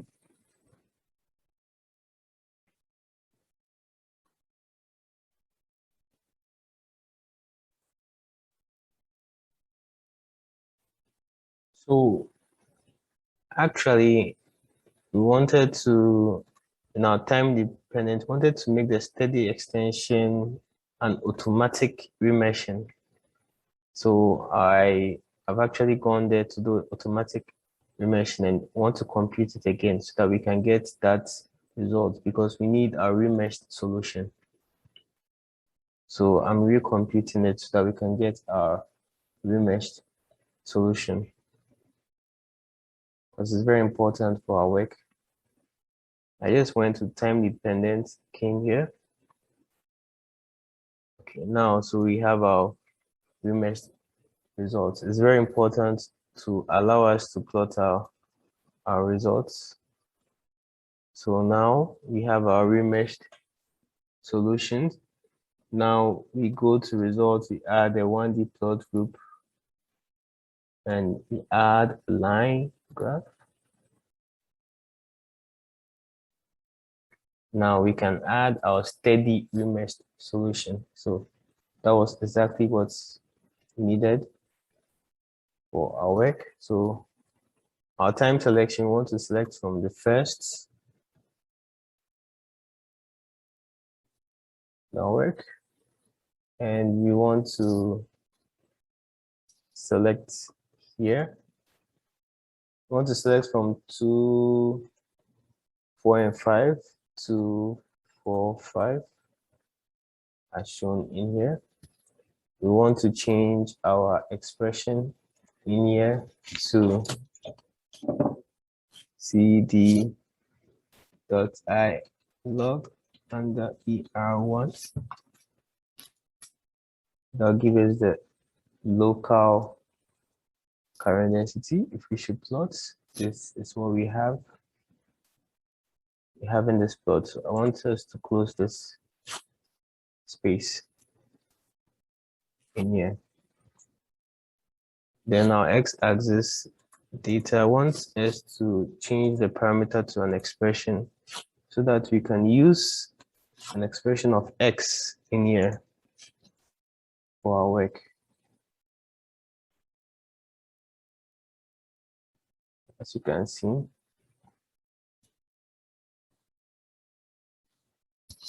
to actually make it look this way. So we want to duplicate this work, and we want to start from last.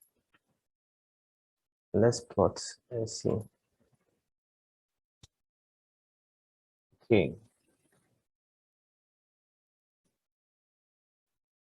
So from last, we've had our plots. We want to plot our work.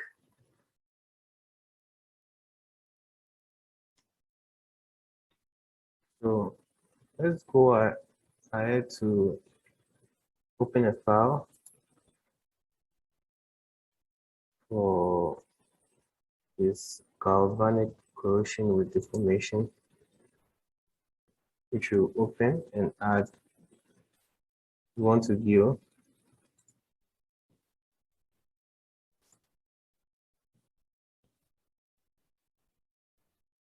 as we have seen over here.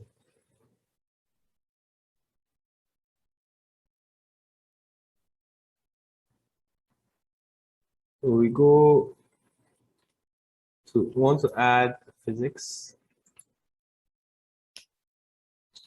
We want to add physics to our work, new physics to our work. So we go and we add new physics to our work in here.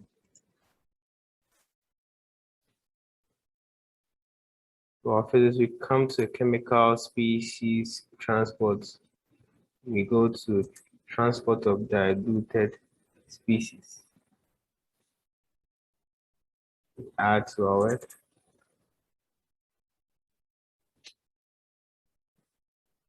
Where we define the variables. We want this to be 2, we want our concentration to be CmG. We want this to be COH, as done in here. We want to add a moving interface.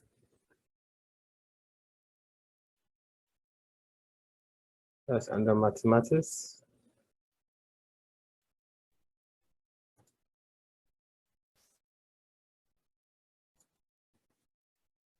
We add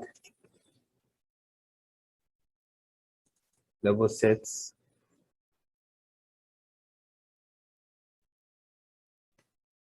to our work. Go to the parameters.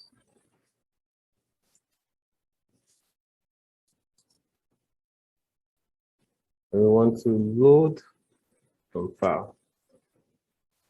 We want to load our parameters from file, which will be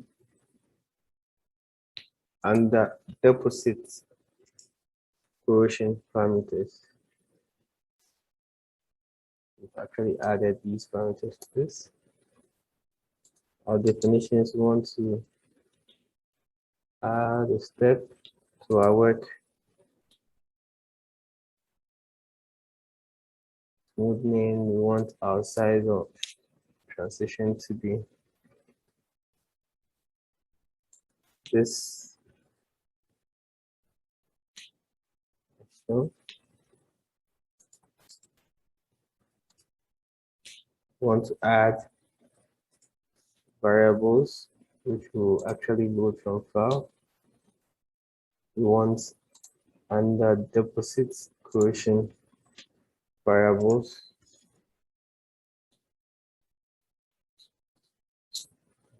This is not defined, but later will be defined. Later be defined as we move on the course of our work. Definitions, we want to add non-couplings and general extrusion as shown in here. We want to select, we want to select a boundary for that. So select boundary.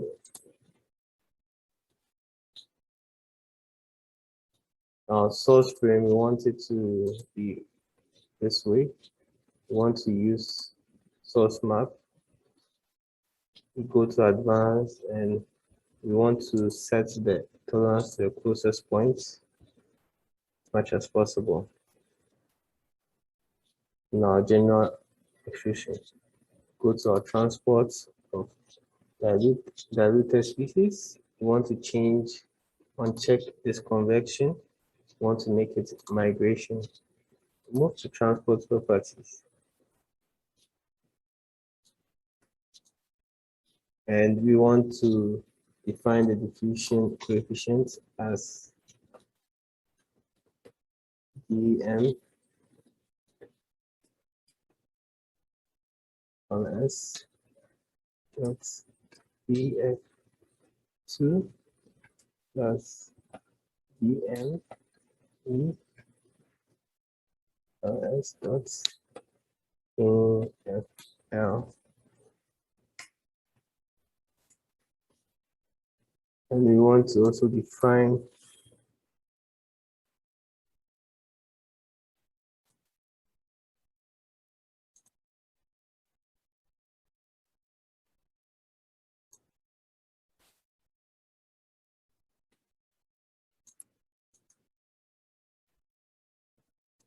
okay, so this is one.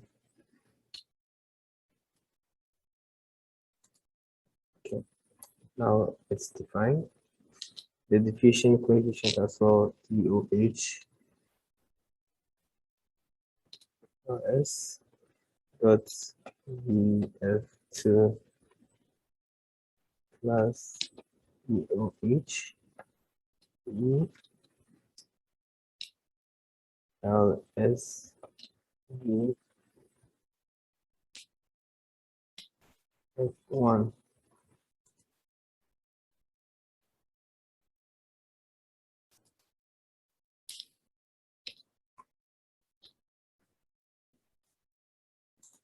If we start before this,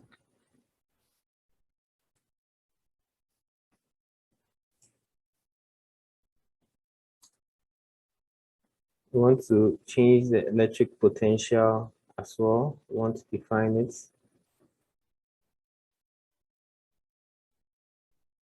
as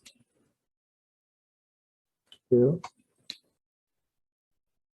The charge number want it to be 2 and -1.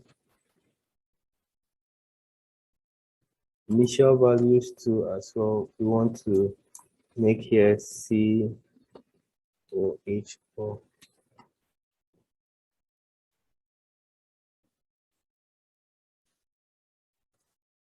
Sorry, this is 0.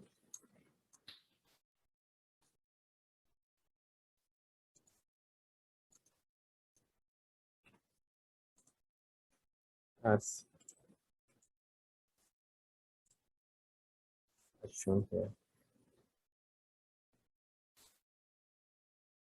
We go on to want to add reactions. We select our domain and we define a reaction should be R. Okay. As delta.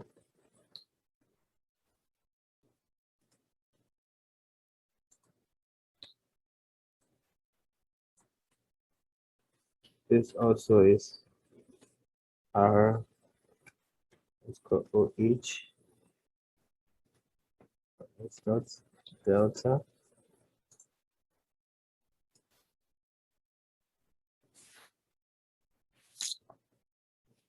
Go to our transport diluted. We want to add concentration to our work. We select boundaries and we define our species. Should be H0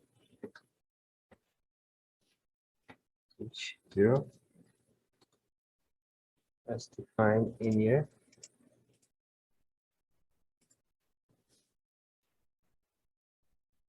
Go to transports.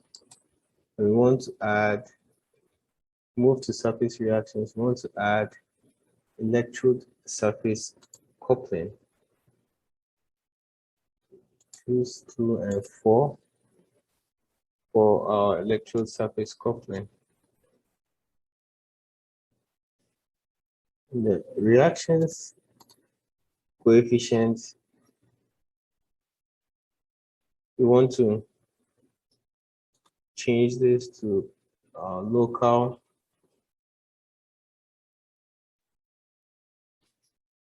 current density. For this, it has to be local current density.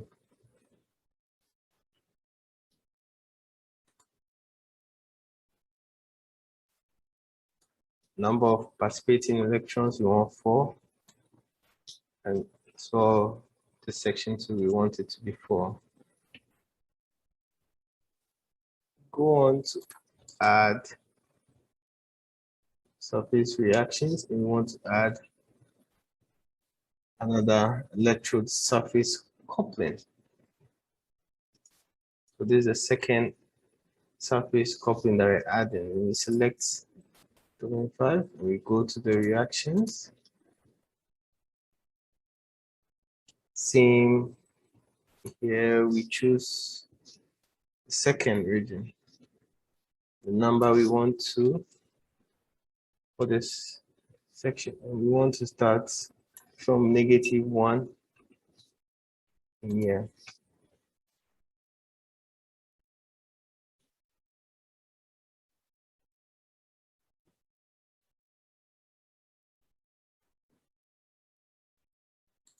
Because we go to the level sets.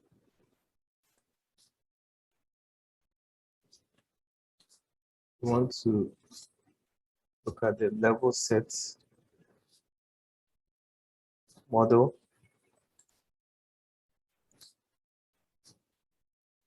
Where we define the reinitialization parameter. It should be this max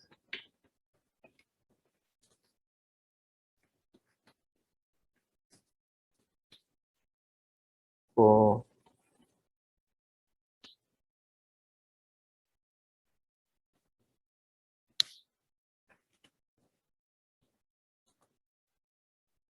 as shown in here.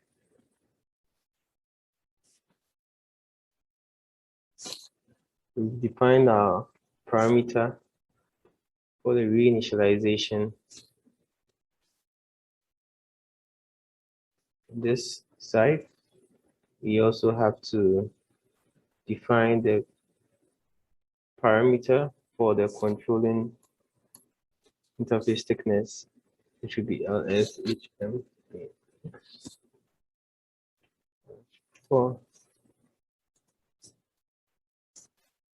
We set the velocity field to this value.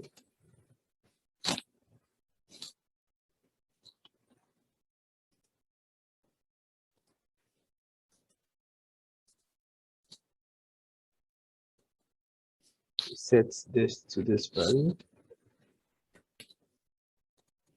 This expression. Move to the initial values and we set it as the fluid 2.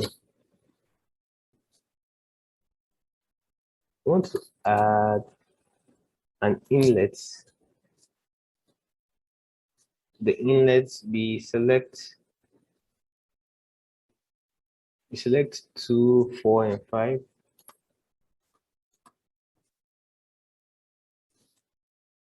And we go on to add, once we've added an inlet, we have to add an outlet. Very, very important. What's that audio? So we want to add an outlet.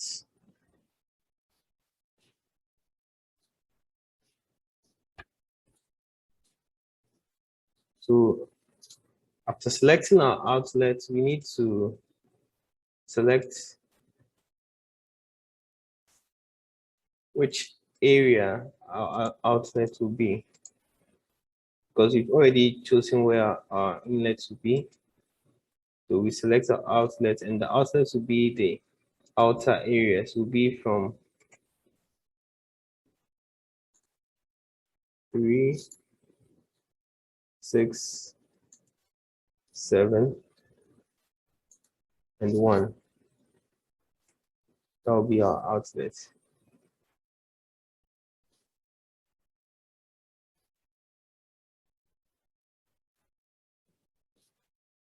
Go to our secondary electrode.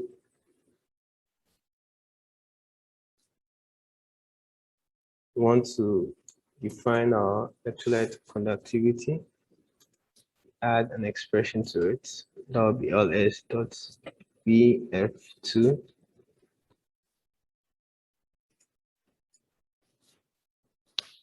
F2 plus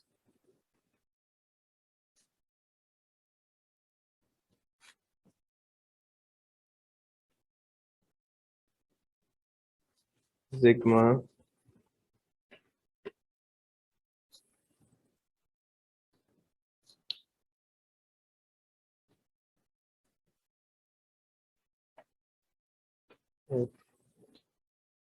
F1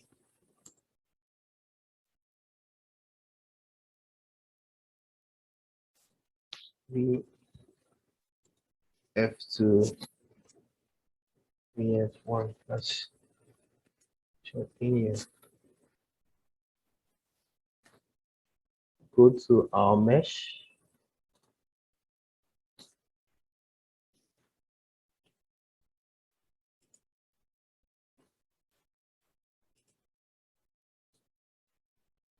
We want to add edit physics induced.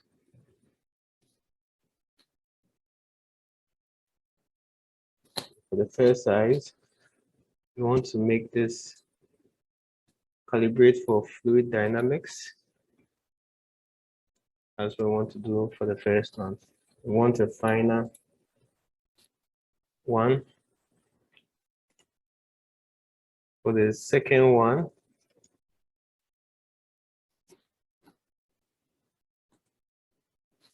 we want also extremely fine. want fluid dynamics, extremely fine. Well work.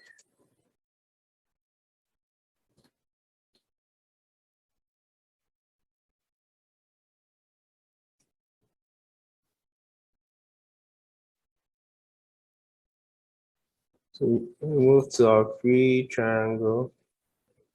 We want to add, I think we have to add a size to this. Add a size to our free triangle. And there should be, I think, for a boundary. We select 2, 5 for our boundary.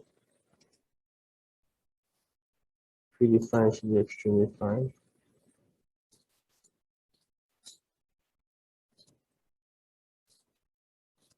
Let's build and see how it looks like. So, seeing how it looks like for now.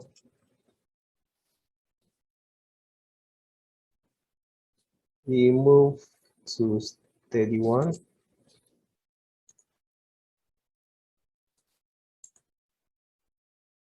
We want to uncheck certain areas like the deformed geometry. We want to uncheck this. We want to uncheck this as well. We want to uncheck these two.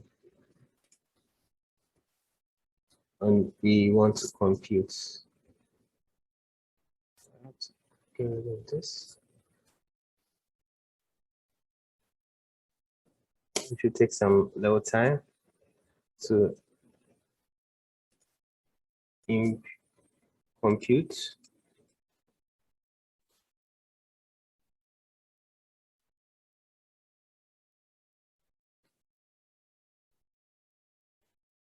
So wait patiently for it to compute.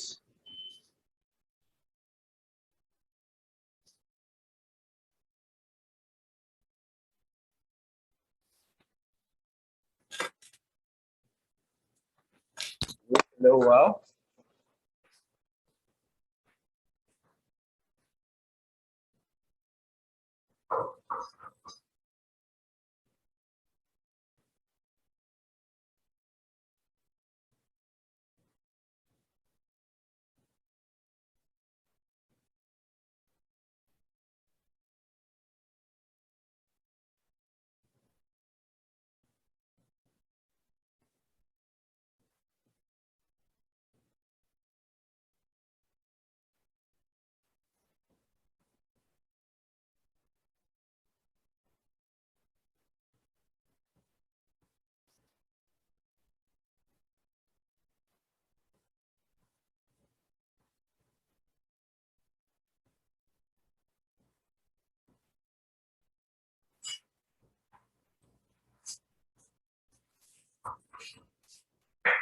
Now to wait for it to compute. To take some time. To take some time.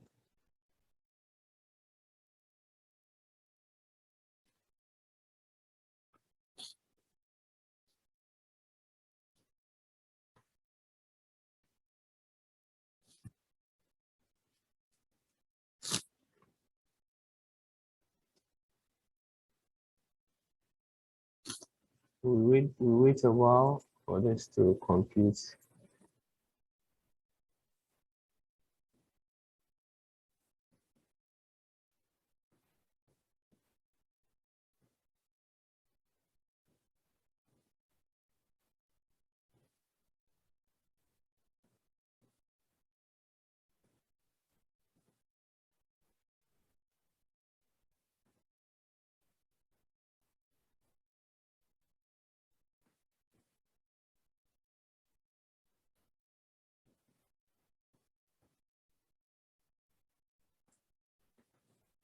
Take some time.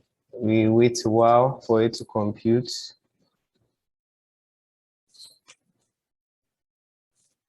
Yes.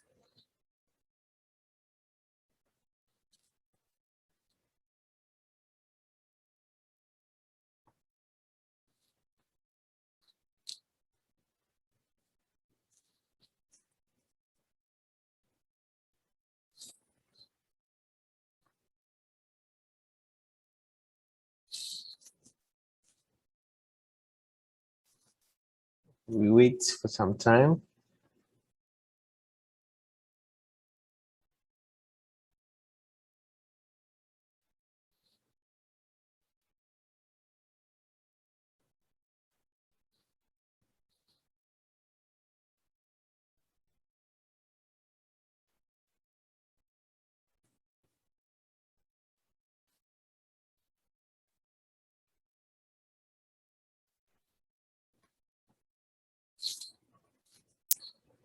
It's actually taking a while.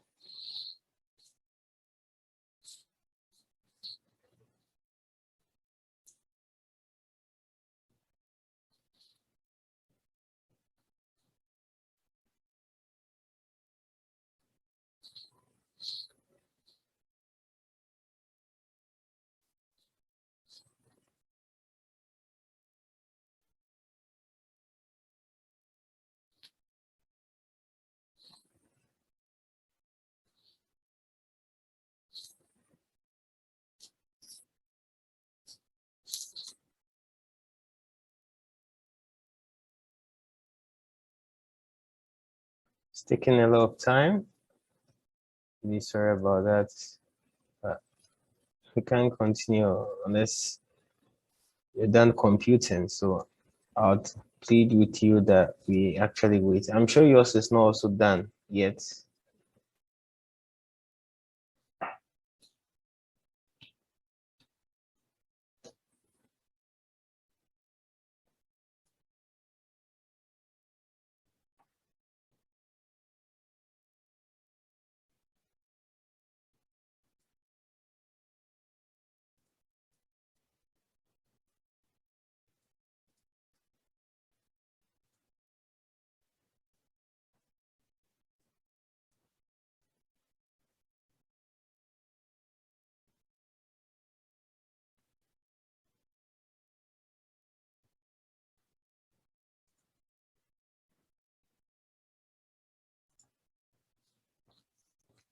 So we're almost 50% through with the computing, still computing.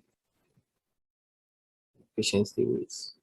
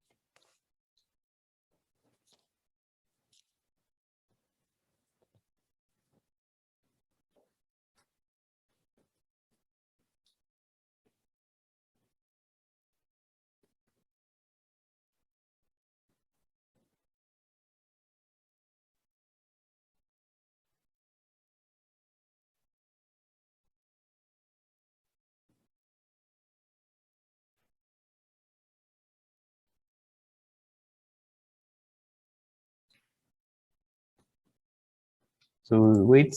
I think we're almost done. Almost done computing.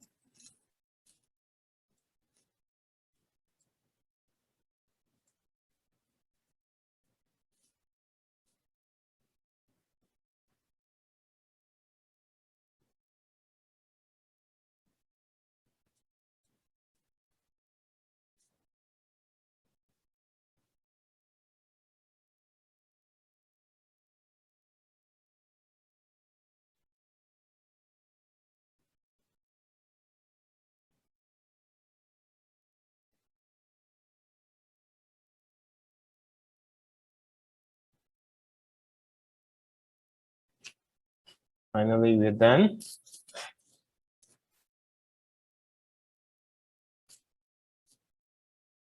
That's great. We have our results now. Took about 9 minutes. So we click on electrolyte, look at the streamline, and we want to see the positioning. We want to do a separating distance of about, let's make it about 0.035. We want to also make the range. Okay, the range is 100. We want to plot, let's see. And here we have our results. We go on to the surface to our work. We put an expression as 1 here. Then we select our coloring. We want it to be uniform. We want our coloring to be uniform. We want it to be gray as well.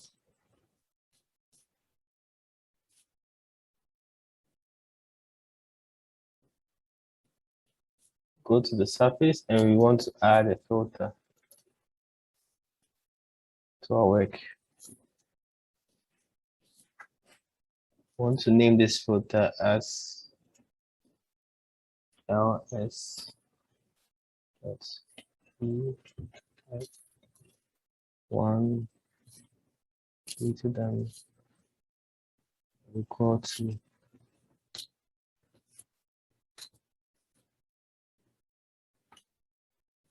0.5. That will be our filter. We want to plot our filter. So when we plot our filter, this is what we have.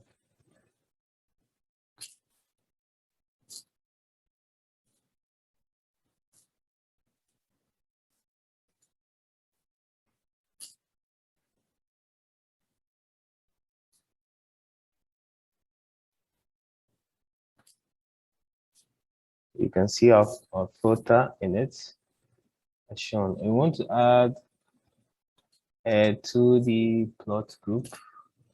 We want our data sets from our remeshed solution.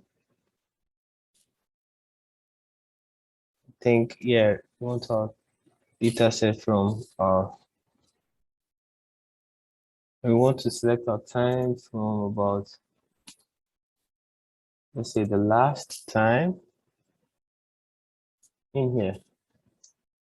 This is what you want to select, and we want to go ahead and add a surface to our 2D. We want to put this expression in here, and we'll go ahead and plot. This is what we have. We go ahead and add contour to our work.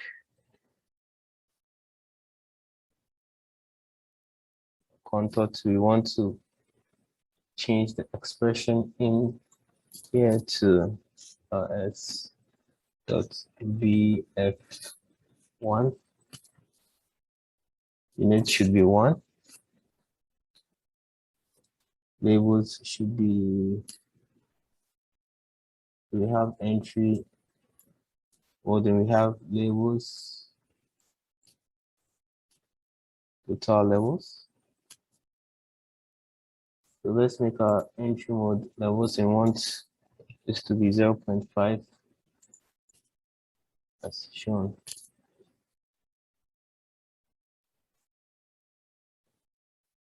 Let's change our color table to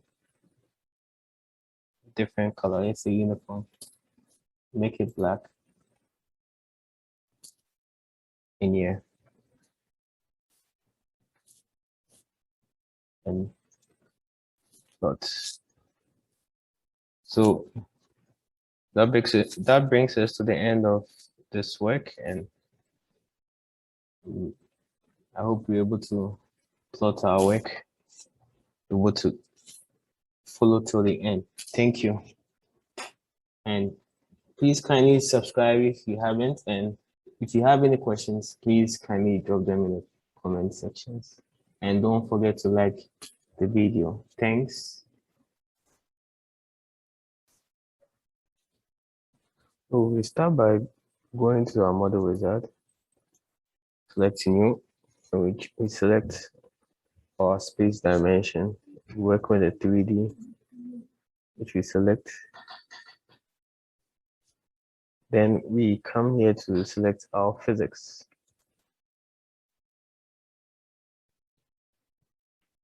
So we're actually going to use a secondary current distribution for our work.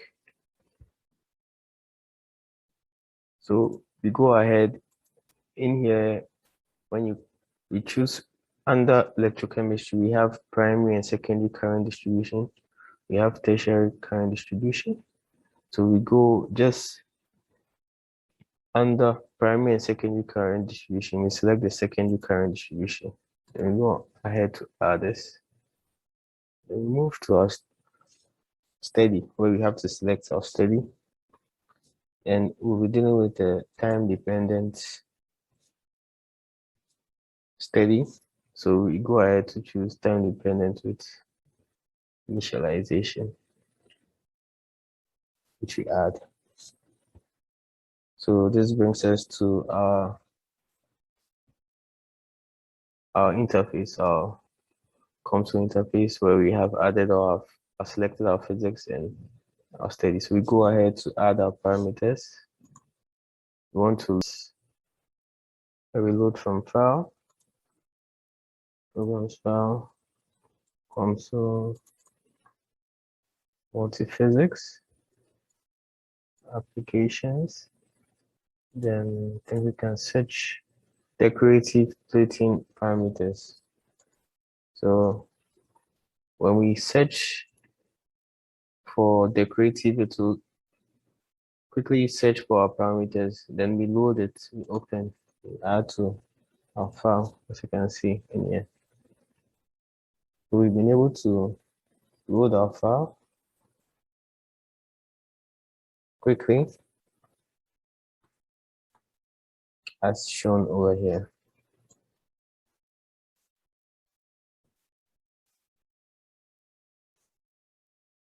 So I think we can start to build our geometry. We go to geometry, right click, then move to insert sequence,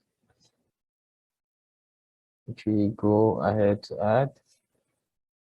And for our sequence, we'll be using the decorative plating geometry for our sequence. So this is our sequence that we'll be using for our work. So choosing decorative plating geometry sequence, we open, load.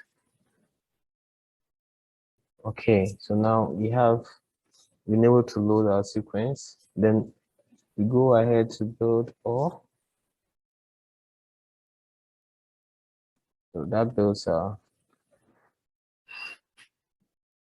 geometry as shown in here.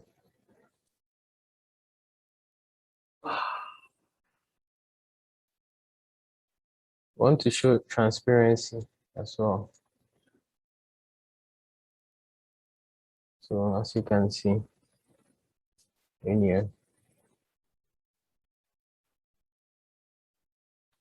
we go to materials.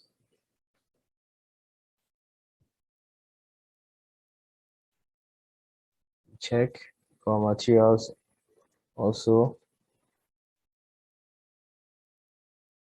We'll add our materials later, not now. So you go to secondary current distribution and you want to change the current distribution type. We maintain it as secondary for now. We'll be making some changes as well at the electrolytes. Also, we want to change the electrolyte conductivity to user-defined, where we want to set this to K PPA. Yeah, as shown. So we want to go back to secondary current distribution. We want to add an electrode surface where we'll add to our work. So after adding your electrode surface, you go ahead to choose the domain. So we want to select domain 4.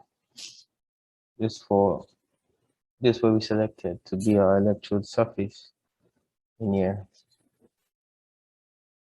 So as you can see, there are many sections. And we have the film resistance. Now we move down to boundary condition. We have the perturbation amplitude.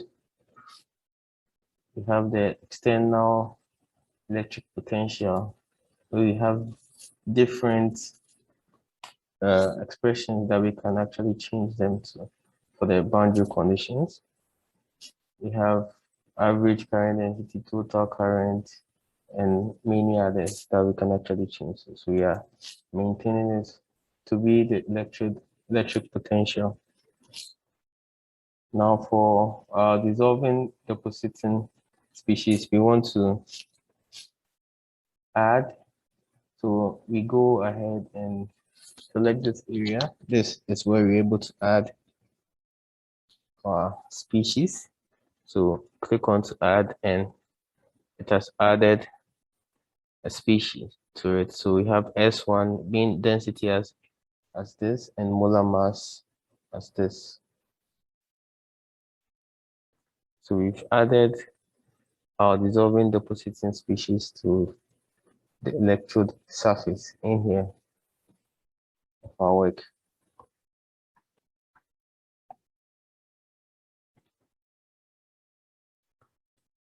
So like I said earlier on, we selected domain 4 for our electrode surface in here, and we went ahead to add the species, but we want to modify the variable for our species. We want to define it based on our parameters. So we go ahead to define this as Ni.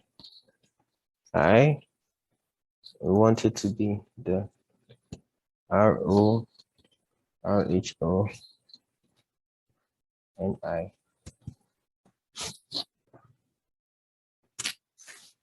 We want this to be molar mass of Ni, as shown.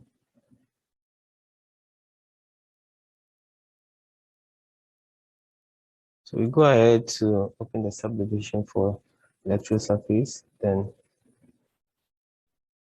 we go on to check the number of participating electrons, stoichiometric coefficient for dissolving depositing species as well. We've seen that what we change when we change the variable over there, it has been defined over here. We want to change the number of participating electrons to 2. We want to change this side to 1 as well. And this is the equation that Comsol will solve it with.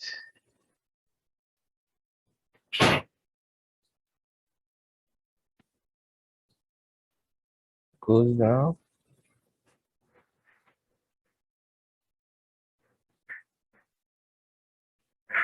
Then the equilibrium potential changes to this. Q under Ni. Then move on to the electrode kinetics, where we want to choose, before that, we want to choose the local current density. So we go to electrode kinetics, then we select our expression type to Butler-Palmer equation, and change this current density to this underscore nickel I Ni, non-nickel Ni. So we've changed the current density this side, and move ahead to duplicate this electrode surface. We have a second. Move to the electrode reaction, where we compare, but before that, it has to be changed. The domain has to be changed. It has to be changed to this. That's for the second surface, and also the phase has to also change to average,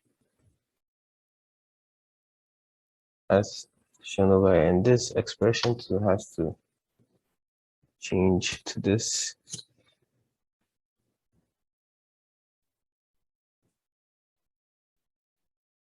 As shown in here. Then move back to here, and also the coefficient has to change to 1, has to be 1. So we go ahead to the electrode surface, and we want to add a reaction.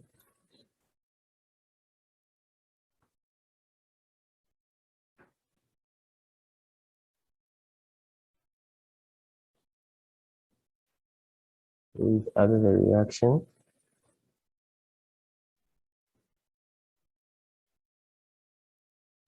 We've added a reaction to this. Okay. So move ahead to the reaction. Then we want to move to the number of participating electrons. We will move to the potential. We also move to the kinetics. Change to cathodic. Current density has to change to this.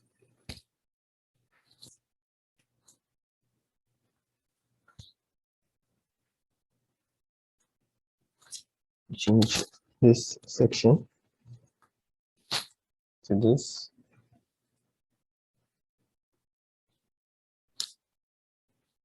Then we go ahead to the mesh.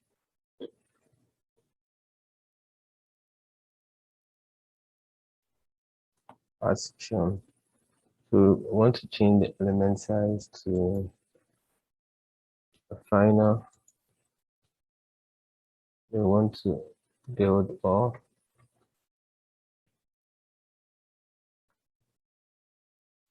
Able to build.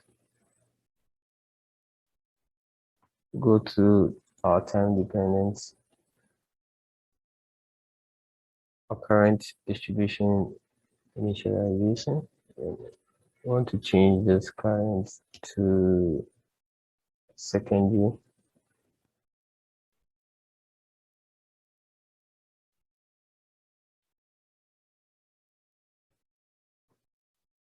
Then our time dependent,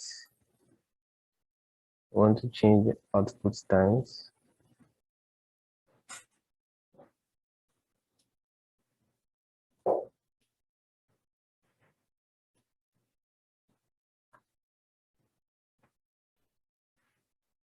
Let's change just this section to 60 and 600.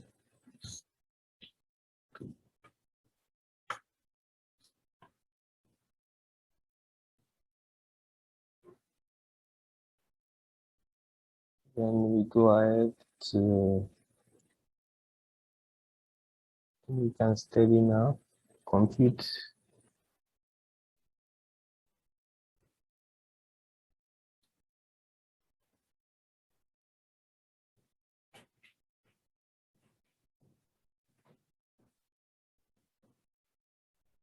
So we've been able to compute, then we move to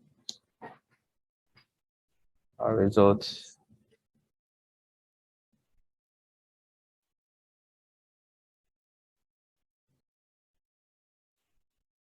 So we move to the selection.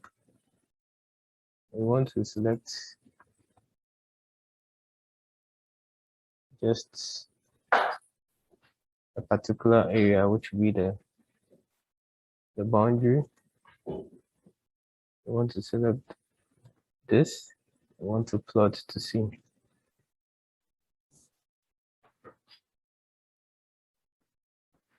So that gives us the thickness change. We want to rename this plot to the projected thickness cathode. We want to duplicate this. We want to rename as the current efficiency cathode.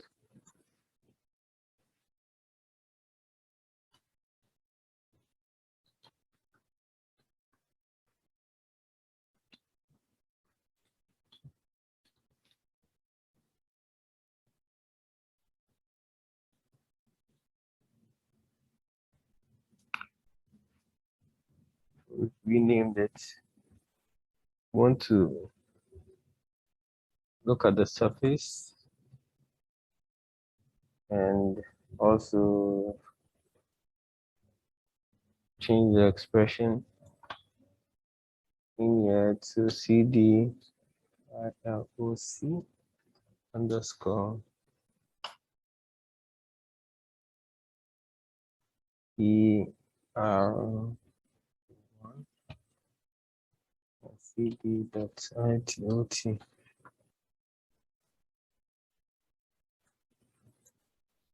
As shown. We've changed the expression in here.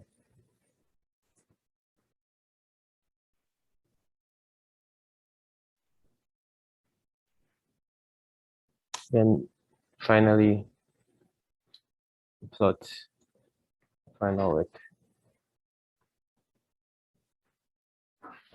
as shown.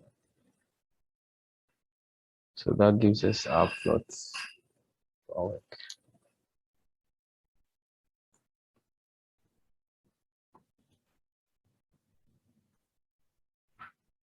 This dimension.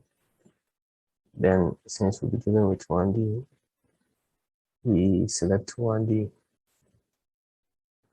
Then we choose our model physics. We add our physics from, so we select electrochemistry, and it gives us our battery interfaces, and we add lithium-ion battery.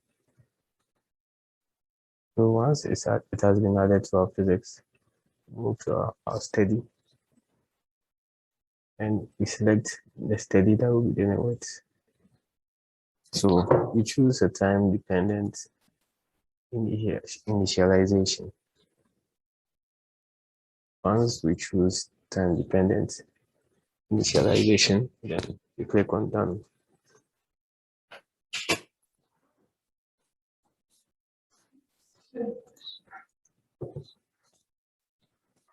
So we move ahead to add our geometry, our parameters, and we load it from our file.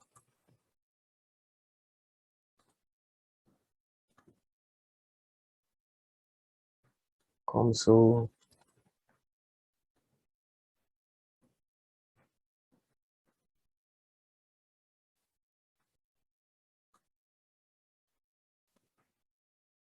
we choose a 1D parameters and we add to our reload to our parameters, as you can see over here.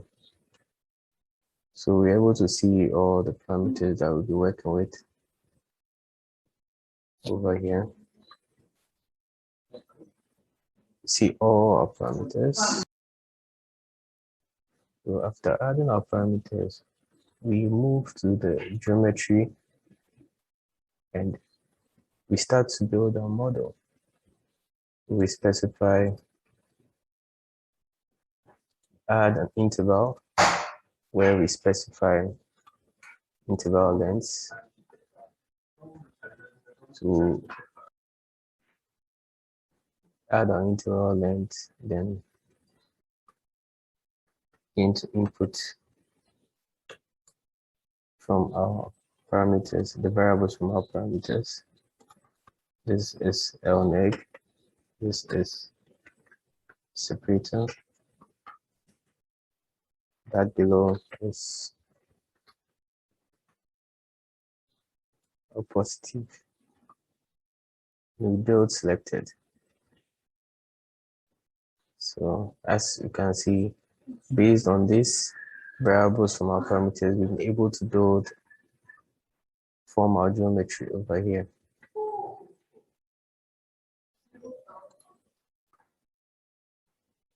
From here, we move to global definitions, add functions, which will be interpolation, and the data source will load from a file, which will actually browse and load it.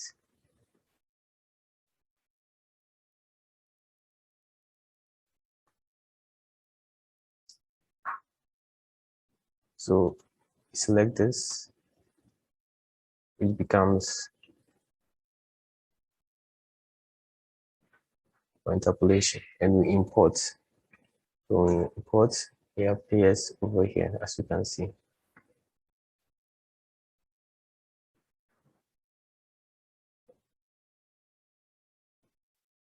So here we decide to change the name to EEQ.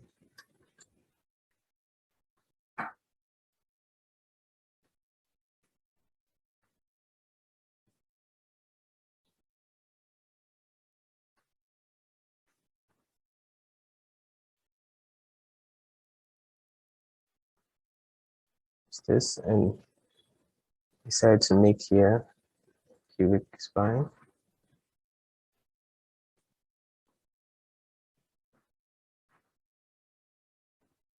Here is function. We plot to see how it looks like. So after plotting it, this is how it should appear. So when you plot and it looks different, that means you've actually loaded a different file. We'll go ahead to name the function.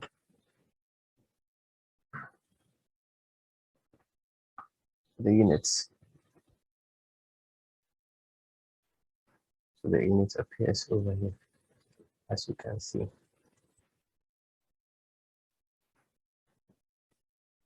Move on to add another function known as the piecewise.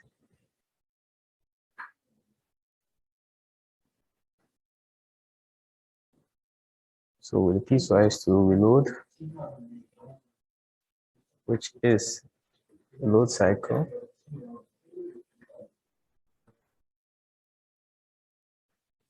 so after loading the piecewise, you decide to plot and see how it looks.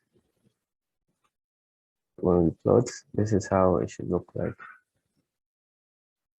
See the start and function.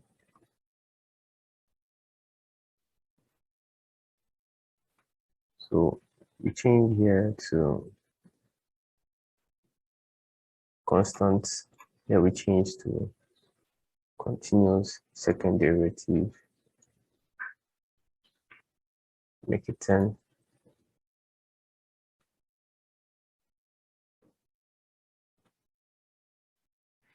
Absolute size. And we see how it goes.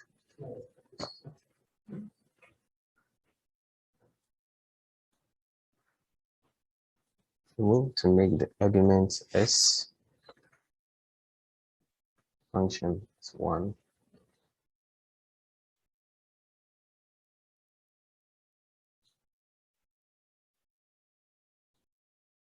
Go ahead to plot.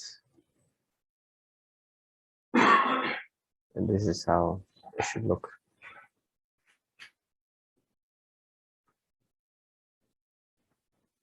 We change the argument at the top to be t, which we plot. So it becomes this way. We want to add variables,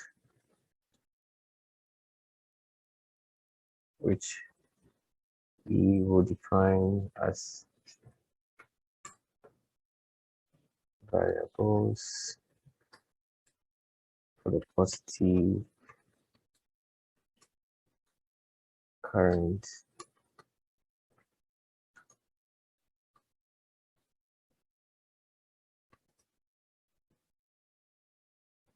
vector, which will select a boundary at the end. We decide to name it I up PW 1 2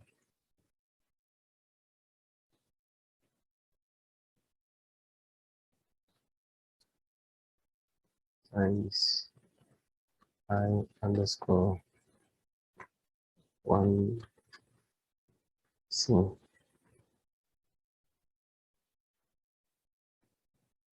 over here, which we will describe as the applied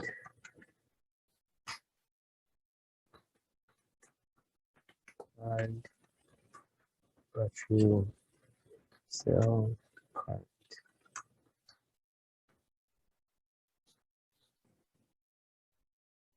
Density.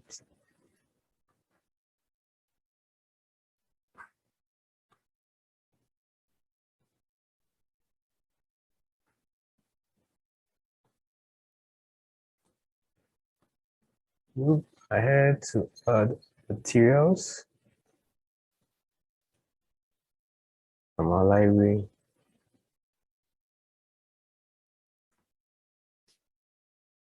Where we select the materials that we will be using.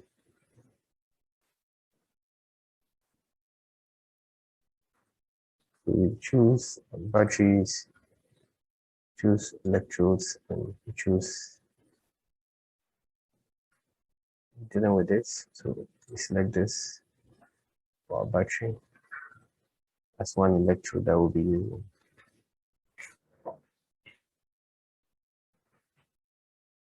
We highlight the domain which should represent.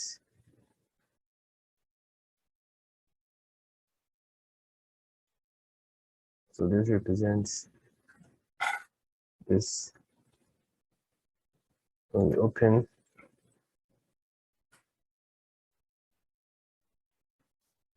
equilibrium interpolation, and we plot. This is how it should look like. This is how the plot should look like.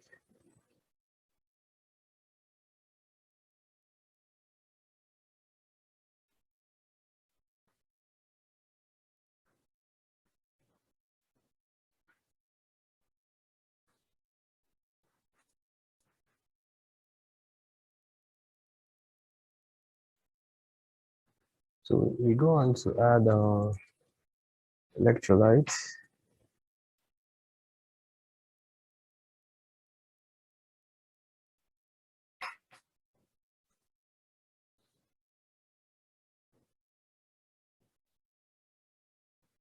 And also we have to select the domain.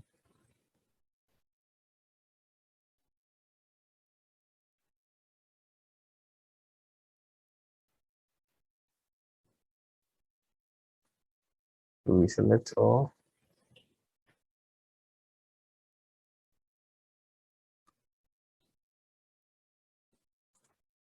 Look at the interpolation and plot, and this is how it looks like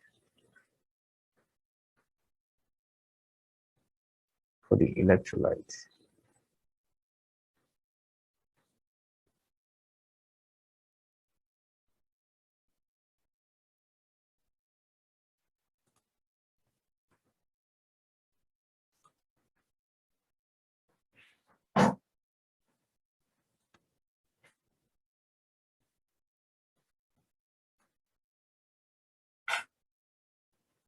So after adding our electrode and our electrolytes, we close this material section, and we go on to check our equations.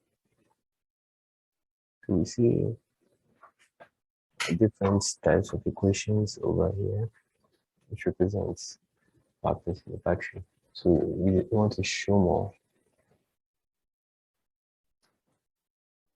and show more options.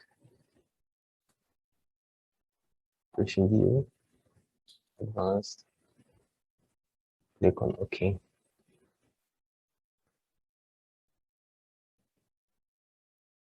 Come to our dependent variables.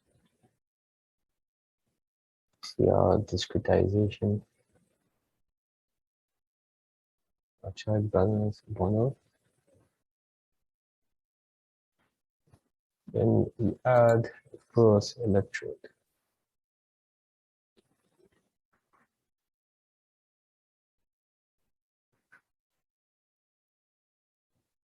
Which we have to select the domain for that. So we just select here and we select our porous electrode. Go and we select, we check all necessary areas we have to define. You actually look at the electrode material.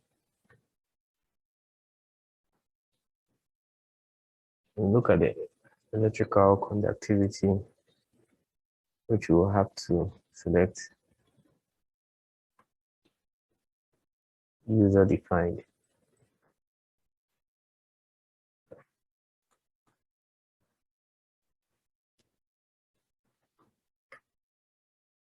We'll name it as KSN.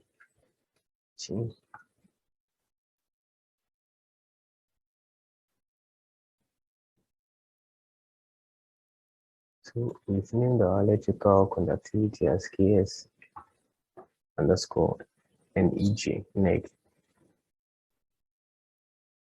because we chose this negative electrode side, and that's where the porous electrode is. Move to the particle.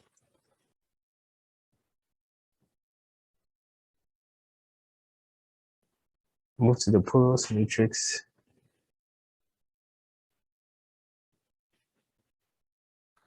Name all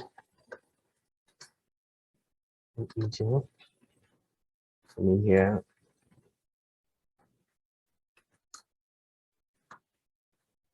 the volume fraction, electrode volume fraction, and the electrolyte volume fraction.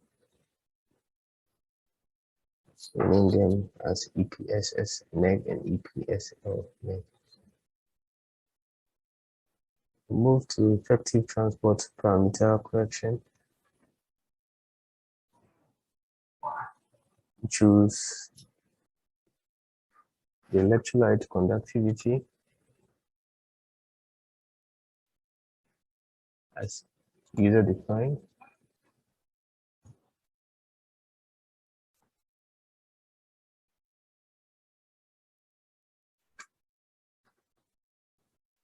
And input this.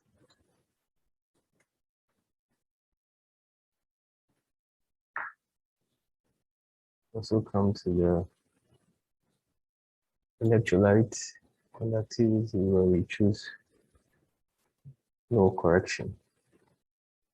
Move to diffusion, choose user defined. We input the same. So electrolyte conductivity is user defined. Input this. Electrical conductivity, no correction. Diffusion is user defined, and correction factor. Input this. We move to porous electrode. Again, we expand. We look at other areas like the particle interpolation.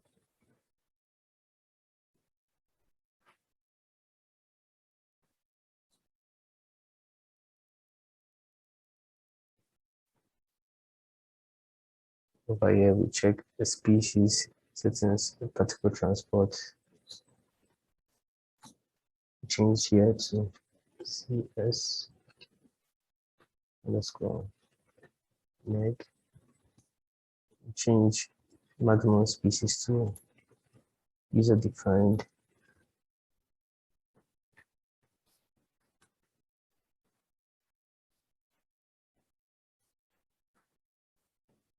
So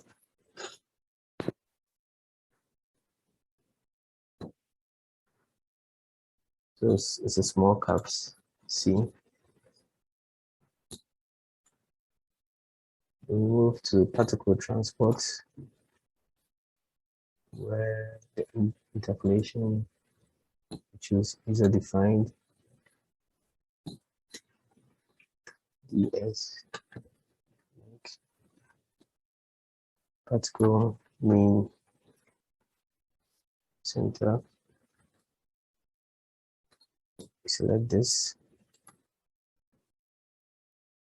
The particle mean center surface distance.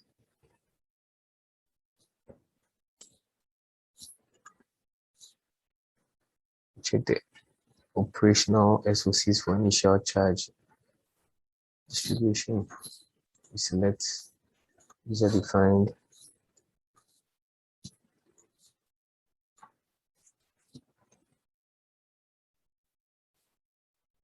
Also maximum electrode state of charge. Select user defined. So we move to the porous electrode reaction as well.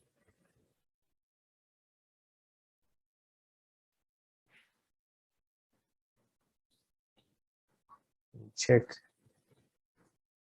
equilibrium potential.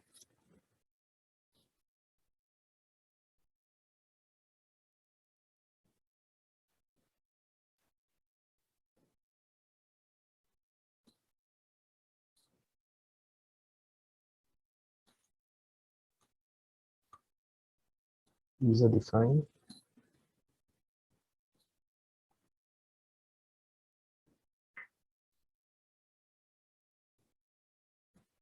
Which will define over here as EE. Like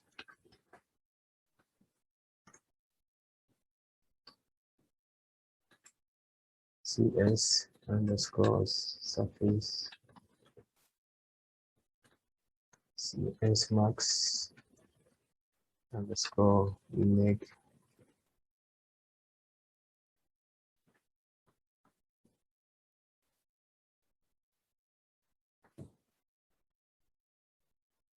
Okay, so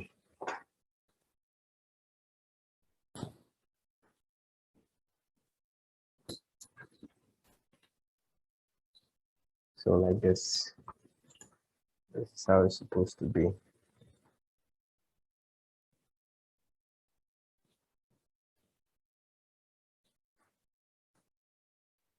Reference exchange current density to as well exchange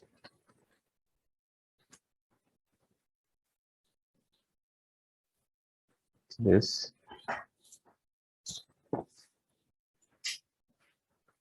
Temperature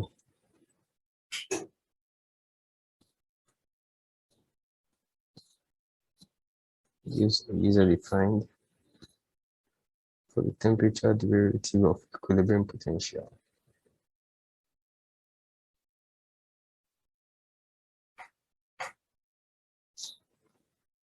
Remove and add another porous electrode.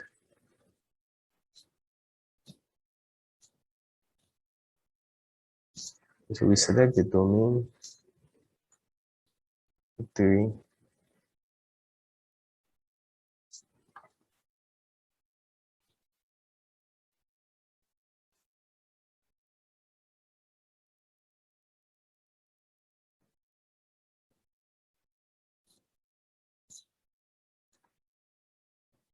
We go down.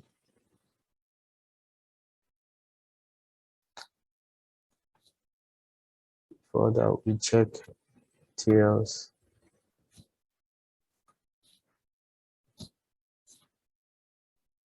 Okay, overridden.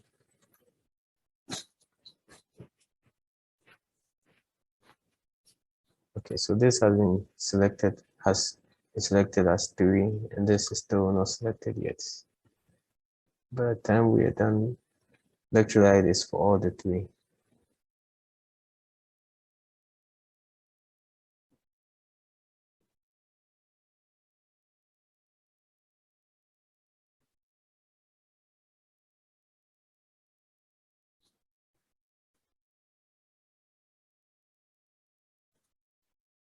This has been labeled.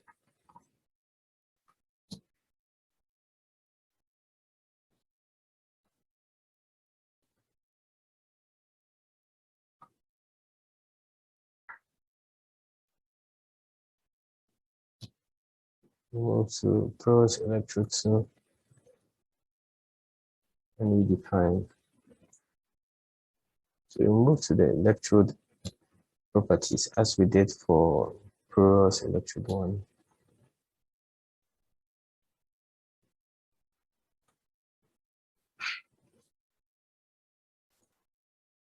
Change the electrical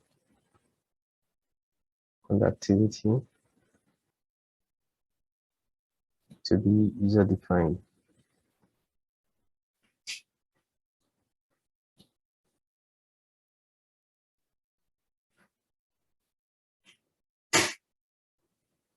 Also,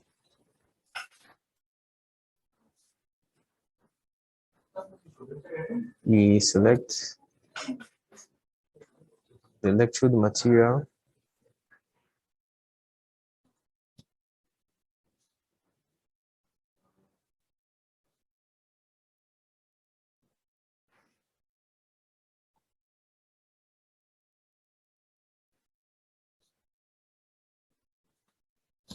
We move to electrode volume fraction, which we define as EPS positive, SL positive.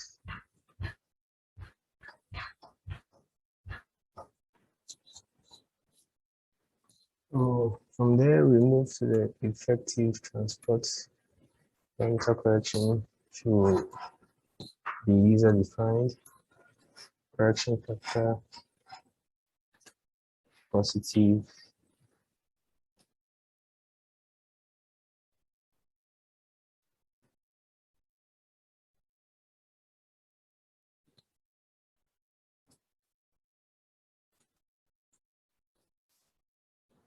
Move to the electrolyte conductivity set as user defined, then EPSS plus also diffusion to as well, user defined.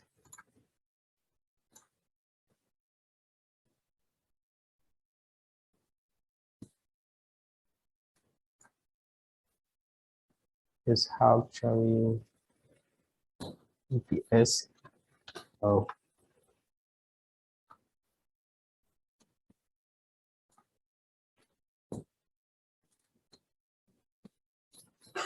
the correction factor as well.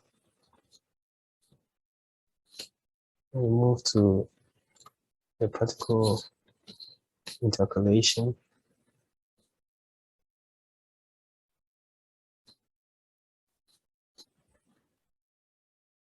We first change to this, the particle material.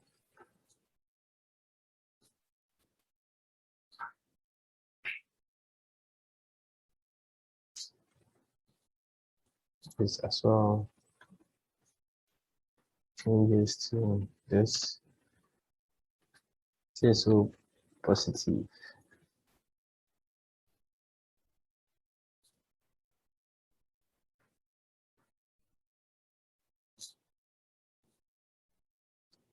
So that's for the initial species concentration. And we have the maximum species concentration B from the material. Move down to interpolation diffusivity. It should be user defined as this. Particle mean defined as this.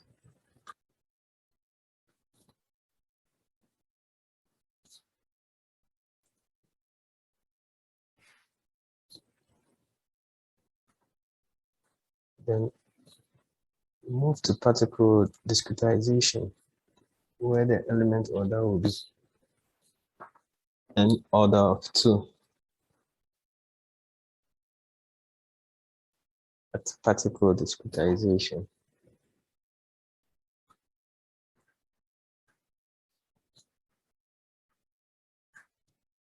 Move to the porous electrode reaction view.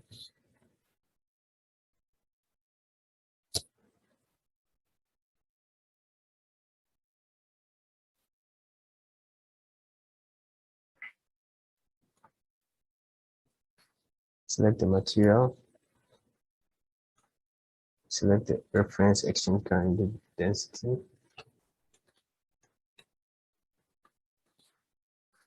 Define it.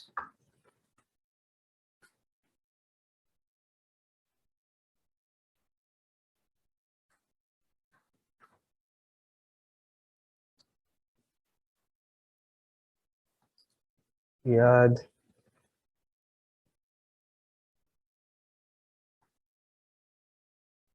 go on to add an electric ground.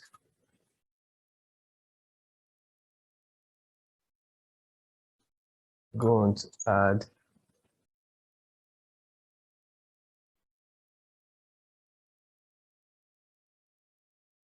current density.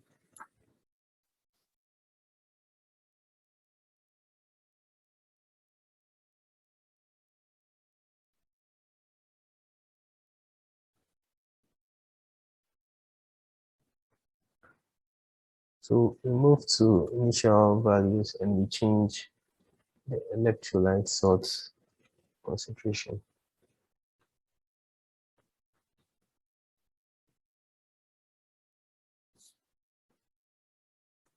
Move to default inputs and we change this to T.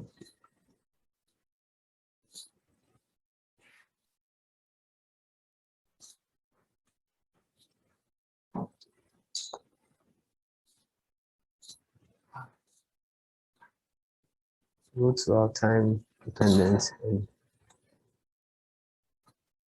change to 10, 8,000. Move to our steady, define where it will be. So this side becomes our electric ground.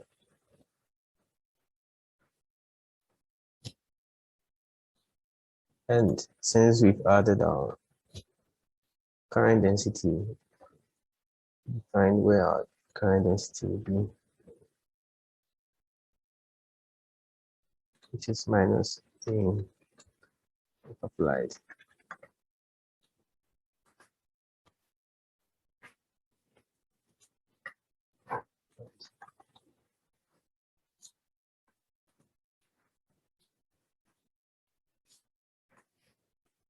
So with everything well checked, everything properly labeled, check our interpolation, no mistake anywhere.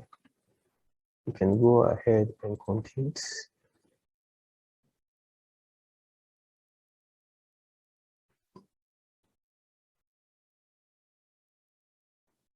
And this is the plot that we get after computing. So you're able to plot the electric potential against the potential of the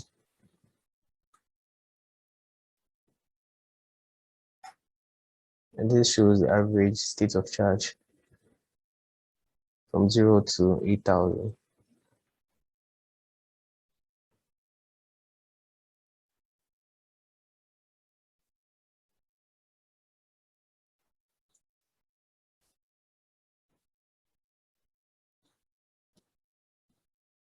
So we see the electric potential against the for a period of time. That's the graph of the electric potential. So we label the title properly. And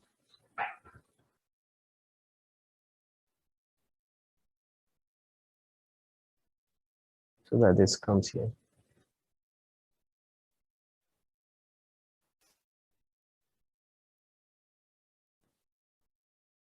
Change this to cell voltage.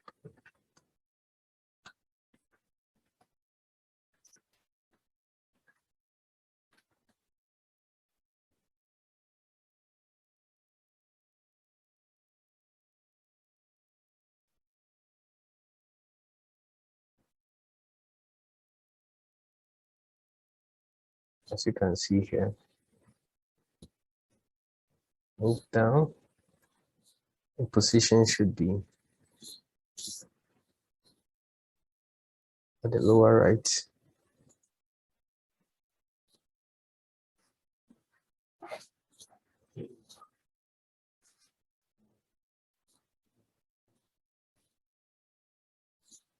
As you can see, boundary.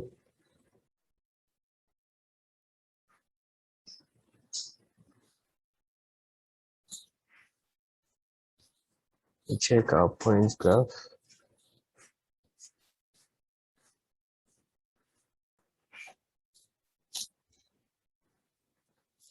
So we move on to duplicate this point graph one. See, and we click this plot on secondary y-axis. As you can see over here, we will make some changes in this point graph too. I'm going to change the expression to I app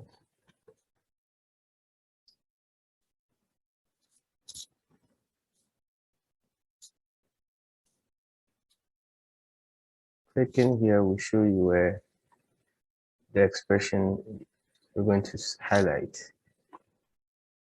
Go to definitions, go to variables, That's it over here, as you can see.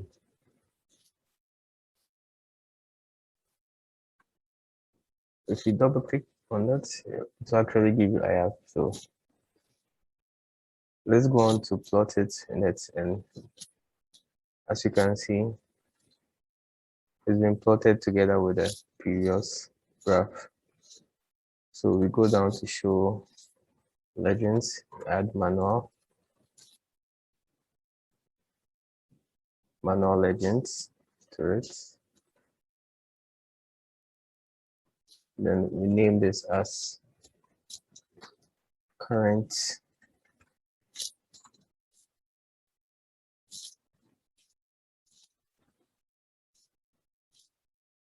you can see it has been updated on our graph.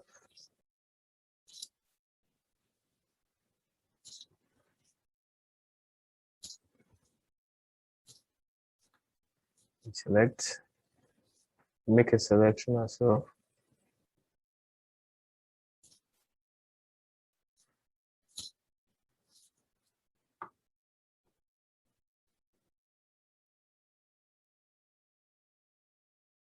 Go to point graph 1.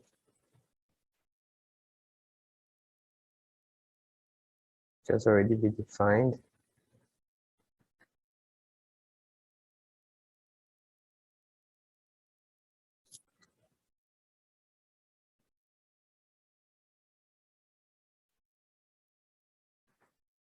We need to also show legends.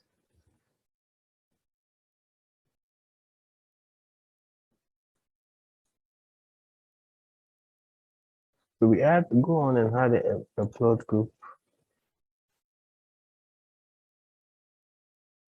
1D plots.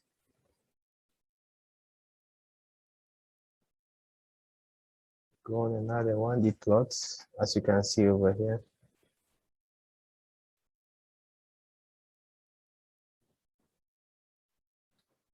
Select the solution as none.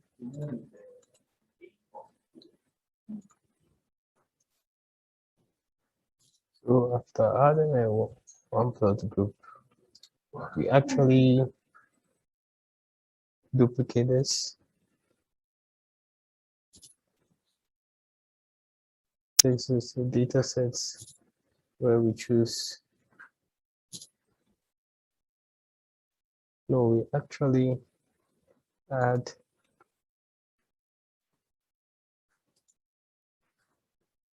a line graph. So we delete this instead. So we add a line graph to this where we select steady solution 1. We choose from lists. We select the 10 value and we select all domains over here.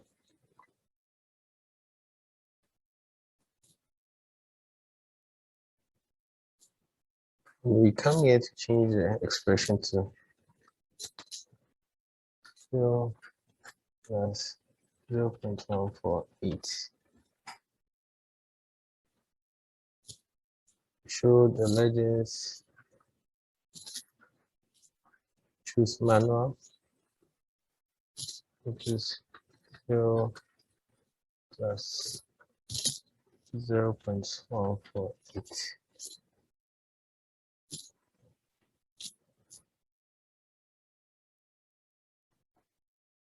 Yes.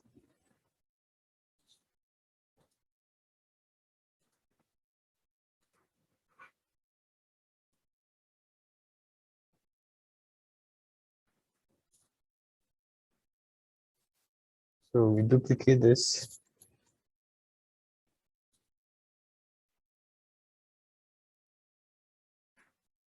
And we change the expression to eta underscore 1. This can be found lithium-ion batteries, electrode kinetics. So as you can see, we can find this over here. So we change the legends to eta.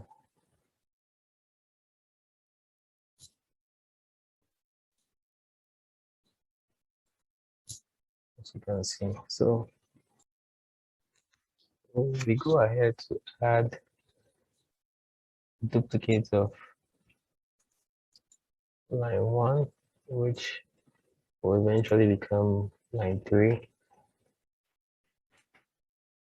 So from our list, we select value of 1990 from our list. Then the input here as 0.558. This goes out. This comes 0.558. Eventually, the plots updates as well. So we move to next, which is 1D plot 6. We add, go to plot settings, y-axis, x. Y-axis becomes of voltage V. So when we plot it, it automatically updates as well as this.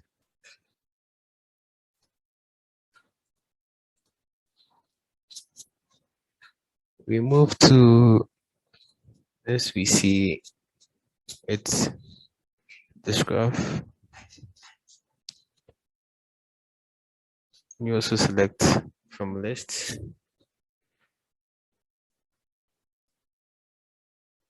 You choose 1200 from this list. Then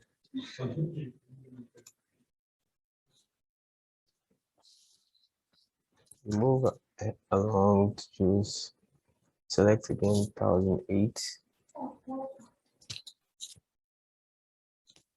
Move along to select 2200. Along to select 3000.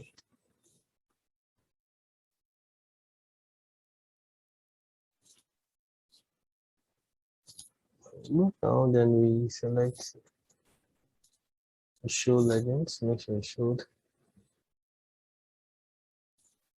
button, then we plot.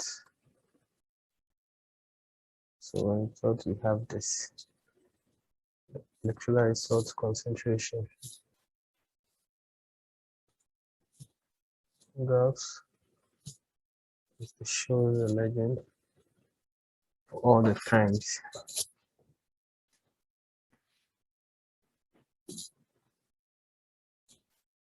Shows us all the time as coordinates and the electrolyte salt concentration.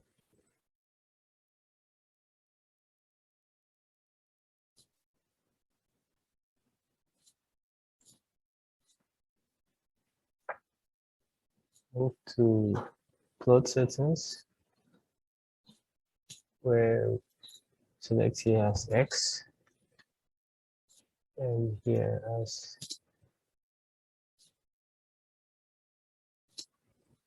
light concentration CL.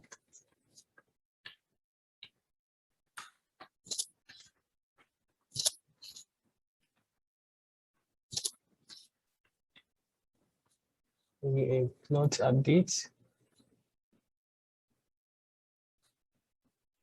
We add the 1D plots.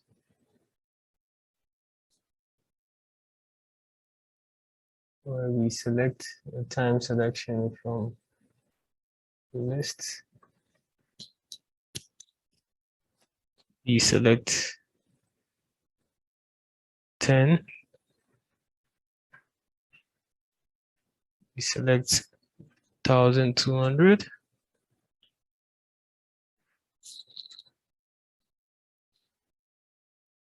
You select 1,800. Sorry, 10. Sorry, 10.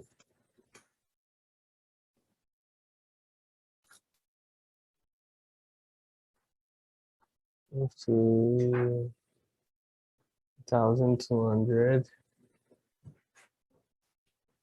Move to 1,800. Move ahead to the title where it will be manual. Select this as manual. Select this. Okay. Custom now. Custom. Make it black. Default. Select the title as electrode particle lithium concentration surface solid and center dashed dashed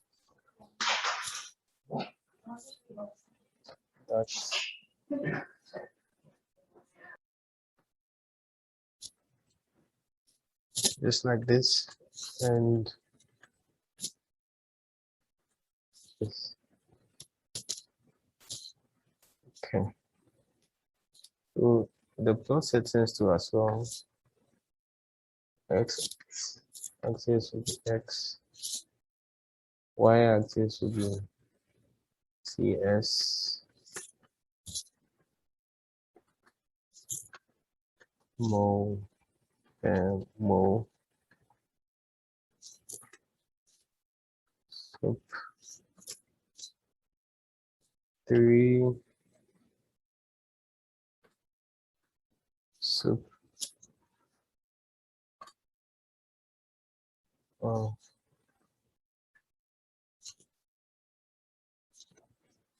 that way.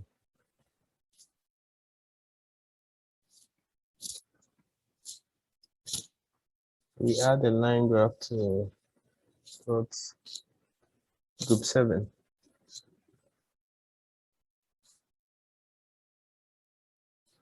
To be manual, we choose all domains. We select the entire domains over here for us.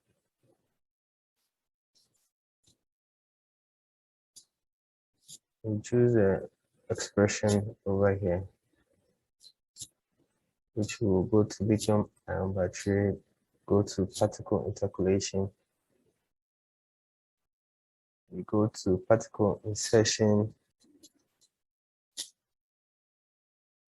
We move to particle insertion concentration. This one just after the solid phase concentration. So you select this, it appears, or you can actually just input this expression over there. It will show. So we move to show legends.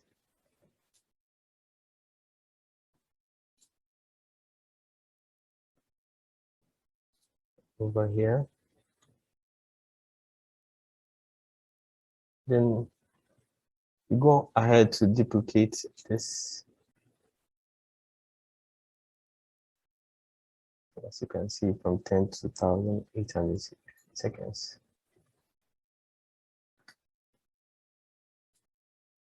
You go ahead to insert another expression. So you go to lithium ion batteries, go to particle interpolations, and this one is the particle insertion. Go to insertion particle concentration. That is what we select for this.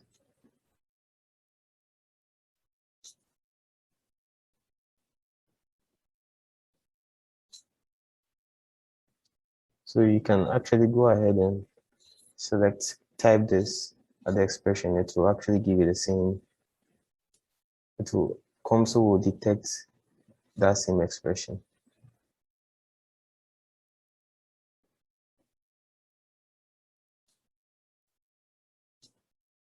How about we change the coloring and style, right? We make it dashed to see how it looks. As you can see, the dashed. How about we change the color and make it a bit this way.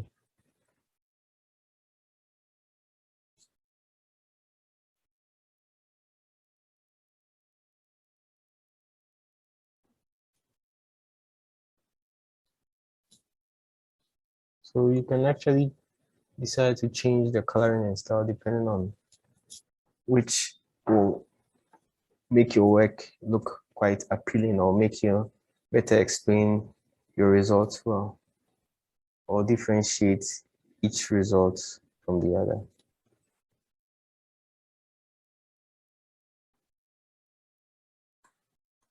You can go on, change different colors. You can even make it dotted, make it dash dot, and make it circle, solid.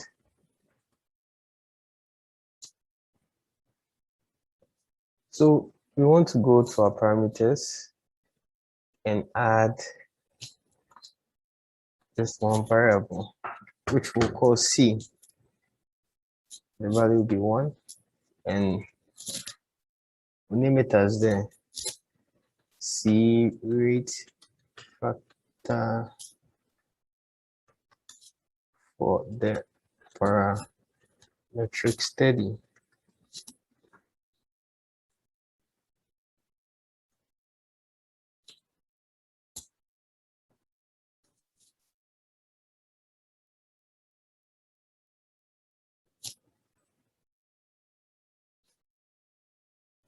And we go to our definitions as well. Maybe we have to define it in our definitions as well. This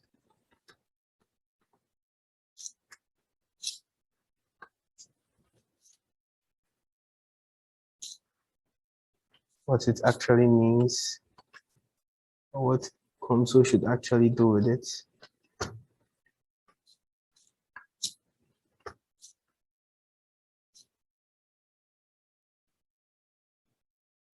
And we'll name it as the discharge current for the parametric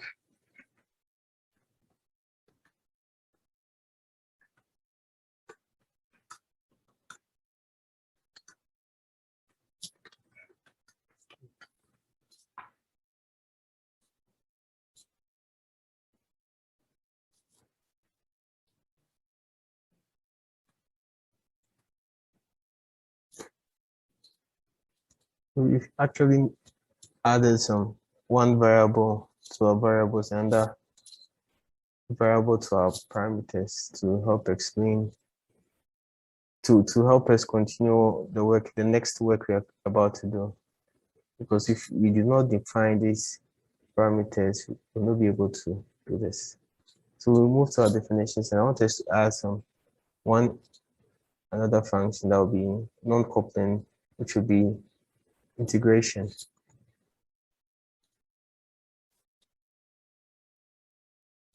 We select a boundary,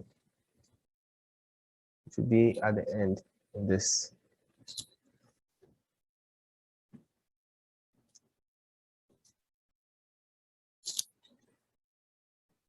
So we choose boundary 4, and we want to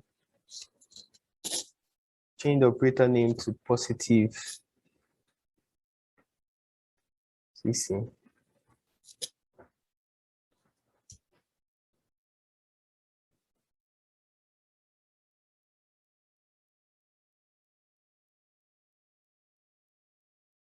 As we can see over here, change it to positive CC.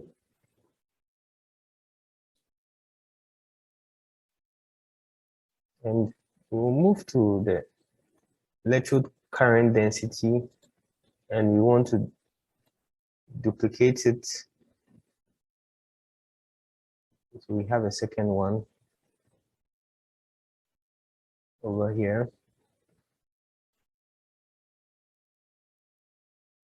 And I want to change the name to, or just include steady. Yeah, steady. So it's, and I want to change the inward electrode current density as well.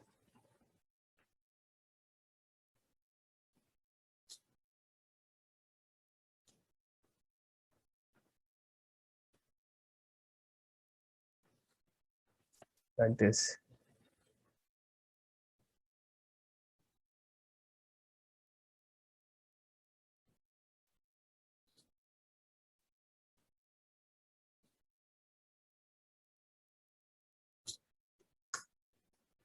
Want to make this steady one.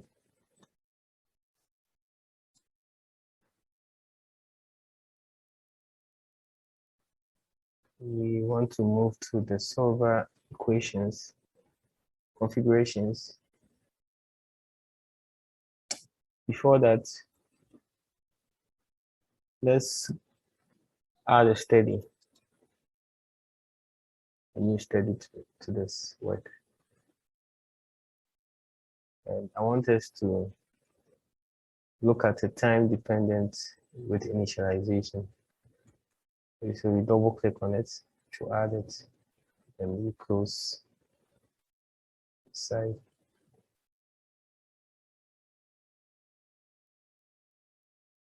So we've added another steady, and we chose a time dependent with initialization. So we move to our time dependent, and we change our range 0, 4,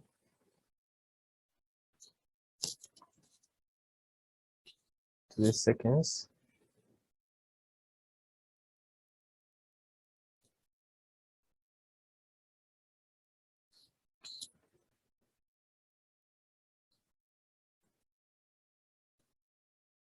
So we choose our times from 0 to, we choose 40000 for 40,000 seconds.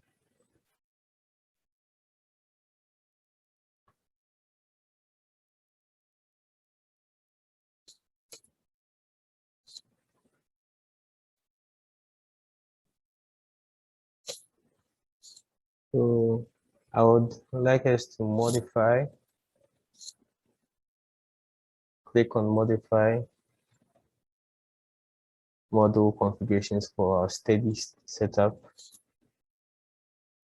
And we will over here, we'll disable one of the electrode current density, which is steady 1. So it's either you click here to disable, or you can actually right click to disable. When you disable, it should appear like this, as you can see.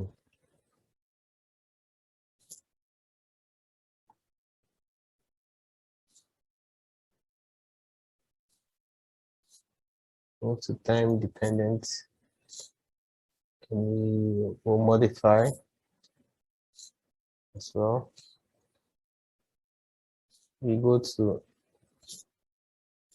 the current density, where we will disable steady 2.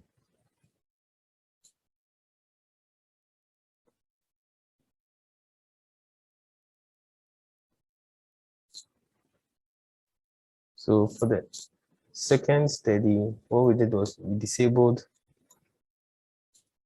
steady 1, and for the first steady we disabled steady 2. So I want us to add a parametric sweep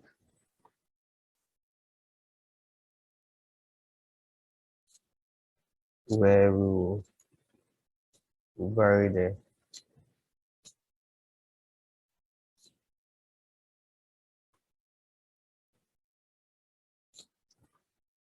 this is what we'll vary. So I want us to choose these values 1, 2, 4 for parametric sweep.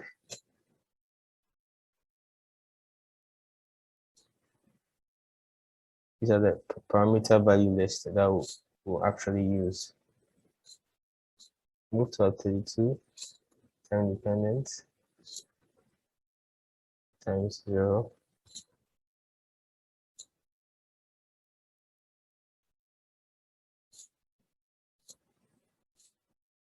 So we want to show our default solver for the parametric for the steady 2.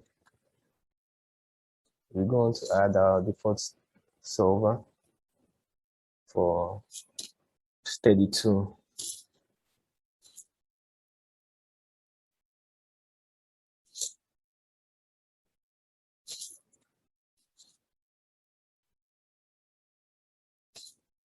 So for the time dependent solver 1, we want to add a stop condition. This, as when you go to solve solution 3, click on it, it will open several options, and you click on the time dependent solver. You want to add a stop condition to our steady 2.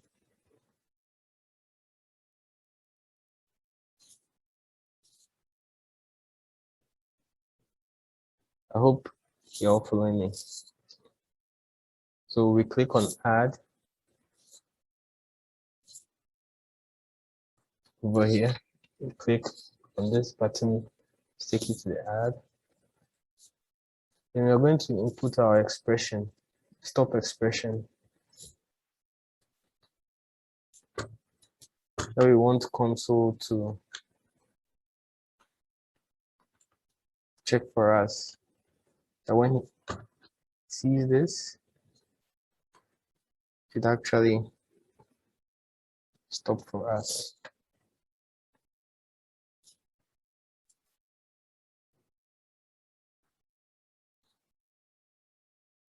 Comp1, this is our stop expression.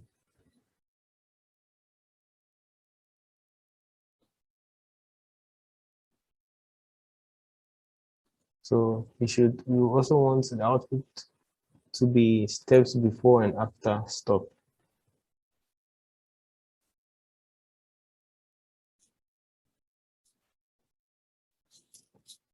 That's what we want Comsol to show for us. And we want to unclick this add one and check over here, uncheck it.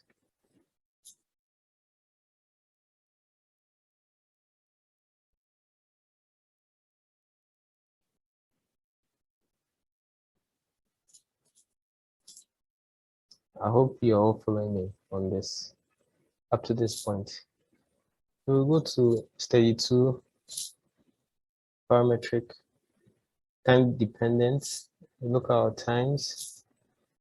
So you can actually check it from 0 to 4,000, 40,000.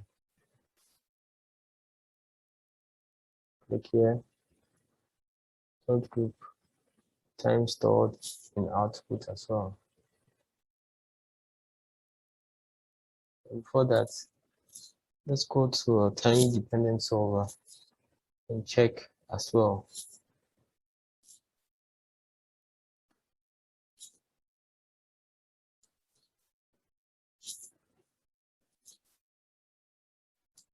Look at our output times and we want it to be steps taken by the solver.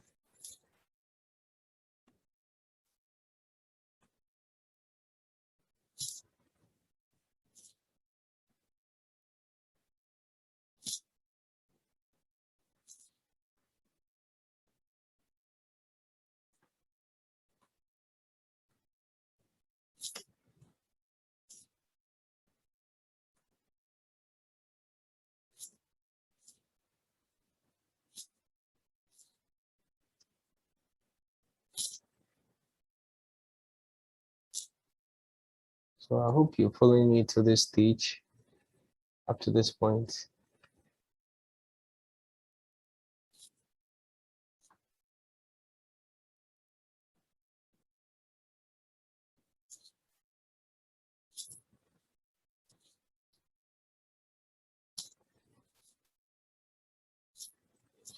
Okay, so you move to 32 again.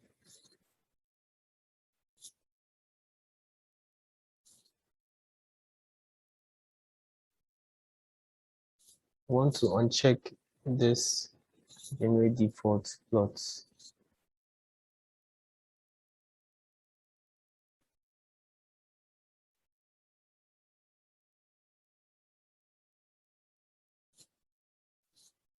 Afterwards, we want to compute and see our results.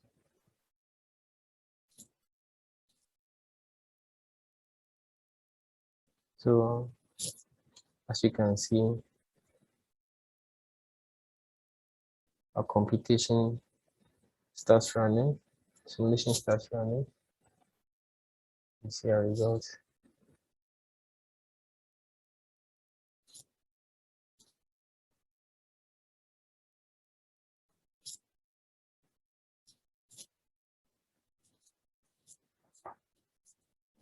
So if you followed me to this stage, you should get this result.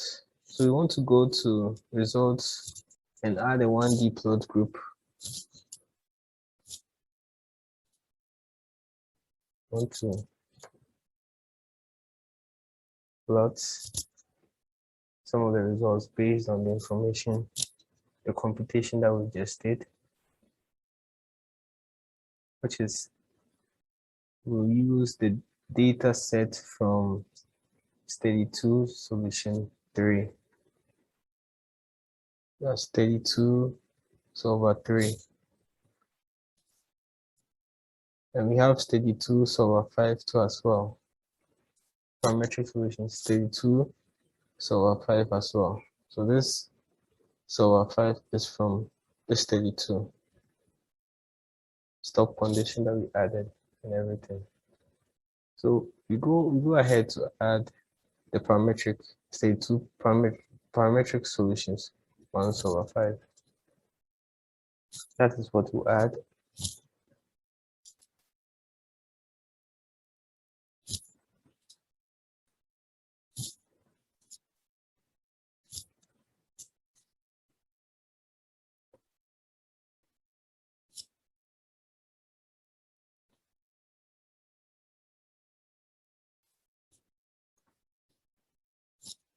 We want to add a point graph to this.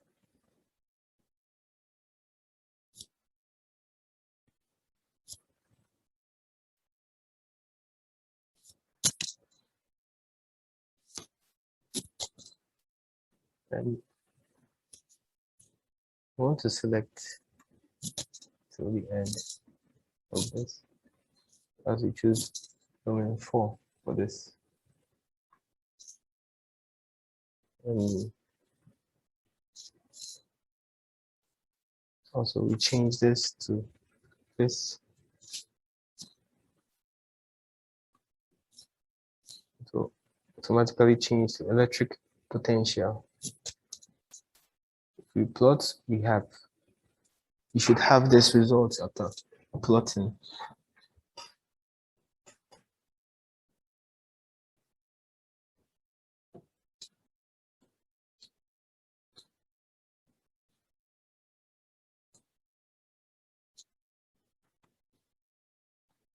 Go to the parameter.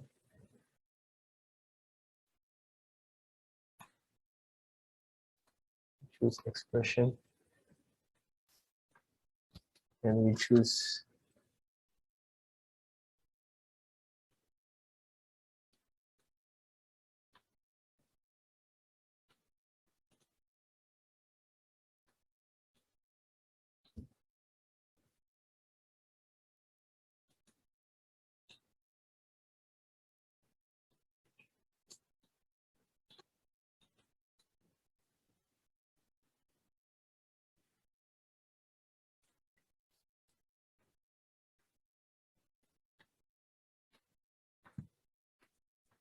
so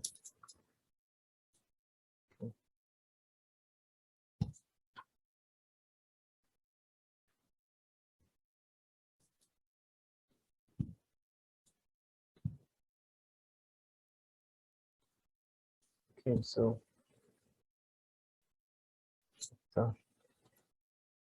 oh, sorry. I think I shouldn't have added this to this.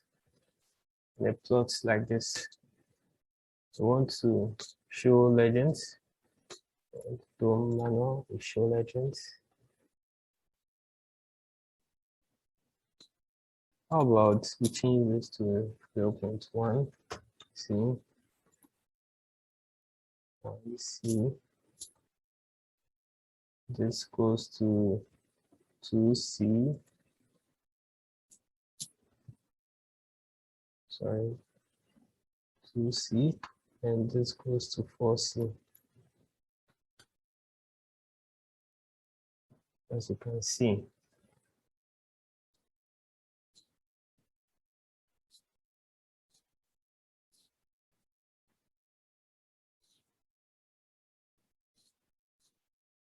Go to the title. We actually choose manual, discharge curve, curves.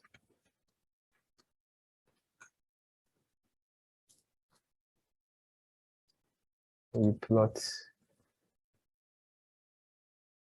So this our electric potential against discharge curves, but we are not done yet.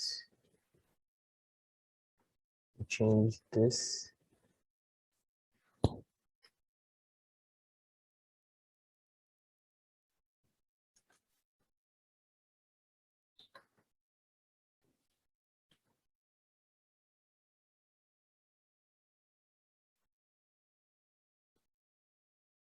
Meter.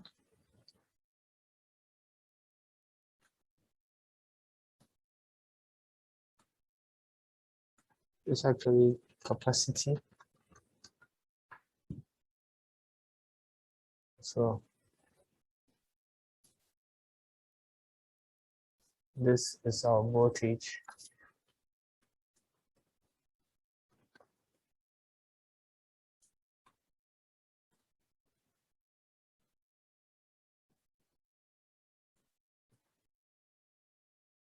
Yes. So we want to edit the manual axis, which is here 20. We want to see how it look like. Okay. How about we make here 2, we make here 4.4. We plot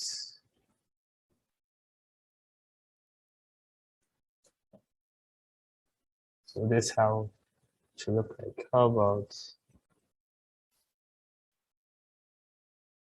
so we actually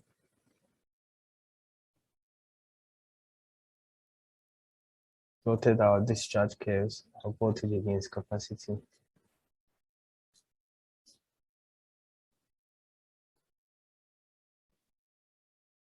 Being able to, using a 1D, being able to draw a discharge curve. And you can actually see we should go here, output-wise. You see output-wise. If we